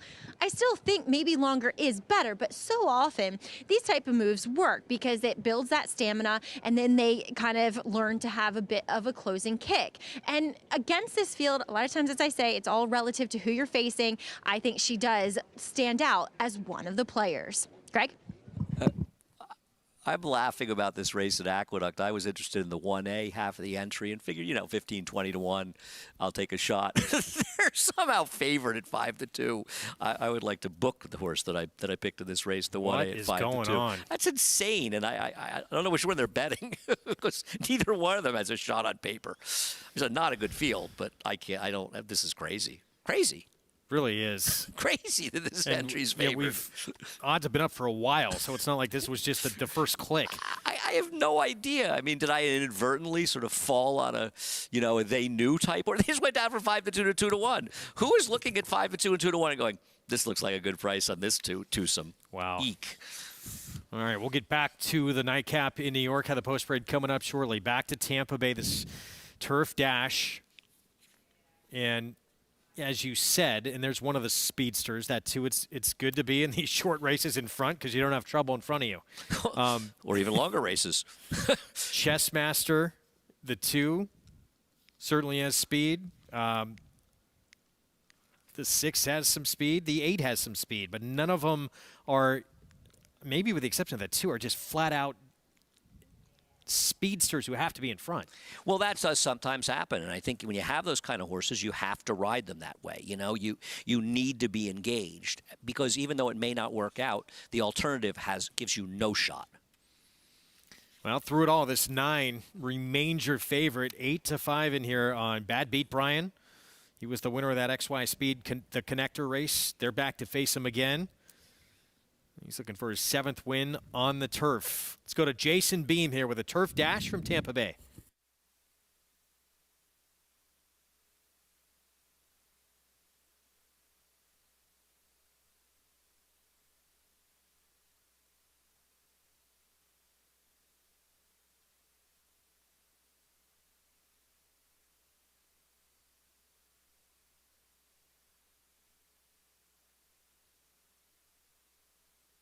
Here's Discreet Tune moving in.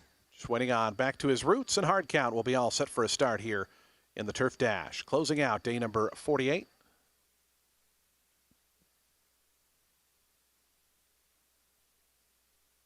Hard Count. Bruno Alvarado Jr. to the outside draw. Goes in. They're in the gate. Couple of them fractious there in the center. And the race is on in the Turf Dash. XY Speed asked for speed, goes right out to the front. Down toward the inside, though, Chessmaster just as quick. And those two battle here in the early going. They go 2 ahead of Jazzy Times, who falls into a nice spot in 3rd. Inside of that one, the Connector is in the 4 spot. Bad Beat Brian is 5th right now, about 4 off the lead. Then comes Hard Count, Discreet Tune moving through down inside of Back to His Roots, and Skippy Strike drops out last. They head toward the far turn in the turf dash. Chessmaster is the leader. XY Speed, 3/4 of a length back in that 2nd spot. Then comes Jazzy Times.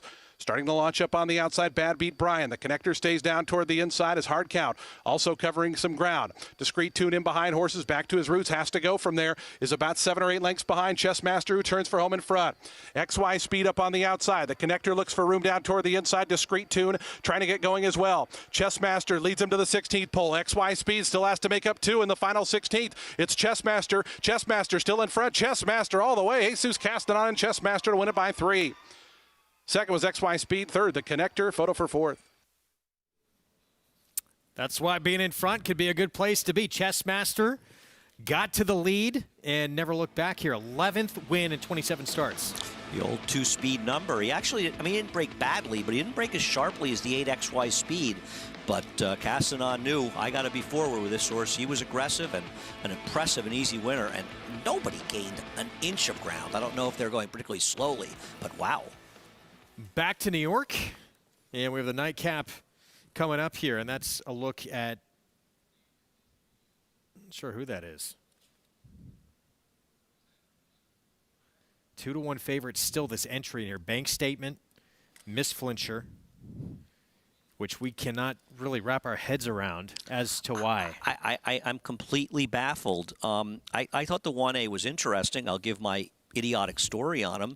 It's a terrible field. He's a half to Scacciatore, who, while he's a decent turf sprinter, he's a better dirt sprinter. In his first start in the turf, he didn't run badly. He didn't run well, but he didn't run that badly. In his second start, they tried to go a mile and an eighth. Just 11 days later, he was 4 wide on a day the rail was very good and just can't get that far. And he's kind of a new-faced stranger who might be better sprinting. And I don't know about Flincher. He's had a couple dirt winners, and he hasn't been a particularly prolific turf sire, so maybe he can get some dirt winners. I didn't love the 4 Sabrine, who I thought would be a heavy favorite, and I thought at 12-1, I'll take a shot with Miss Flincher. The 1 didn't look like he was going to take any money, or she was, with her 3 and -0 buyers. And now I've obviously landed on an international good thing, or there's a lot of idiots like me out there. Who has the story on why this entry's favored? Here's Mike Leslie on the first half of the entry, does have the rail. Well, he's dropping down. She's dropping down, but she's been awful in her races. The other half of the entry, Miss Flincher at least is tackling easier, you would think. Just thought an interesting new face in a race that's screaming, give me a new face. Monjus. This is who we saw in the paddock there. Andre Worry on this one for Jeffrey Englehart. Well, she'll try to do something that she's never had a chance to do before, which is be successful on a dry dirt track. Next door, 11-1. This is Torrens Tail, Speightster filly. Well, her second 2 back at Finger Lakes actually gives her an outside chance here. If this race were at Prairie Meadows, I would love Sabrine. I thought she was a bad short-priced favorite, but her odds right now, she's a bigger price than my horse. She'll drift down. Bad stats for this barn with first-time maiden, special maiden claimer with New York breds. Steve Asmussen, that barn. First time in for a tag, by the way, with the 4. 5, first-timer with Manny Franco at 9-1. I don't want to dismiss any first-timer. The dam has 6 foals. 2 ran buyers in the 70s. 4 couldn't run a 70 combined. Really Psyched was really bad last time out. And he's really psyched to meet this field. I guess he could win 12. here, but 2 back. 2 back's good enough. Figures, yeah. Listen, I wouldn't. I'm not putting the he can't win to any horse. She can't win to any horse in here. Another first timer. Soaring Mist. The dam actually wasn't bad. Her 2 foals are not very good. And 2, 3 starts back, even 4 starts back. That was on the turf, I know. But Phenomenal Woman races that absolutely win here. You better hope that this horse completely can't stamp the slop, and she did not give me that impression last time. Maybe the dry track will help her, but she was pitifully bad last time. Maybe it was a wet track, though. And it was going longer. We'll cut back today. The apprentice, Jose Gomez, Jonathan, aboard from that outside post at 7-2. Yeah, I mean, look, this is a tough race, as most of these races are in the last race at Naira's racetracks. I ended up going with the 8, Phenomenal Woman, in this spot. I have no excuse as to why she ran so poorly last time. I mean, maybe it was a sloppy racetrack. There wasn't. She was wide a little bit, but she was awful. So I'm just going to pretend that never happened, which is not the best way to approach all of these races, pretending that things that happened didn't happen. But I think if you look at the 2 races prior to that, she fits in here. She's got some tactical speed. She's drawn towards the outside. Like you guys mentioned, Jose Gomez has been riding outstanding. So I just went with her at a price. I mean, she's compared to some of the others. She's 3-1, and thankfully Andy's entry, or not Andy's entry, but the horse that Andy was interested in, the 1A, and they're taking a lot of money. So I'm getting a more fair price on the 8 Phenomenal Woman. I wouldn't really want her at a price any shorter than what she is so far on the board. But and look, the firsters aren't necessarily taking any money either. So I'll stop talking in circles, and maybe Maggie can help us out here a little bit. I want to touch on the 1A, Miss Flincher, as Andy, this is your pick. And she's one that I wrote in my notes last time she ran. Don't mind dirt for her, but I really don't like the distance. So the 6 furlong sprint actually physically fits her, and she comes back in off the layoff looking really fit. So to me, she does make a bit of sense. As I'm going to take a little swing here with Torrance Tail. Paul Barrow ships his horses here for the winter from Finger Lakes, and they always are really turned out well. And she has come out of that race last time out, which was a disappointing effort. A little bit of trouble too, though, but so much stronger. So I'm just going to swing for the fences in a race where you can't really love anyone, Greg. I would argue especially the entry, but they're 3-1 on the board. Well, when one of them wins, we'll say they knew. Chris Griffin, nightcap here from Aqueduct as the 8 steps in. Phenomenal Woman. All in line. All set.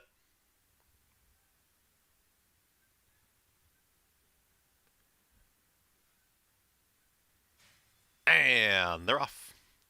Phenomenal Woman gets the first call from the outside, and here's Banks' Statement at the rail with the speed. Banks' Statement is up by a length, call it a length and a half now. Mondoose is in second.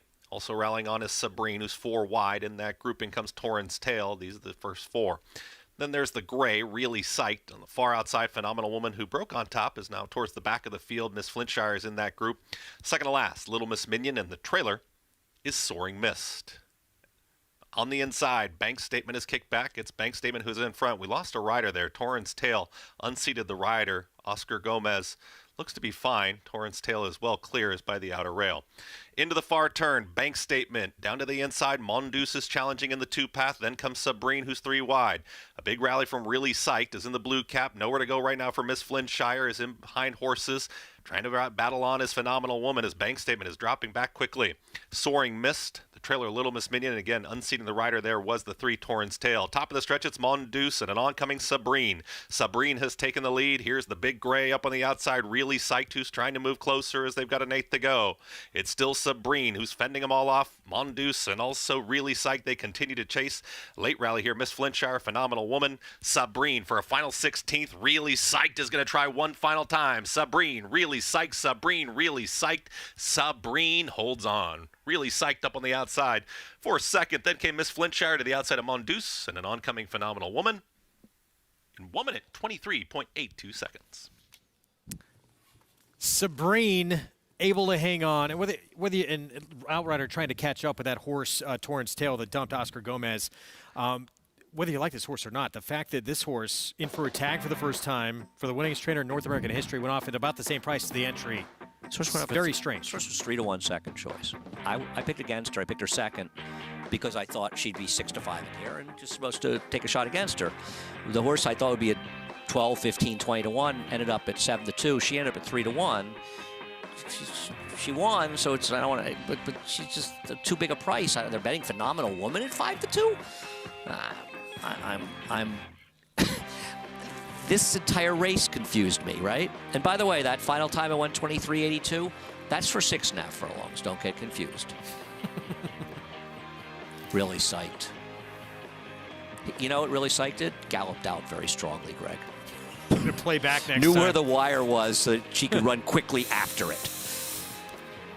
Sabrine, Crazy. 9-5 morning line favorite. Somehow you get 3-1 in the end. Crazy. Asmus and Lescano to close out the card in New York. We got a lot more still coming up from Tampa and from out at Oaklawn with a good feature they have out there. That Dixie Bell later today.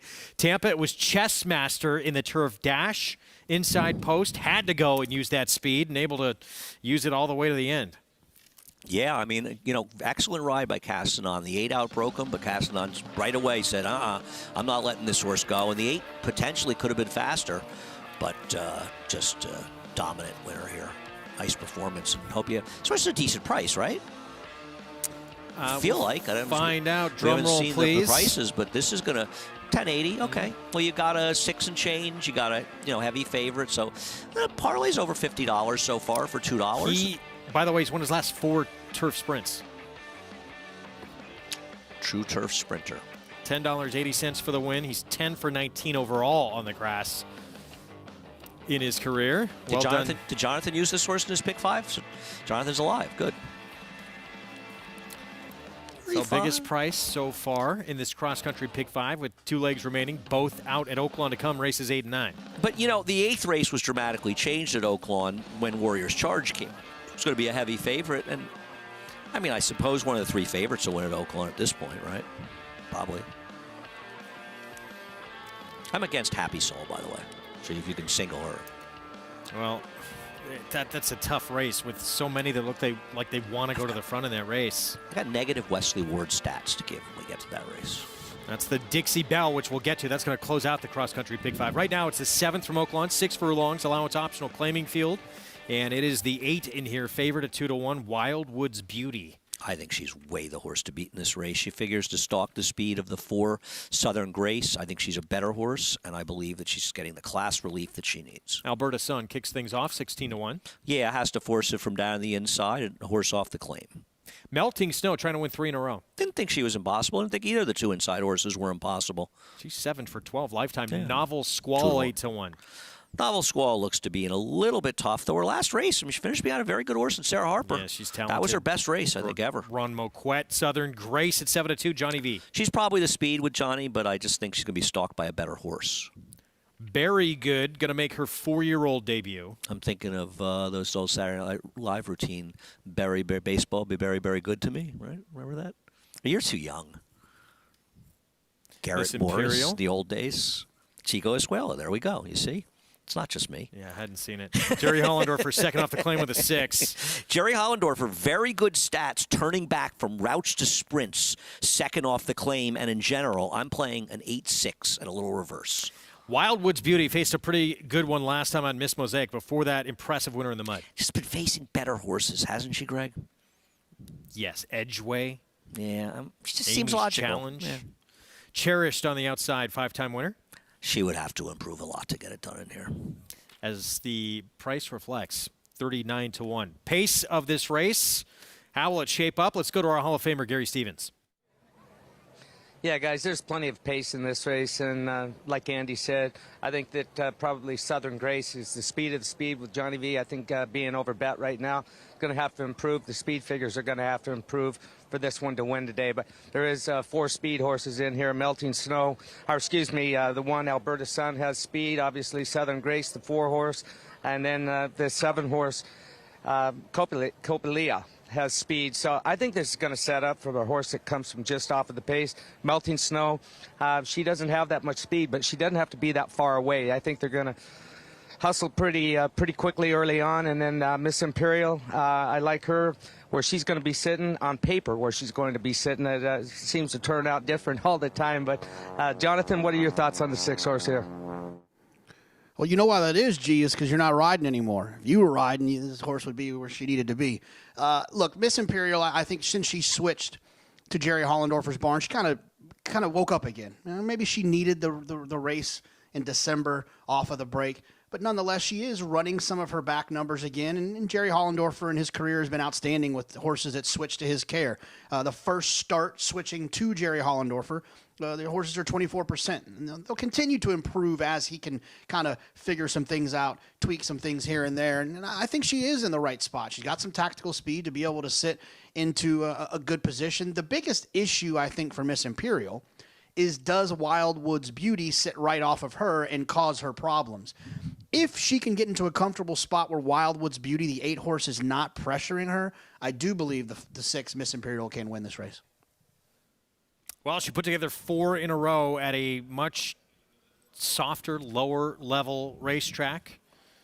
But we'll see if she can get it done here. 14 for 29 lifetime. She's 6-1, the 6. Yeah, like I said, I thought she could be the right horse to maybe get second here. I like the favorite. in here. I like Wildwood's Beauty. I just believe she's getting the right class relief. She should get a very soft trip on the outside. There's some speed. There's some speeds though. I do worry the pace could get a little hot though. That is a bit of a concern. This was January 2nd. It was in the mud, and it was a win. 85 Beyer, basically on the front end the entire way here.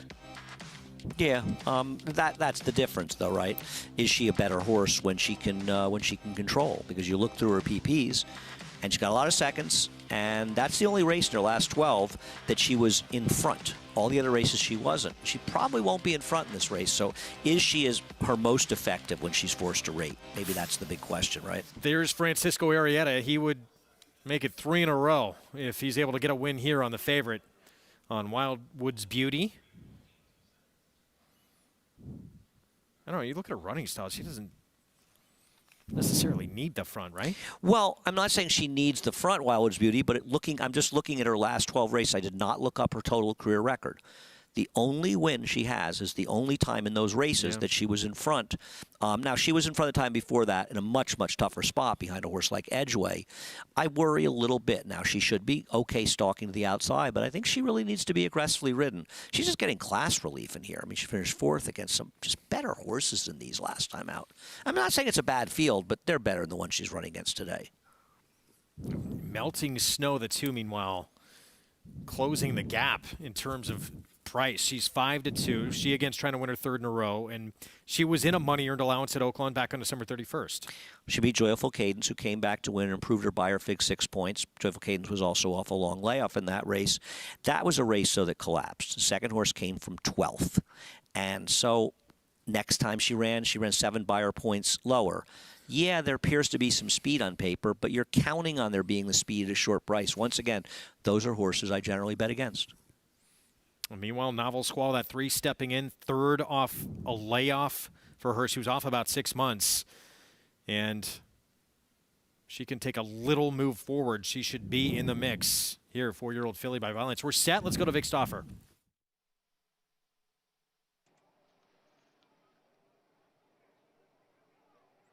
They're at the post.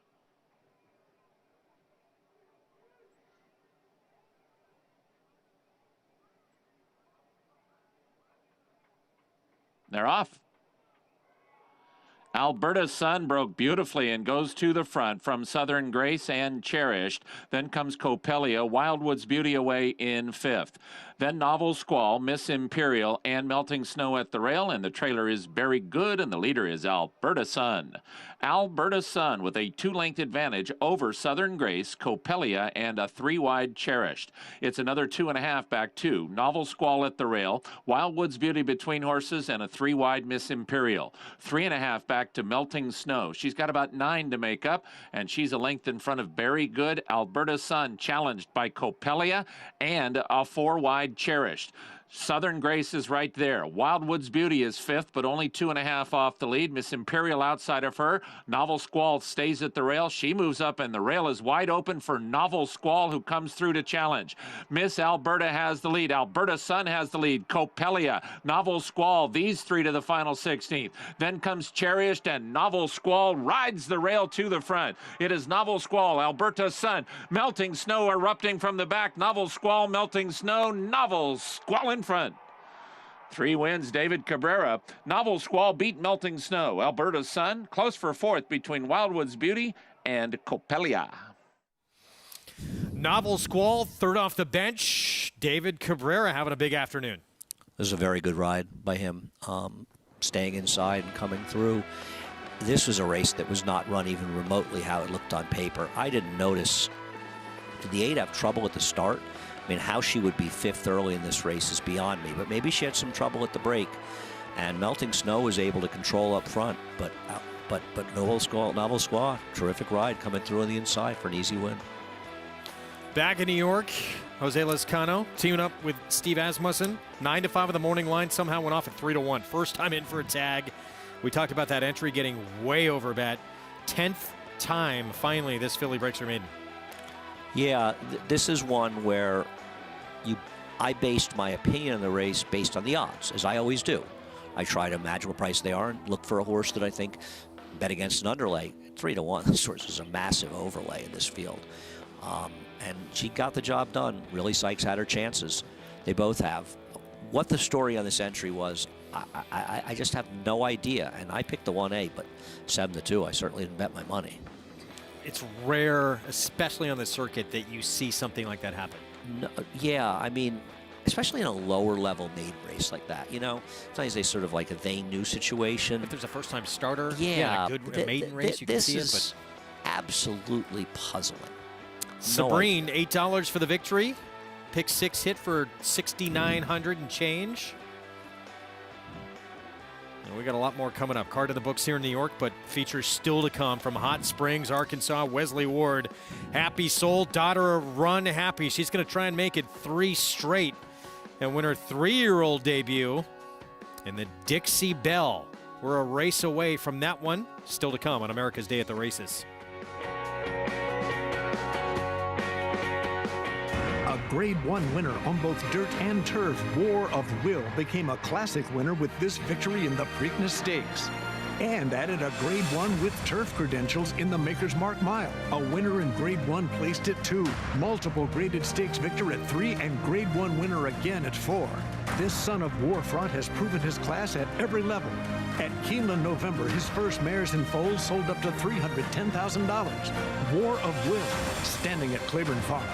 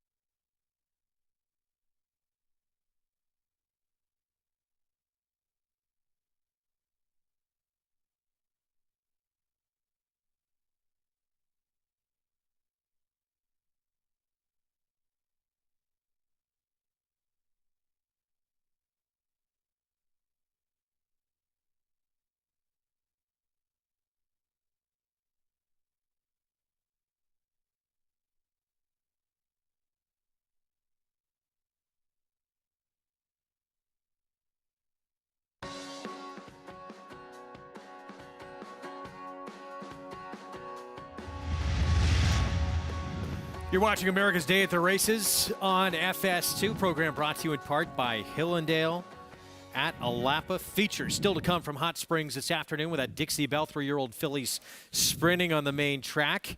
In the 7th, it was Novel Squall, 3rd off the bench. David Cabrera, 3rd win for him this afternoon, winning for John Ortiz. Congratulations. Yeah, this horse, an excellent ride by David Cabrera. And, you know, we've said it before. I'm impressed overall with the riding colony at Oaklawn. I think when you're betting a track like that, it's just a comfort to feel like there's a solid group of riders there, and I think we're seeing that, especially this year. And not just because Joel Rosario's there and Ricardo Santana. There are a number of guys there that with the right horse, they get the job done. $14.20, 6-1 on Novel Squall, Melting Snow, Alberta Sun at 18-1. Completing that trifecta for 50 cents, came back 125.50. So 7th in the books. You alluded to it earlier, massive scratch in this 8th at Oaklawn. And of course, I'm sure a lot of people are looking forward to seeing Warriors Charge, but with him out, in a lot of ways, it makes this a lot more competitive race. I agree. Now, Fort Peck is an overwhelming favorite right now at 6-5. He opts to run here instead of a very tough mine shaft that's coming up shortly at Fairgrounds. I guess his races 2 and 3 back are solid. The second distant second, a small field to Life is Good is okay, but I think there are other horses in this race that are dangerous. Though I guess I understand why he's favored. He probably is the horse to beat. All right, Intrepid Heart out as well in this spot. My 6 cents, perhaps a player. Trident Hit, maybe? maybe. Yeah, my sixth sense looks like the other horse. Actually, I think he's okay. You know, his last 2 races, particularly last time, been very good. We'll talk more about it coming up. Could be a big couple of hours ahead for Run Happy. Smile Happy still to come on the Triple Crown Trail for Kenny McPeek. Back in action, making his 3-year-old debut in the Risen Star at Fairgrounds, trying to stay perfect and remain one of the leaders on the road to that first Saturday in May. We'll have a preview when we come back.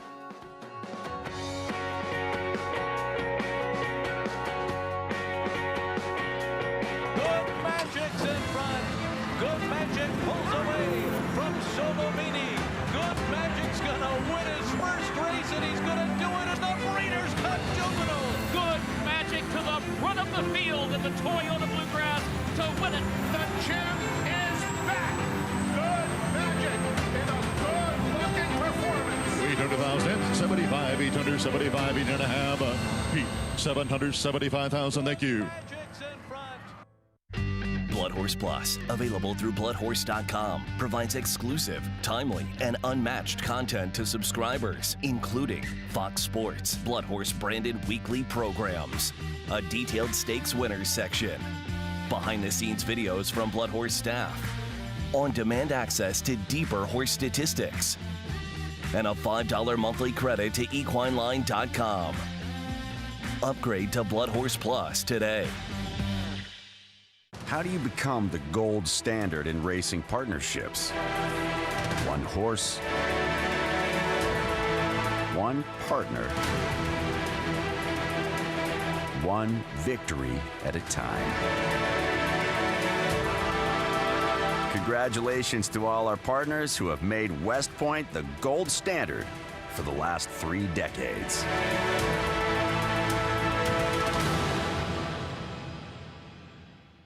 Racetrack Television Network brings you every race, from every track, on every screen, every day. With monthly packages starting as low as $5, RTN gives you great value and access to more live HD streaming and race replays than anyone. Visit RTN.tv today to sign up and watch on almost any device, including Roku and Amazon Fire. Use promo code TRYRTN for a 5-day free trial.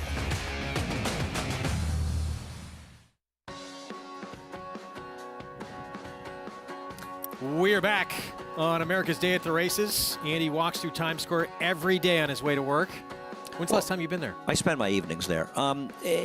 Times Square, I mean, I live a mile from it. I have to. Only I going have to under go, in the subway. I have to go to John's Pizzeria at least once every few months. So. I'm very rarely down there, especially these days. Gosh, I can't remember the last time I walked around there. Grade 2 Risen Star on the road to the Kentucky Derby coming up later today at the Fairgrounds. 1 1/8 and it is the return of Smile Happy, son of Run Happy for Kenny McPeek. He is really high on this horse, and he has a lot of reason to be after the first 2 starts of his career. Yeah, I mean, there's just nothing not to like about him at this point. Doesn't really feel like distance is supposed to be a problem for him.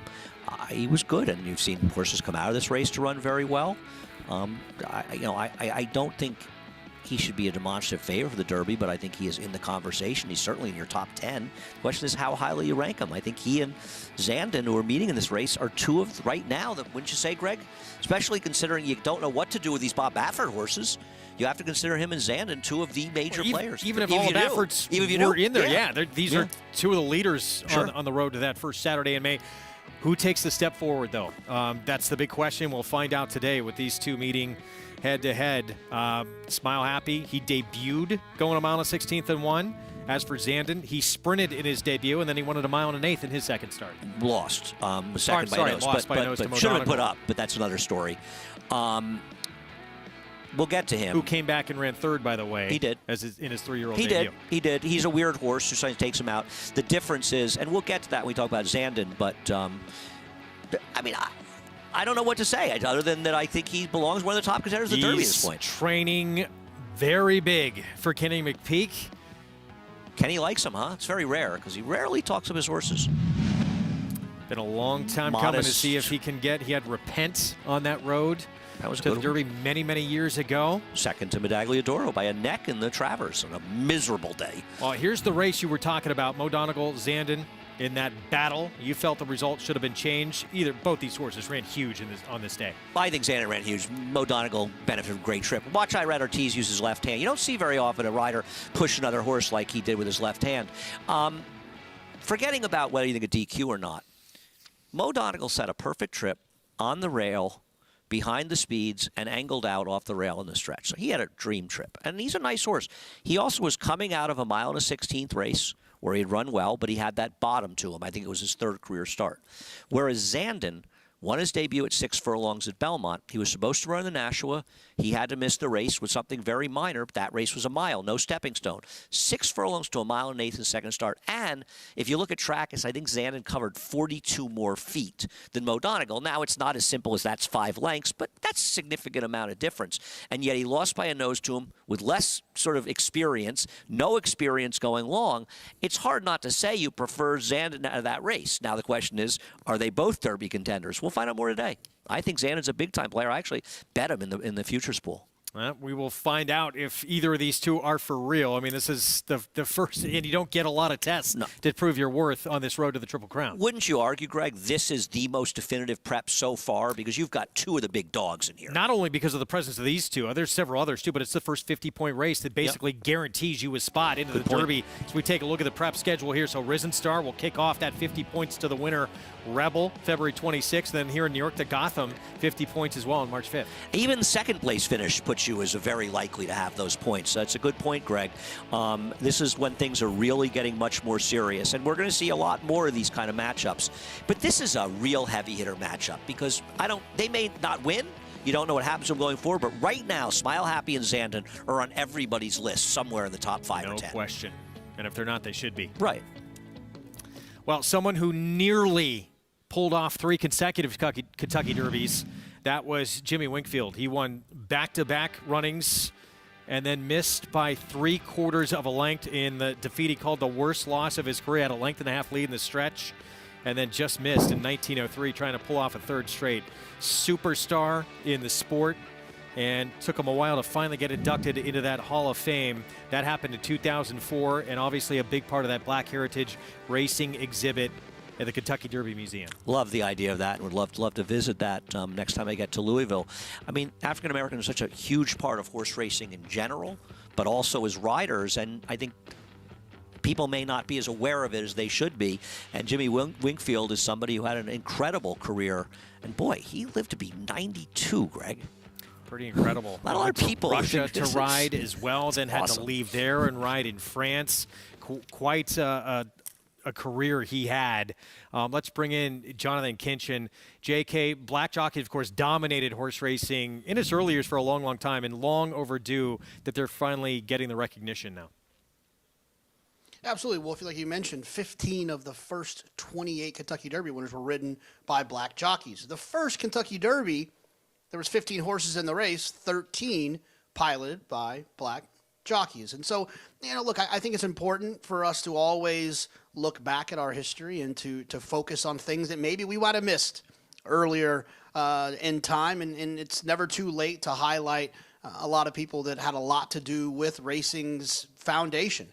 And it's fun. I think we're very privileged to be able to see a rider who I think is such a great representative for black riders in Kendrick Carmouche, to see him every day, his attitude and the way that he shows up to work and competes and always has a smile on his face. I know that if I was a young black man that wanted to be a rider, I would look up to Kendrick Carmouche in that way. And Kendrick's doing it, I can do it. And I think that's great. And I think that's what happens.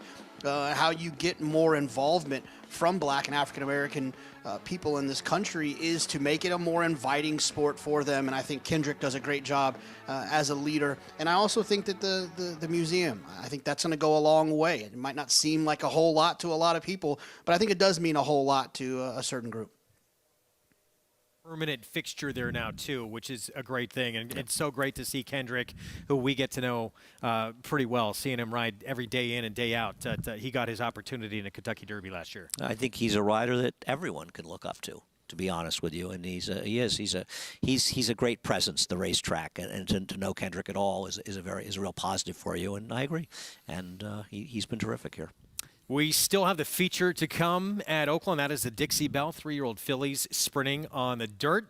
We're going to take a timeout. We'll set the stage for that still to come. They have a pretty good 8th race ahead as well. We also have the story of America's pastime, spending the spring in Hot Springs. Used to be the big spot for spring training. We'll have that story when we come back here on America's Day at the Races. Stay tuned.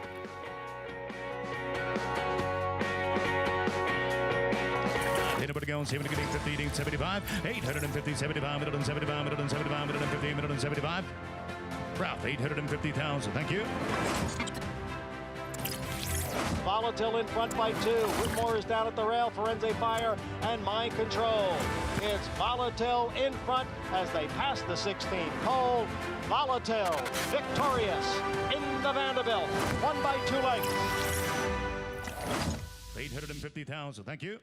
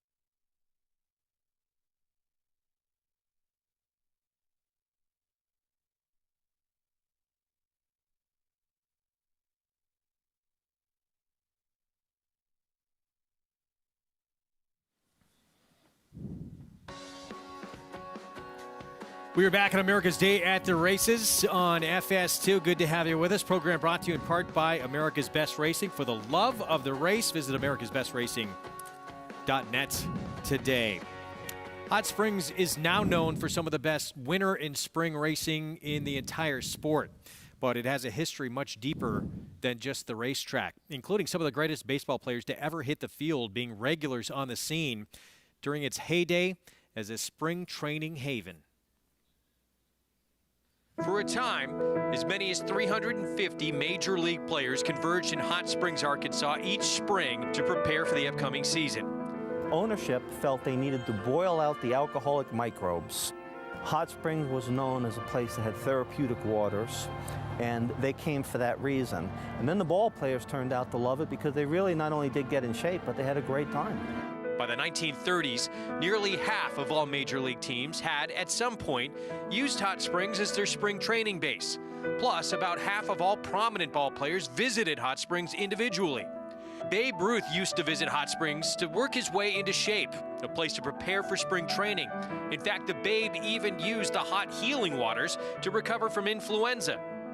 This wall at the Gangsters Museum of America in Hot Springs represents the long list of Hall of Fame baseball greats who trained here. The winter storm of 2021 is a reminder of why baseball eventually migrated away from Hot Springs. The rain proved to be a disruption, and sometimes even the cold and snow wiped out valuable practice time. Although by the 1930s most teams moved to Florida and Arizona, Hot Springs would continue to be a destination for players to work out before joining their major league squads for decades to come. Quite a history in Hot Springs, including back in 1918, the first ever, what is believed to be 500-foot home run hit in the history of the sport, Babe Ruth, that he hit towards the Arkansas Alligator Farm. Wow. You've got some pretty good stuff. I got to give you a lot of credit for that. Got some Rich pretty good history stuff. out in Hot Springs. We're going to have more horse racing history maybe to hit the books. Coming up with their feature to come. It's going to be a really intriguing edition of that Dixie Bell. There's a ton of speed signed on, and you said you're against Happy Soul. Yeah, I have a stat. I'll bring up my stat, Mr. Stat. I mean, in a race like this, I think you're just looking for anything to try to differentiate because all three of these horses are dangerous. Wesley Ward, 6 months to 10-month layoffs off a win in a dirt sprint. He's 0 for 7 with 4 hitting the board and some short prices. And I guess overall, not off of a win, he's 3 for 27.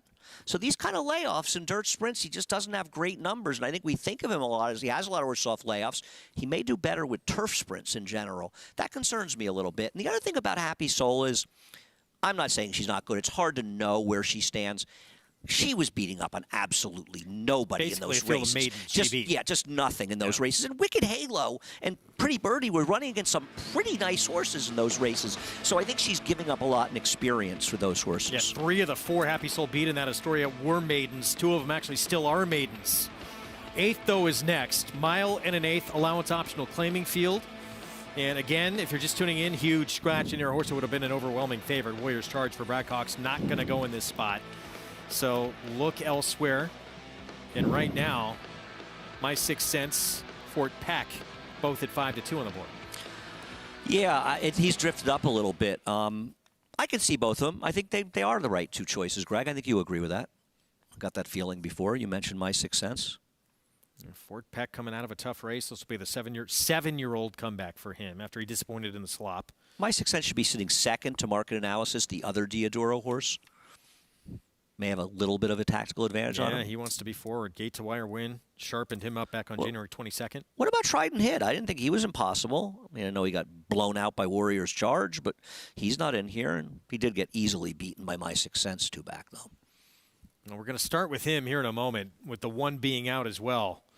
Trident Hit, here he is, 5-1. David Cabrera looking for number 4 today. Yeah, I mean, I think he's more of a fringe-type player, but he's far from impossible in here. He ran huge at Churchill back in September. He got a 96 buyer in that win. Here's huge Bigley pace here with Ricardo Santana Jr. Yeah, I worry that he may be better with a little bit more distance, Greg. Cat Daddy, 7-year-old son of Munnings. Listen, his races 3 and 4 back, 2, 3, 4 back are good enough to give him a shot here at a price, at a piece. Favorite? Next door, My Sixth Sense, Steve Hobby, Martin Garcia. I may have a slight edge over Fort Peck in that he has a little bit more tactical speed. As mentioned, with Market Analysis, he just went gate to wire on this track back on January 22nd. Tougher field here, though. Yeah, he was last time was the time horse. Pretty gray right there. Luis Contreras will be aboard, Son of Honor code. Fort Peck vying for favoritism, the 7-year-old. A wise choice, skipping the fairgrounds. That Olympiad just beat Silver Prospector. By the way, it fits better in this spot. And 9-1 on Truculent. Francisco Arrieta. He may or may not be named for me, but he could be.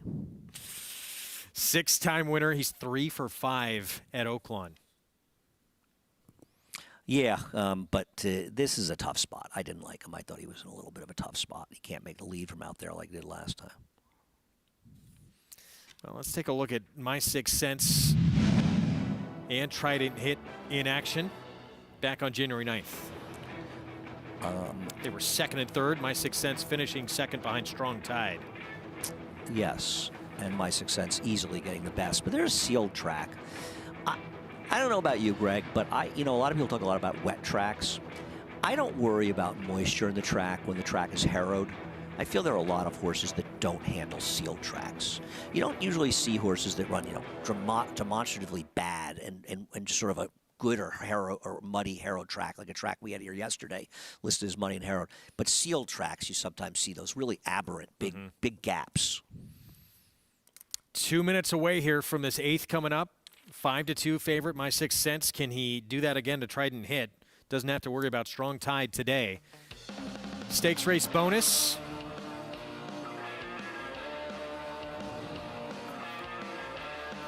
Go to NyraBets.com, get a $20 bonus when you bet on selected stakes with NyraBets. For every selected race, you bet $50, you'll get $5 whether you win or lose. The Dixie Bell from Oaklawn, Barbara Fritchie and General George from Laurel, Eldorado Shooter from Golden Gate are today's races. Don't forget, you got to opt in to take advantage of that promotion. Let's check in with our Hall of Famer, Gary Stevens, for more here on the 8th. Yeah, guys, I wish there hadn't been a scratch in here because I'm making a little bet in here on the 3-horse, Huge Bigley. This horse, his numbers really improved when he switched to the dirt. He's run 15 times. He ran bad in the tinsel in December. Excuse me, sorry about that. It's a new stakes race. Couldn't remember the name, but it was the tinsel back in December, and he was destroyed in that race. He was headed early, and he just stopped. It was a muddy racetrack, but this horse had never had a break. He came back and worked in 59-2 here at Oaklawn Park on February 10th, and the horse is sharp out on the racetrack. I talked to the guys. I think Johnny Ortiz wants this horse on the lead if he can make the lead. He's super sharp out on the racetrack right now. Ricardo Santana is going to try and nurse that speed all the way if he can get a breather going around the turn. I like this horse today at a little bit of a price. They're betting on him. He's 9-2. But like I said, I wish they hadn't had the scratches because I'd have got a better price on him. Jonathan, what's your opinion on this race? Yeah, look, I thought this race was tough. Like Andy mentioned, after the scratch of Warriors Charge, I would have loved to see him go 1 mile and 1/8 against a field like this to see if he can kind of find himself again. We'll see him soon. I thought the 5, 6 cents and the 7 market analysis were the 2 horses that I wanted the most. The 5, My 6 Cents ran well last time, probably a little bit further than My 6 Cents wants to go, but does have the speed figures that suggest that if My 6 Cents runs his race, he's got a great shot in here. That's not an easy name to say, by the way. And then the 7 market analysis. This is a horse that seems to have really woken up since switching to Robertino Diodoro's barn. It's a horse that's been running at shorter distances, and now Diodoro's going to try him at the 9 furlongs for the first time. And every time what's like with Mike Maker that tries a horse long on the grass, I think about all the success he's had doing it. When I think about Diodoro trying a horse long on the grass, long on the dirt, Lone Rock keeps popping into my head. It feels like maybe he's got a knack for finding these horses that just want to go longer. Market analysis might be that type. Yeah, Lone Rock actually tried, 1 mile and 1/16 a week or 2 ago, and that was going to be a prep to Dubai World Cup if he ran big in there. He didn't. Yeah. It's actually a big favor to him if they were thinking of running in Dubai, if he ran well in that race. He's a niche horse, and he's a very nice niche horse, an amazing claim, but he is not going to be effective in those shorter races, especially in paceless races like last week. 8th from Oaklawn, and then it's the Dixie Bell, the feature. Let's go to Vic Stauffer.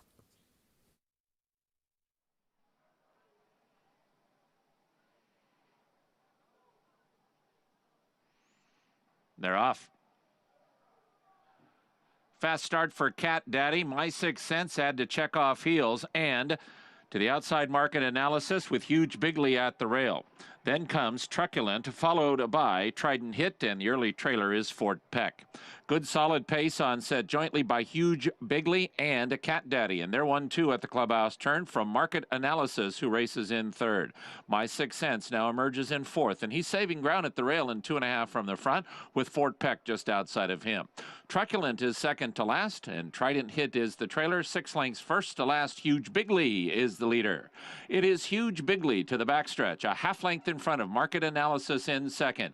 Cat Daddy has dropped back, and he's about to be passed by 2 horses in pink silks, with My 6 Cents at the rail and Fort Peck to the outside. Then it's 2.5 lengths back to Trident Hit.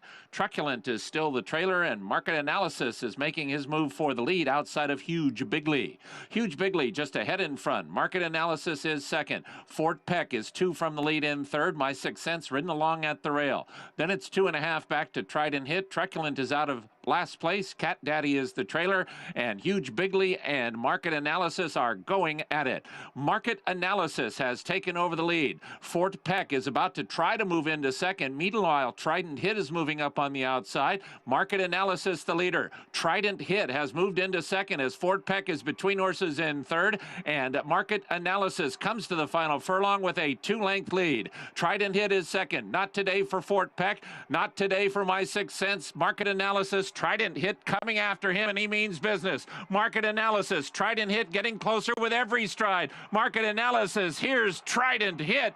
4 wins Cabrera.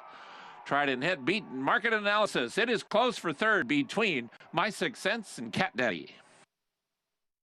Makes you think a little bit just how tough would Warrior Charge have been in here. I think he might have been tough to beat in here. You know, give a lot of credit to Market Analysis. He didn't clear the lead today like he did last time. My Sixth Sense had trouble to start and didn't get position, but David Cabrera doing everything right today. It looked like he was hanging a bit, but he found that late surge in the last 16th and blew on by. And Trident Hit gets the job done. I have to check. Does our man Jonathan have him in the pick 5? He wins by about a length in the end, Oh, by yeah. the way. 4th win for Cabrera. Told he did not, That's too JK, bad. have this one, unfortunately. That's it. He's done. We're not even speaking to him the rest of the day. Trident Hit, 5-year-old son of Tisnow. He was beat more than 10 lengths to Warriors Charge last start. Didn't have to deal with him today, and he takes advantage. He just got a he got the right trip, but he ran today. And these 2 horses, by the way, they were way ahead of the others. Schuylerville winner, opening day last year at Saratoga. Pretty Birdie back in action for the first time as a 3-year-old. For Norm Cassidy, it was his first graded stakes win in New York. We'll have his story next. Harris Farms, proudly standing Smiling Tiger, a triple grade 1 winner, defeating Breeders' Cup champions Dancing in Silks and Amazombie, a leading California sire with over $9.7 million in progeny earnings, with 94 winners in 2021 and graded stakes superstars like Spice Perfection. Spice Perfection wins the Grade 1 La Brea. And Tiger Dad. Smiling Tiger, a leading California sire, standing at Harris Farms. It pays to be Cal bred. No sport in the world brings the wins home like racing. It's one-of-a-kind, high-speed, high-stakes action, and Naira Bets takes you there. Place your bets and watch the races live from anywhere. With Naira Bets, make easy, secure deposits and promotions every day to earn reward points or cash. Download the Naira Bets app or visit nairabets.com.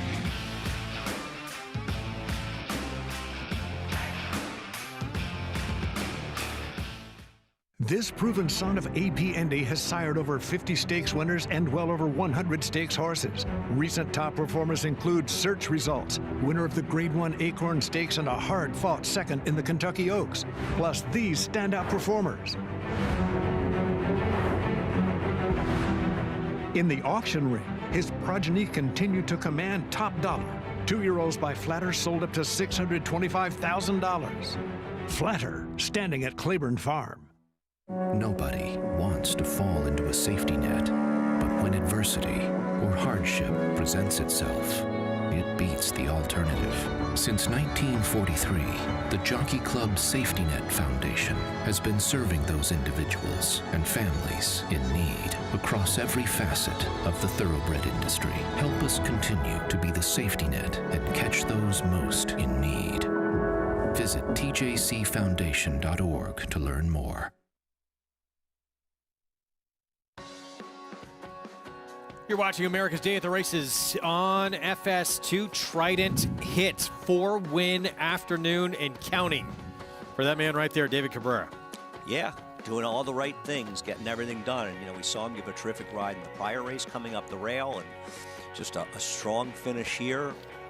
And what can you say? He's a good rider. This is not the first time we've seen him riding well, and a nice win. And congrats to the connections of Trident Hit, who gets it done for Ron McClett. He's going to be on Pretty Birdie looking for number 5 this afternoon in our feature coming up next. That's the Dixie Bell.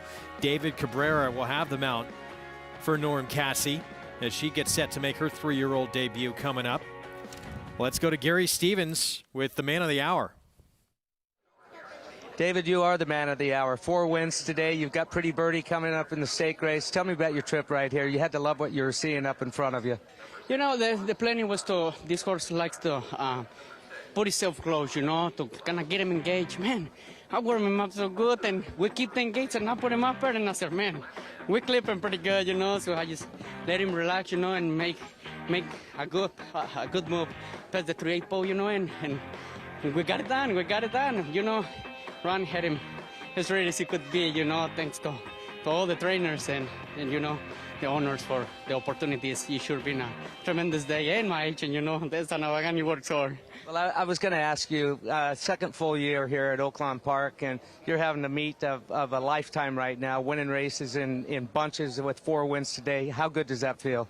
It feels pretty good, It's just a great feeling, Really, as a rider, you being there, it's a great feeling. It's a great feeling. Horses are responding for us, and I mean, we're alive on all the races, I mean, we got there, we win for, but we had the horses to do it. A lot of speed in the Dixie Bell coming up. You're on Pretty Birdie. Any plans pre-race? You know what? We just play it by ear, right? Congratulations. Go get it done. Have fun. Thank you. Appreciate it. Thank you, guys.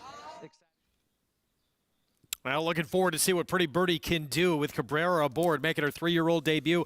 4 win days, they can do a lot to move you up in the standings. I mean, he's not far off Ricardo Santana Jr. at this meet. He has a right to be excited. He seemed excited. It was nice to hear, and he's riding well. And you get that confidence in anything you're doing, and you see a rider who's riding as well as he is, getting confident. You make the right move, so we'll hope he does it here for Norm Cassie. In what is really a fascinating race. Yeah. All this speed, signed up, very little sense. Wicked Halo, Happy Soul, Pretty Birdie, they all want to go to the front. No, I mean, that's the thing with these horses. Wicked Halo is quick, so is Pretty Birdie. Obviously, they went wrong last time. So we got a parlay here. It's around $60, let's say, for 50 cents. Don't know what they're paying, but good luck. Fair lot. So the final leg of this sequence in this cross-country pick 5, it is the Dixie Bell here. A lot of 2s. 6 furlongs for 3-year-old fillies. Oh, my gosh. And 2 right to 5? Now, Happy Soul is getting hammered on the board for Wesley Ward. Those last 2 wins by more than 22 lengths combined, but as you and I had both mentioned, look, she basically beat a field of maidens in that stakes race at Astoria. Yeah, this is ridiculous. Happy Soul is a, Wicked Halo, I'm sorry, is a very nice horse. I don't get this at all. I'll probably look dumb, but I don't get this at all. Meanwhile, Pretty Birdie, Schuylerville winner, opening day Saratoga last summer for Norm Cassie, 5-1 on the board. One might think with a recently inducted Hall of Fame father following in his footsteps after growing up in the sport would be a natural career path. But for Norm Cassie, that was not the case at all.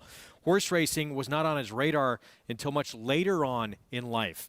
He talks about the horse who changed it all for him and that difficult decision to tell Dad what he finally knew that he wanted to do.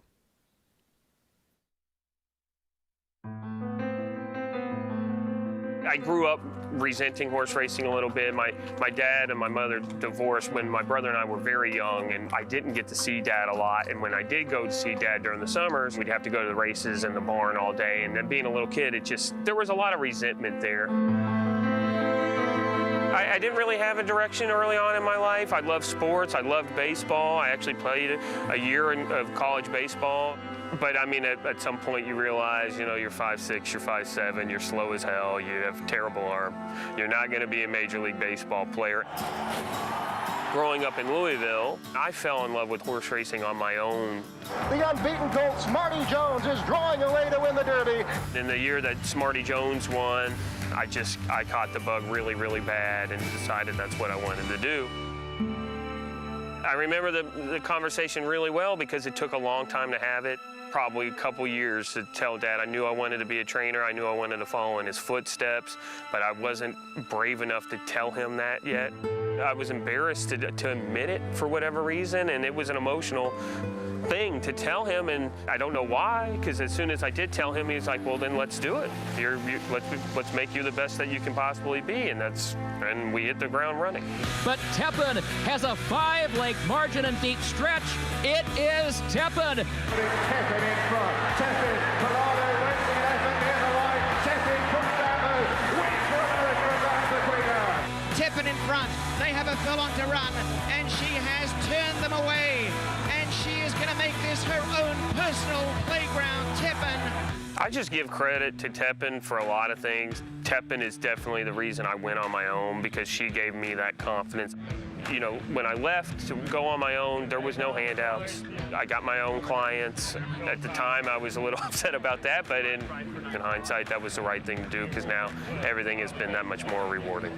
Hard Legacy still going strong. Hard Legacy goes coast to coast. To win my first graded stake at Churchill Downs.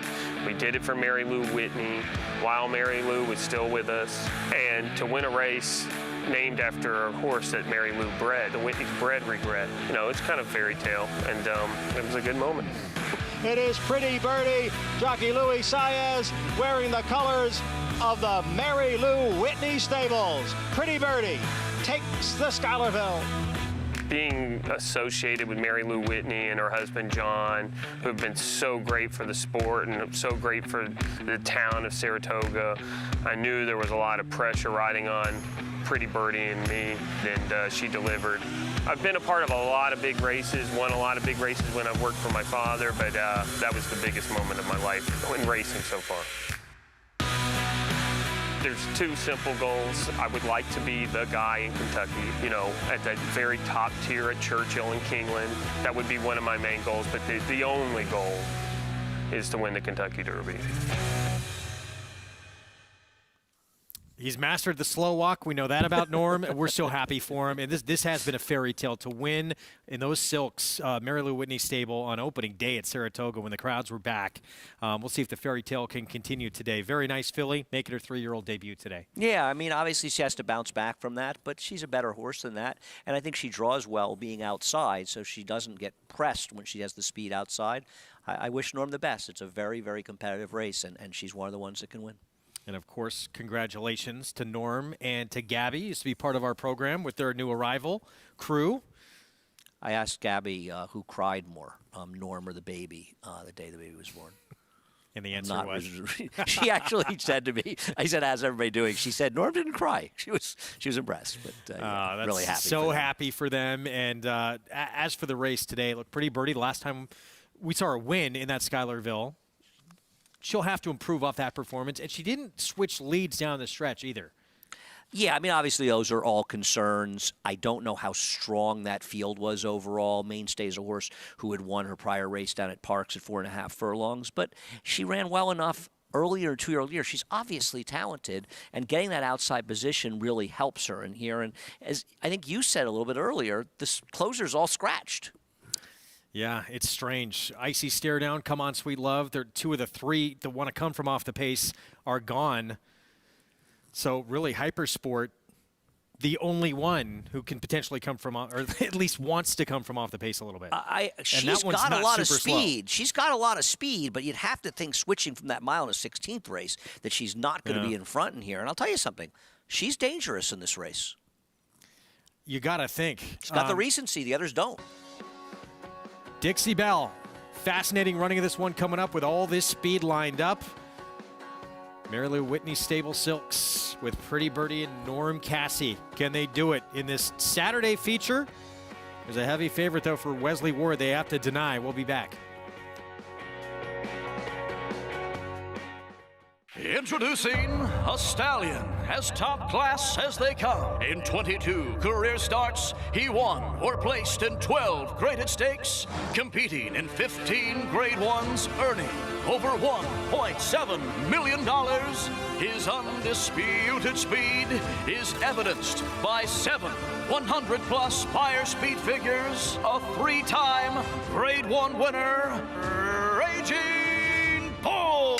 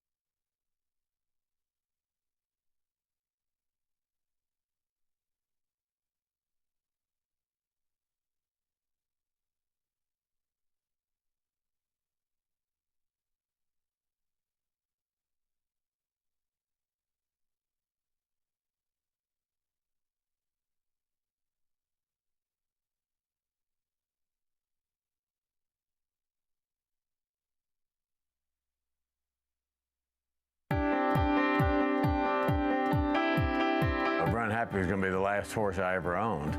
And I was getting out of the business. I had so many disappointments and heartbreaks and lost so much money at it.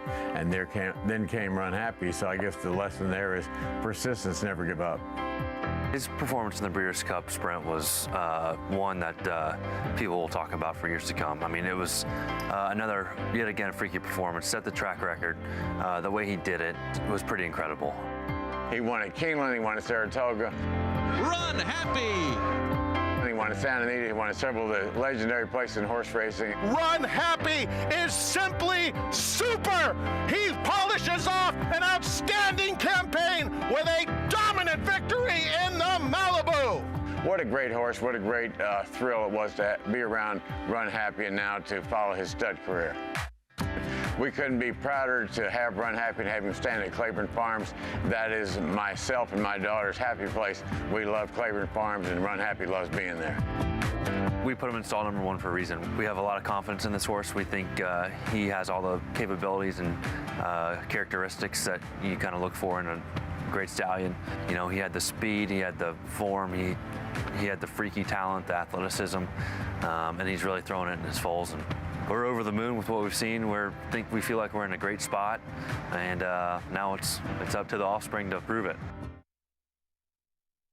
We're going to see 2 of the better Run Happies running later this afternoon. One of them on this program coming up in Happy Soul, who put together back-to-back wins by more than 22 lengths combined.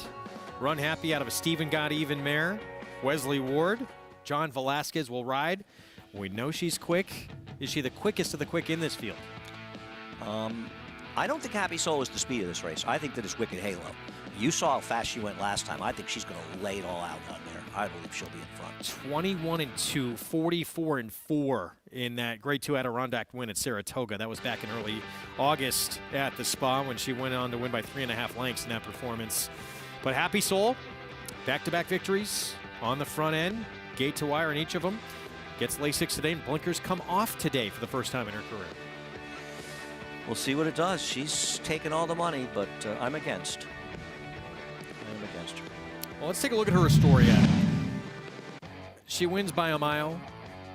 We talked about the competition behind her, not the strongest. In fact, the 3rd place finisher took her 10th start of her career and having to go on turf in a maiden claimer to get her first win. Yeah, I mean, neither one of us are knocking her. I mean, obviously she wins fairly easily, and she ran big figures, running 81 buyers at that point. They're higher figures at that point than either of the other 2 stake-winning 2-year-olds.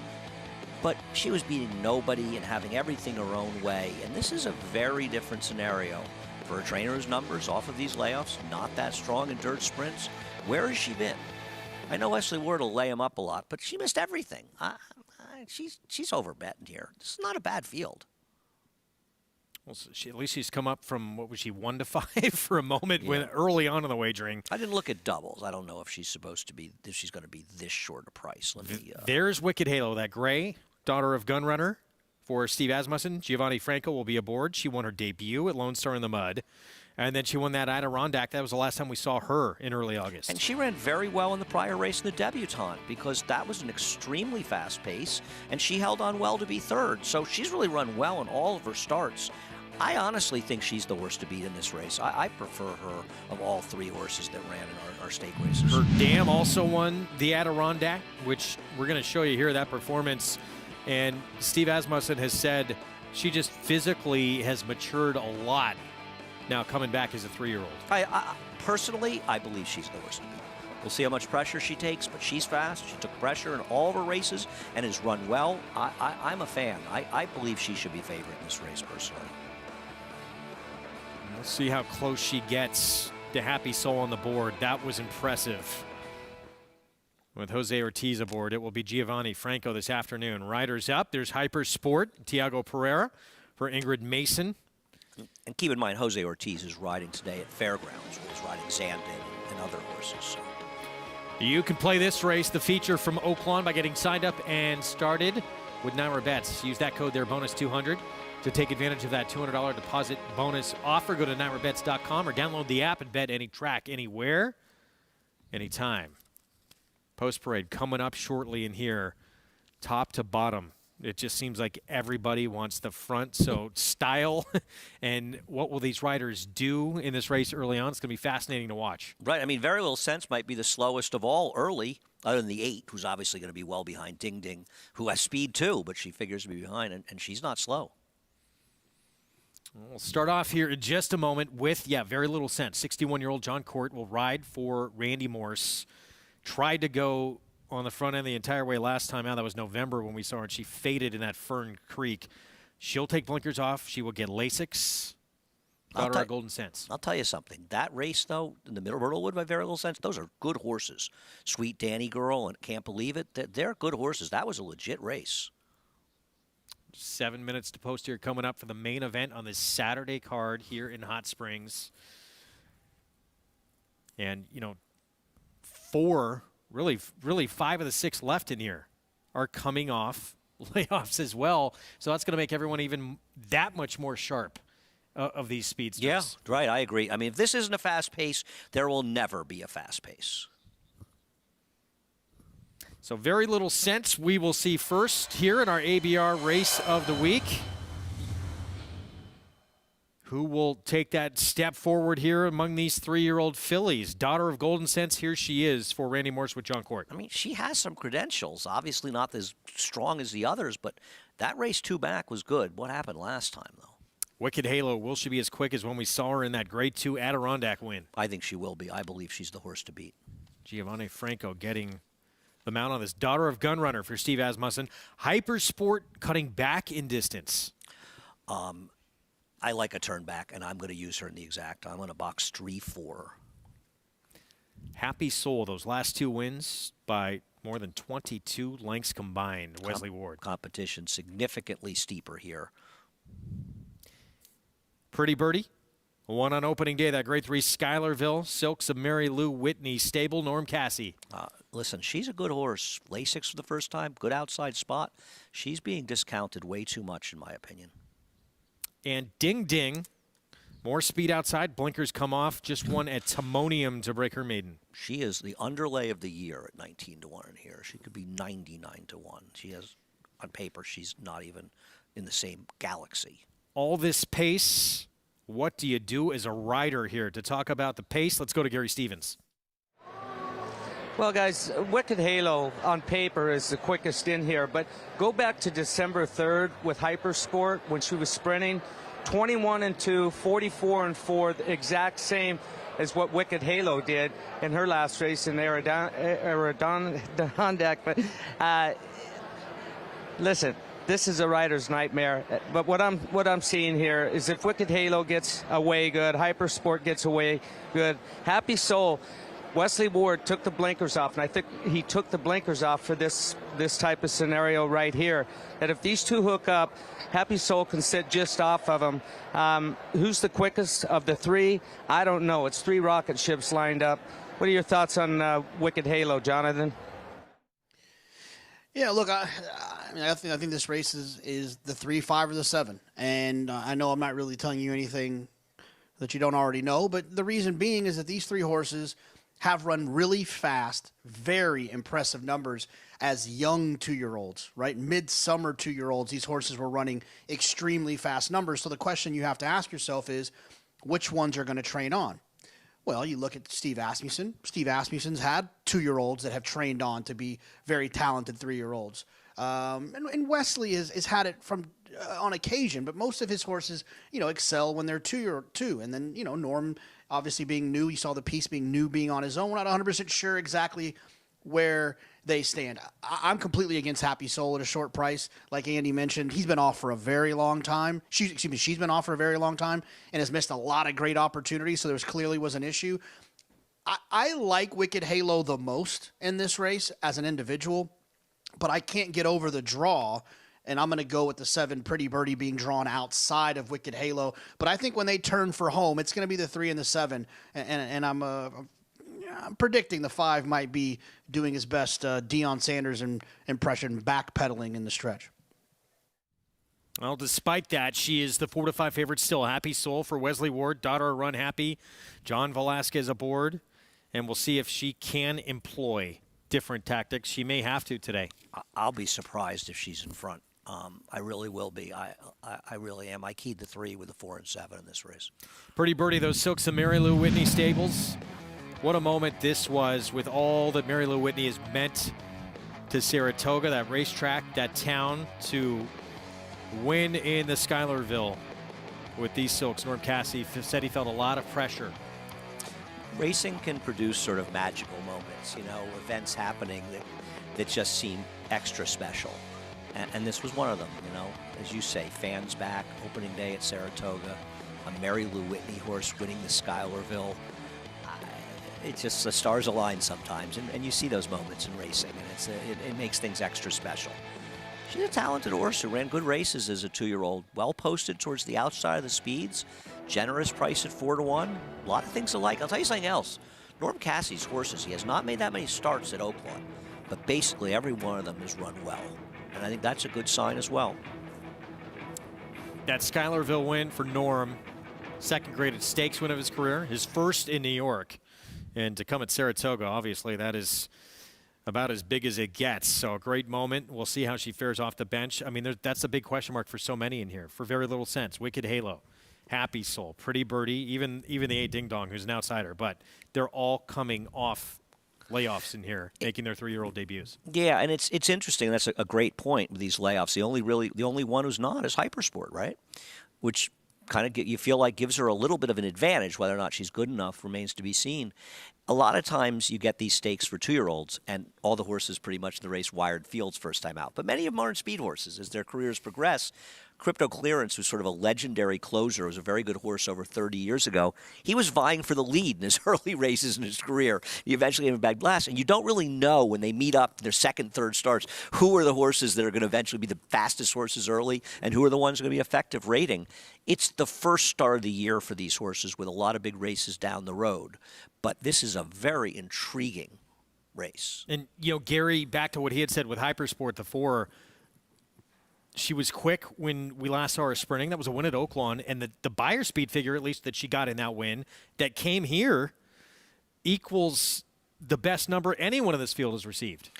No, she's 7-1. I'll be honest with you. I think she's the value on the board, and I think you have to give her some credit for the recency. I understand the other horses are sexier, right? They've run in stakes, et cetera, et cetera. They have more high-profile connections, but 7-1 is a very generous price on her. I'm going to have to bet a couple dollars to win, Greg. Meanwhile, there's the Adirondack winner, Wicked Halo, Grade 2 winner the last time that we saw her, and she easily handled, among others, Saucy Lady T, who would come back and actually run third in the spin-away behind Echo Zulu. So I would certainly say that field a little bit tougher than what Happy Soul beat. Absolutely. I mean, that was a very solid race, the Adirondack, and she really showed a lot there. You'll see a fast early fraction in the 6.5 furlong race at Saratoga. It can be a little deceptive, but still, even if you account it's a long run-up, 22 flat, even if you say that, that's moving. She took pressure, and she was game.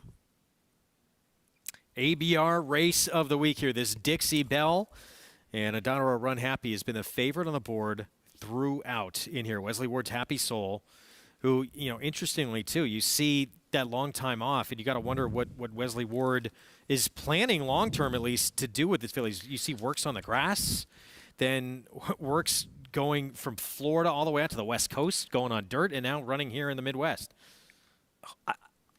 I could never guess what Wesley's thinking.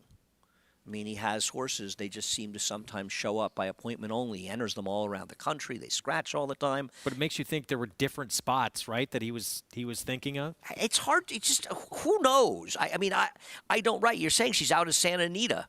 When I saw her enter in this race, I thought there was a good chance she'd scratch. She scratches a lot. You might look at the field and say, wow, it came up super competitive. It's obviously a sign that he's confident, but she's no even money shot in this field. You bring up a good point. It's very bizarre that two of the closers scratch in here. When a race comes up with all this kind of speed, that none of the speeds decided to scratch, they're all staying in here. Credit to all the connections. I agree. Listen, they have to get started somewhere. And obviously you always want to win. But more importantly, you want to run well. You want to set things up for the year. And I understand that Wicked Halo is under the gun as the inside of the speeds. But she's shown that she can be effective under the gun before, and she's going. Assuming a clean break, she's going. There she is. Winchell Thoroughbred Silks, stepping in, the 3, Wicked Halo, Adirondack winner. Happy Soul, the 5 for Wesley Ward, still the favorite. Pretty Birdie, the Schuylerville winner from last summer at Saratoga for Norm Cassie. All 3 making their 3-year-old debut in our ABR Race of the Week. The Dixie Bell. Let's go to Vic Stauffer. Ding, ding to the outside.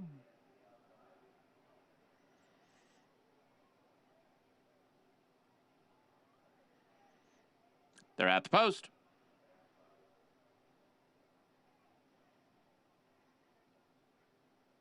They're off. Pretty Birdie, Hypersport, Happy Soul, and Ding Ding all show good speed. Very Little Sense is at the rail, and the early trailer is Wicked Halo. Pretty Birdie is going to make the lead over Ding Ding in second, as Happy Soul will race third, and she's a length from the front-running Pretty Birdie.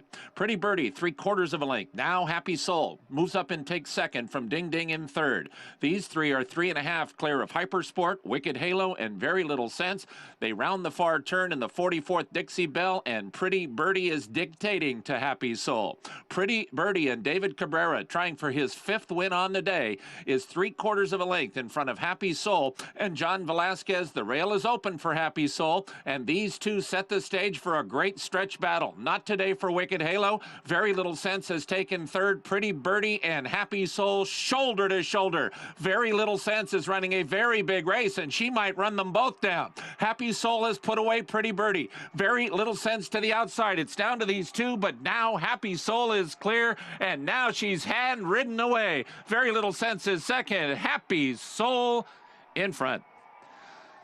The 44th Dixie Bell goes to Happy Soul, 3 lengths over Very Little Sense, maybe Hypersport over Wicked Halo for third. Well, early on, I want to be Pretty Birdie on the lead in this race. In the end, Happy Soul, John Velasquez, Wesley Ward. She's now won 3 in a row. When you're wrong, you're wrong, and I couldn't have been more wrong about this filly. She was absolutely buried this field. I mean, you could tell. I don't know how you could think the 2 was making a run at her. John Velasquez was under a hammer. I mean, he wasn't even barely riding her. She was obviously much the best in this race, and you look at where Pretty Birdie finished. That was a pace that took a toll on them. Wicked Halo, if she's yours, you're hoping it was just one of those first starts of the year, but you have to be concerned that she had absolutely no speed. The 4, she had her share of trouble in that race. And wound up getting up for third in the end, Hypersport. Happy Soul, though, at even money, opened up, I think, what, at 1-5? They were right. In the end, you get even money, and 3 in a row now for the Astoria winner. Adds the Dixie Bell to her resume and beats a pretty good field here in her starting point for her 3-year-old campaign here. Daughter will run happy for Wesley Ward and Gayla Rankin. Yeah, congrats to the connections, and that's a really big win for them. Her first, you can't say the same thing you said about her first couple of starts. She didn't beat nobody in here, and she beat them impressively. It's a nice filly for Wesley. I look forward to her next start this year, which probably will be at least by Saratoga, if not perhaps a little sooner. You never know with Wesley. 110-2, or sorry, 110-2, I should say, for the 6 furlongs here for Happy Soul. You might see her at Belmont. You might see her next week, but no, with Wesley, you just never know when they're going to actually show up, and I hope it's sooner than later because she's obviously very talented. Run Happy Filly, 3 in a row, and now back-to-back stakes at Belmont and now at Oaklawn. It's Happy Soul's day in the ABR Race of the Week. We'll be back. Short timeout. More coming up here on America's Day at the Races on FS2.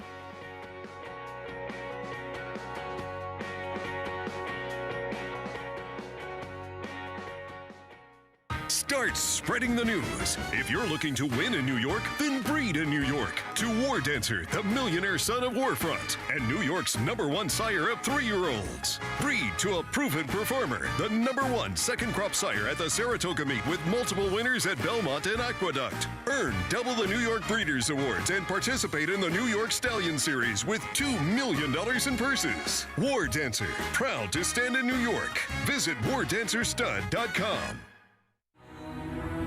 This season at Oaklawn, we've got more of everything. More of the top thoroughbreds in the world. More days of live racing. And the largest purses in our history. All at a completely reimagined Oaklawn. Come be be a part of this historic season at Arkansas's only casino resort. Run Happy, the #1 second crop sire by graded stakes winners and earnings. Run Happy is represented by Smile Happy, the Kentucky Derby individual future pool favorite. A leading dirt sire and now with an exciting Kentucky Derby hopeful. Call Bernie Sams now and book your mare to Eclipse champion Run Happy right now. Run Happy standing in stall 1 at Claiborne Farm. Racetrack Television Network brings you every race, from every track, on every screen, every day. With monthly packages starting as low as $5, RTN gives you great value and access to more live HD streaming and race replays than anyone. Visit RTN.tv today to sign up and watch on almost any device, including Roku and Amazon Fire. Use promo code TRYRTN for a 5-day free trial.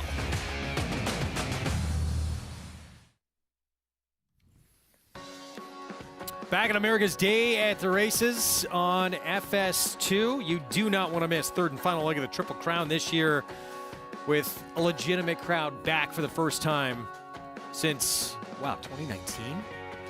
Yeah, I mean, there was nobody there in 20. There were 11,000 last year, and it's been, we've capped the attendance at 50,000, and you might say, oh, that's a lot. It's not. Get your tickets. Don't get shut out. Tickets on sale now for the Belmont Stakes. Go to BelmontStakes.com. Third and final leg of the Triple Crown. Going to be fun this year. Wide open. And who knows, potentially, Triple Crown could be on the line. Saturday, June 11th, the Test of the Champion.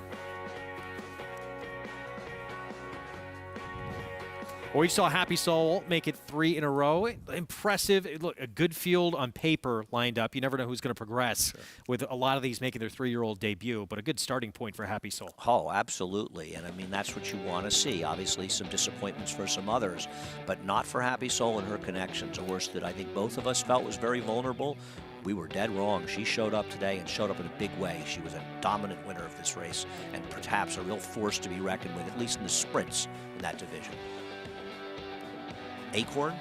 I think Acorn is the first big goal, a flat mile at Belmont, or she's racetrack she's won on. John Velasquez at Oaklawn. You don't see it a lot. Yeah, I mean, I mentioned it earlier. Leo O'Brien's wife passed away. And of course, as John Velasquez's mother-in-law, we sent our condolences to the whole family as well. Keith, who's here, and Leona, Johnny's wife. Leo, lovely person, and of course, I think that's why that's why he had taken off. He had been with the family here. He came to ride those horses, but I believe he's heading back to New York, and condolences no question. And one of the best people in this game, and obviously one of the best riders as well for a long time. You believe she's going to be able to stretch out? Well, you don't know. I mean, I don't know. Listen, I didn't think she was going to win today, so I'm not sure my opinion of this filly is particularly useful. You have to find out. I mean, Wesley Ward will take a look at it. I haven't looked strongly at her pedigree, but, you know, a race like the there's a 7-furlong race on Derby Day for her. Mm-hmm. You're probably looking at races like that, perhaps, in progression, if things go well. I mean, you have to look at the Grade 1s, and she's probably more of a sprint type. Wesley's a trainer whose success has always been with sprinters. So with the Acorn a mile, the Test up at Saratoga, a Grade 1, one of the most important races of the year, and the Prioress, which is a Grade 2 now as well, all on her radar. You look at this race, too, I mean, we know how quick she is. She's maybe even better being in front, but she at least showed another, dimension today. And not just that, rating down the inside is not the easiest thing to do. It's much easier to stalk on the outside. And it's not like we've seen the rail be a big advantage at Oaklawn today or any day. So this was a good start, and this is another runner for Run Happy. I mean, they're talking about Smile Happy later today, and obviously when you're on the Triple Crown Trail, those are the races that get the most attention. But he's already got one in the bag, and Run Happy, I know he started off a little slowly, but not anymore. His horses have really picked up. We're not even talking about Falling Sea, who won our Vosburg and ran very well in the Cigar Mile. Ran huge in the Breeders' Cup Sprint. Things are looking good. Yeah. Cross country pick 5 ends with a pretty big favorite. That was the anchor leg right there with Happy Soul in that Dixie Bell. $611 for the biggest price, 4-1. Yeah, I think the parlay was close to $500 for 50 cents. So you got a little bit of vig. But as you say, you've got a $3.30 horse and a $4 here. Now, I'd have bet against Happy Soul, and I would have lost if I played this, even if I had the other ones. But as you say, one horse at $10.80 was the biggest price. I couldn't have had it, but maybe, hopefully you did. Were you talking to me? No, I know you didn't have it. Thanks for your confidence in Told my me you didn't bet handicap. I did not. You definitely can't have it. President's Day racing. We'll be back on President's Day. Long weekend coming up. And not that long for you. Well, I have tomorrow off, but I'll be back on President's Day. Because, I never miss a President's Day. Very, very quietly, Greg is sort of skirting over the fact that he's abandoned me tomorrow. Sorry, partner. That's okay. You know your friends are. Maddie May on President's Day, and Yo Cuz outside post. Bill Mott making her 3-year-old return to the races off a victory last time that we saw her. She's one of very, very few horses in the Maddie May that didn't ride a gold rail her last start. She was off the rail, she drifted down, but this was a very fair racetrack. This is a crazy race where almost all of the horses that look like they have a chance to win rode the gold rail. Whether they won or they finished second or third, they're all on the rail. So there is something to like about her getting an outside post. The problem with her is she's not that fast, and I think the competition's tougher in here. This is a very tricky race because of so many horses being on the bias, at least in my opinion. What about how she did it? I mean, this race, she was on the front end virtually the entire way. Right, but she's not going to be in the front end in this race. That's the thing. Now, she draws well on the outside, assuming she can rate. But given the other horses and the speed they have, it's very hard to see in the front end. I originally wanted to pick her. I picked a ridiculous horse in this race. Being? The number 2 horse in here. Captain's Daughter? I believe I'm going to leave Captain's Daughter on top. I think I picked Yo Cuz second because these are 2 horses that didn't ride the gold rail, and I feel like that's the way I'm supposed to play it. I even think that Moam, a horse I'm not thrilled with, has a chance. She was sluggish last time. She was wide. The horses that finished second and third that are running back out of that race, they were right on the rail. One of those is Sandy's Garden. Sandy's Garden, wound up second in that Franklin Square. She had broke her maiden first time out at Finger Lakes by 20-plus lengths. This is a funny race, right? Thinking it over, was on the rail and angled off a little bit. The eventual winner's coming up the fence to win this race, and the majority of the running, the first 3 finishers, spent the majority of the race on the rail. But I don't think thinking it over is really good enough, and she was inside a lot. Sandy's Garden, I bet her last time. She had no excuse to lose. The horse that beat her, I believe she is going to try the Busher next weekend against Open, a race we saw. Yeah, a race that we saw search results win last year on her way to a narrow defeat in the Kentucky Oaks. A victory in the Acorn. Yeah. Earlier today, we're about to sign off here. I want to go back because we're running out of time. The sprint we saw earlier today, what do you think now? His performance, and how impressed were you with it? I was impressed. I mean, he had everything his own way, but I still think he ran very well, and he beat a terrific horse in that race, and I think it was a step forward for him because he didn't have that gold rail he had in 2 of his last 3 races, and he seems to really be rounding into form for Rudy Rodriguez, and Rudy will have to decide whether he wants to take on Open Company or stay with New York breds, but he's a promising horse.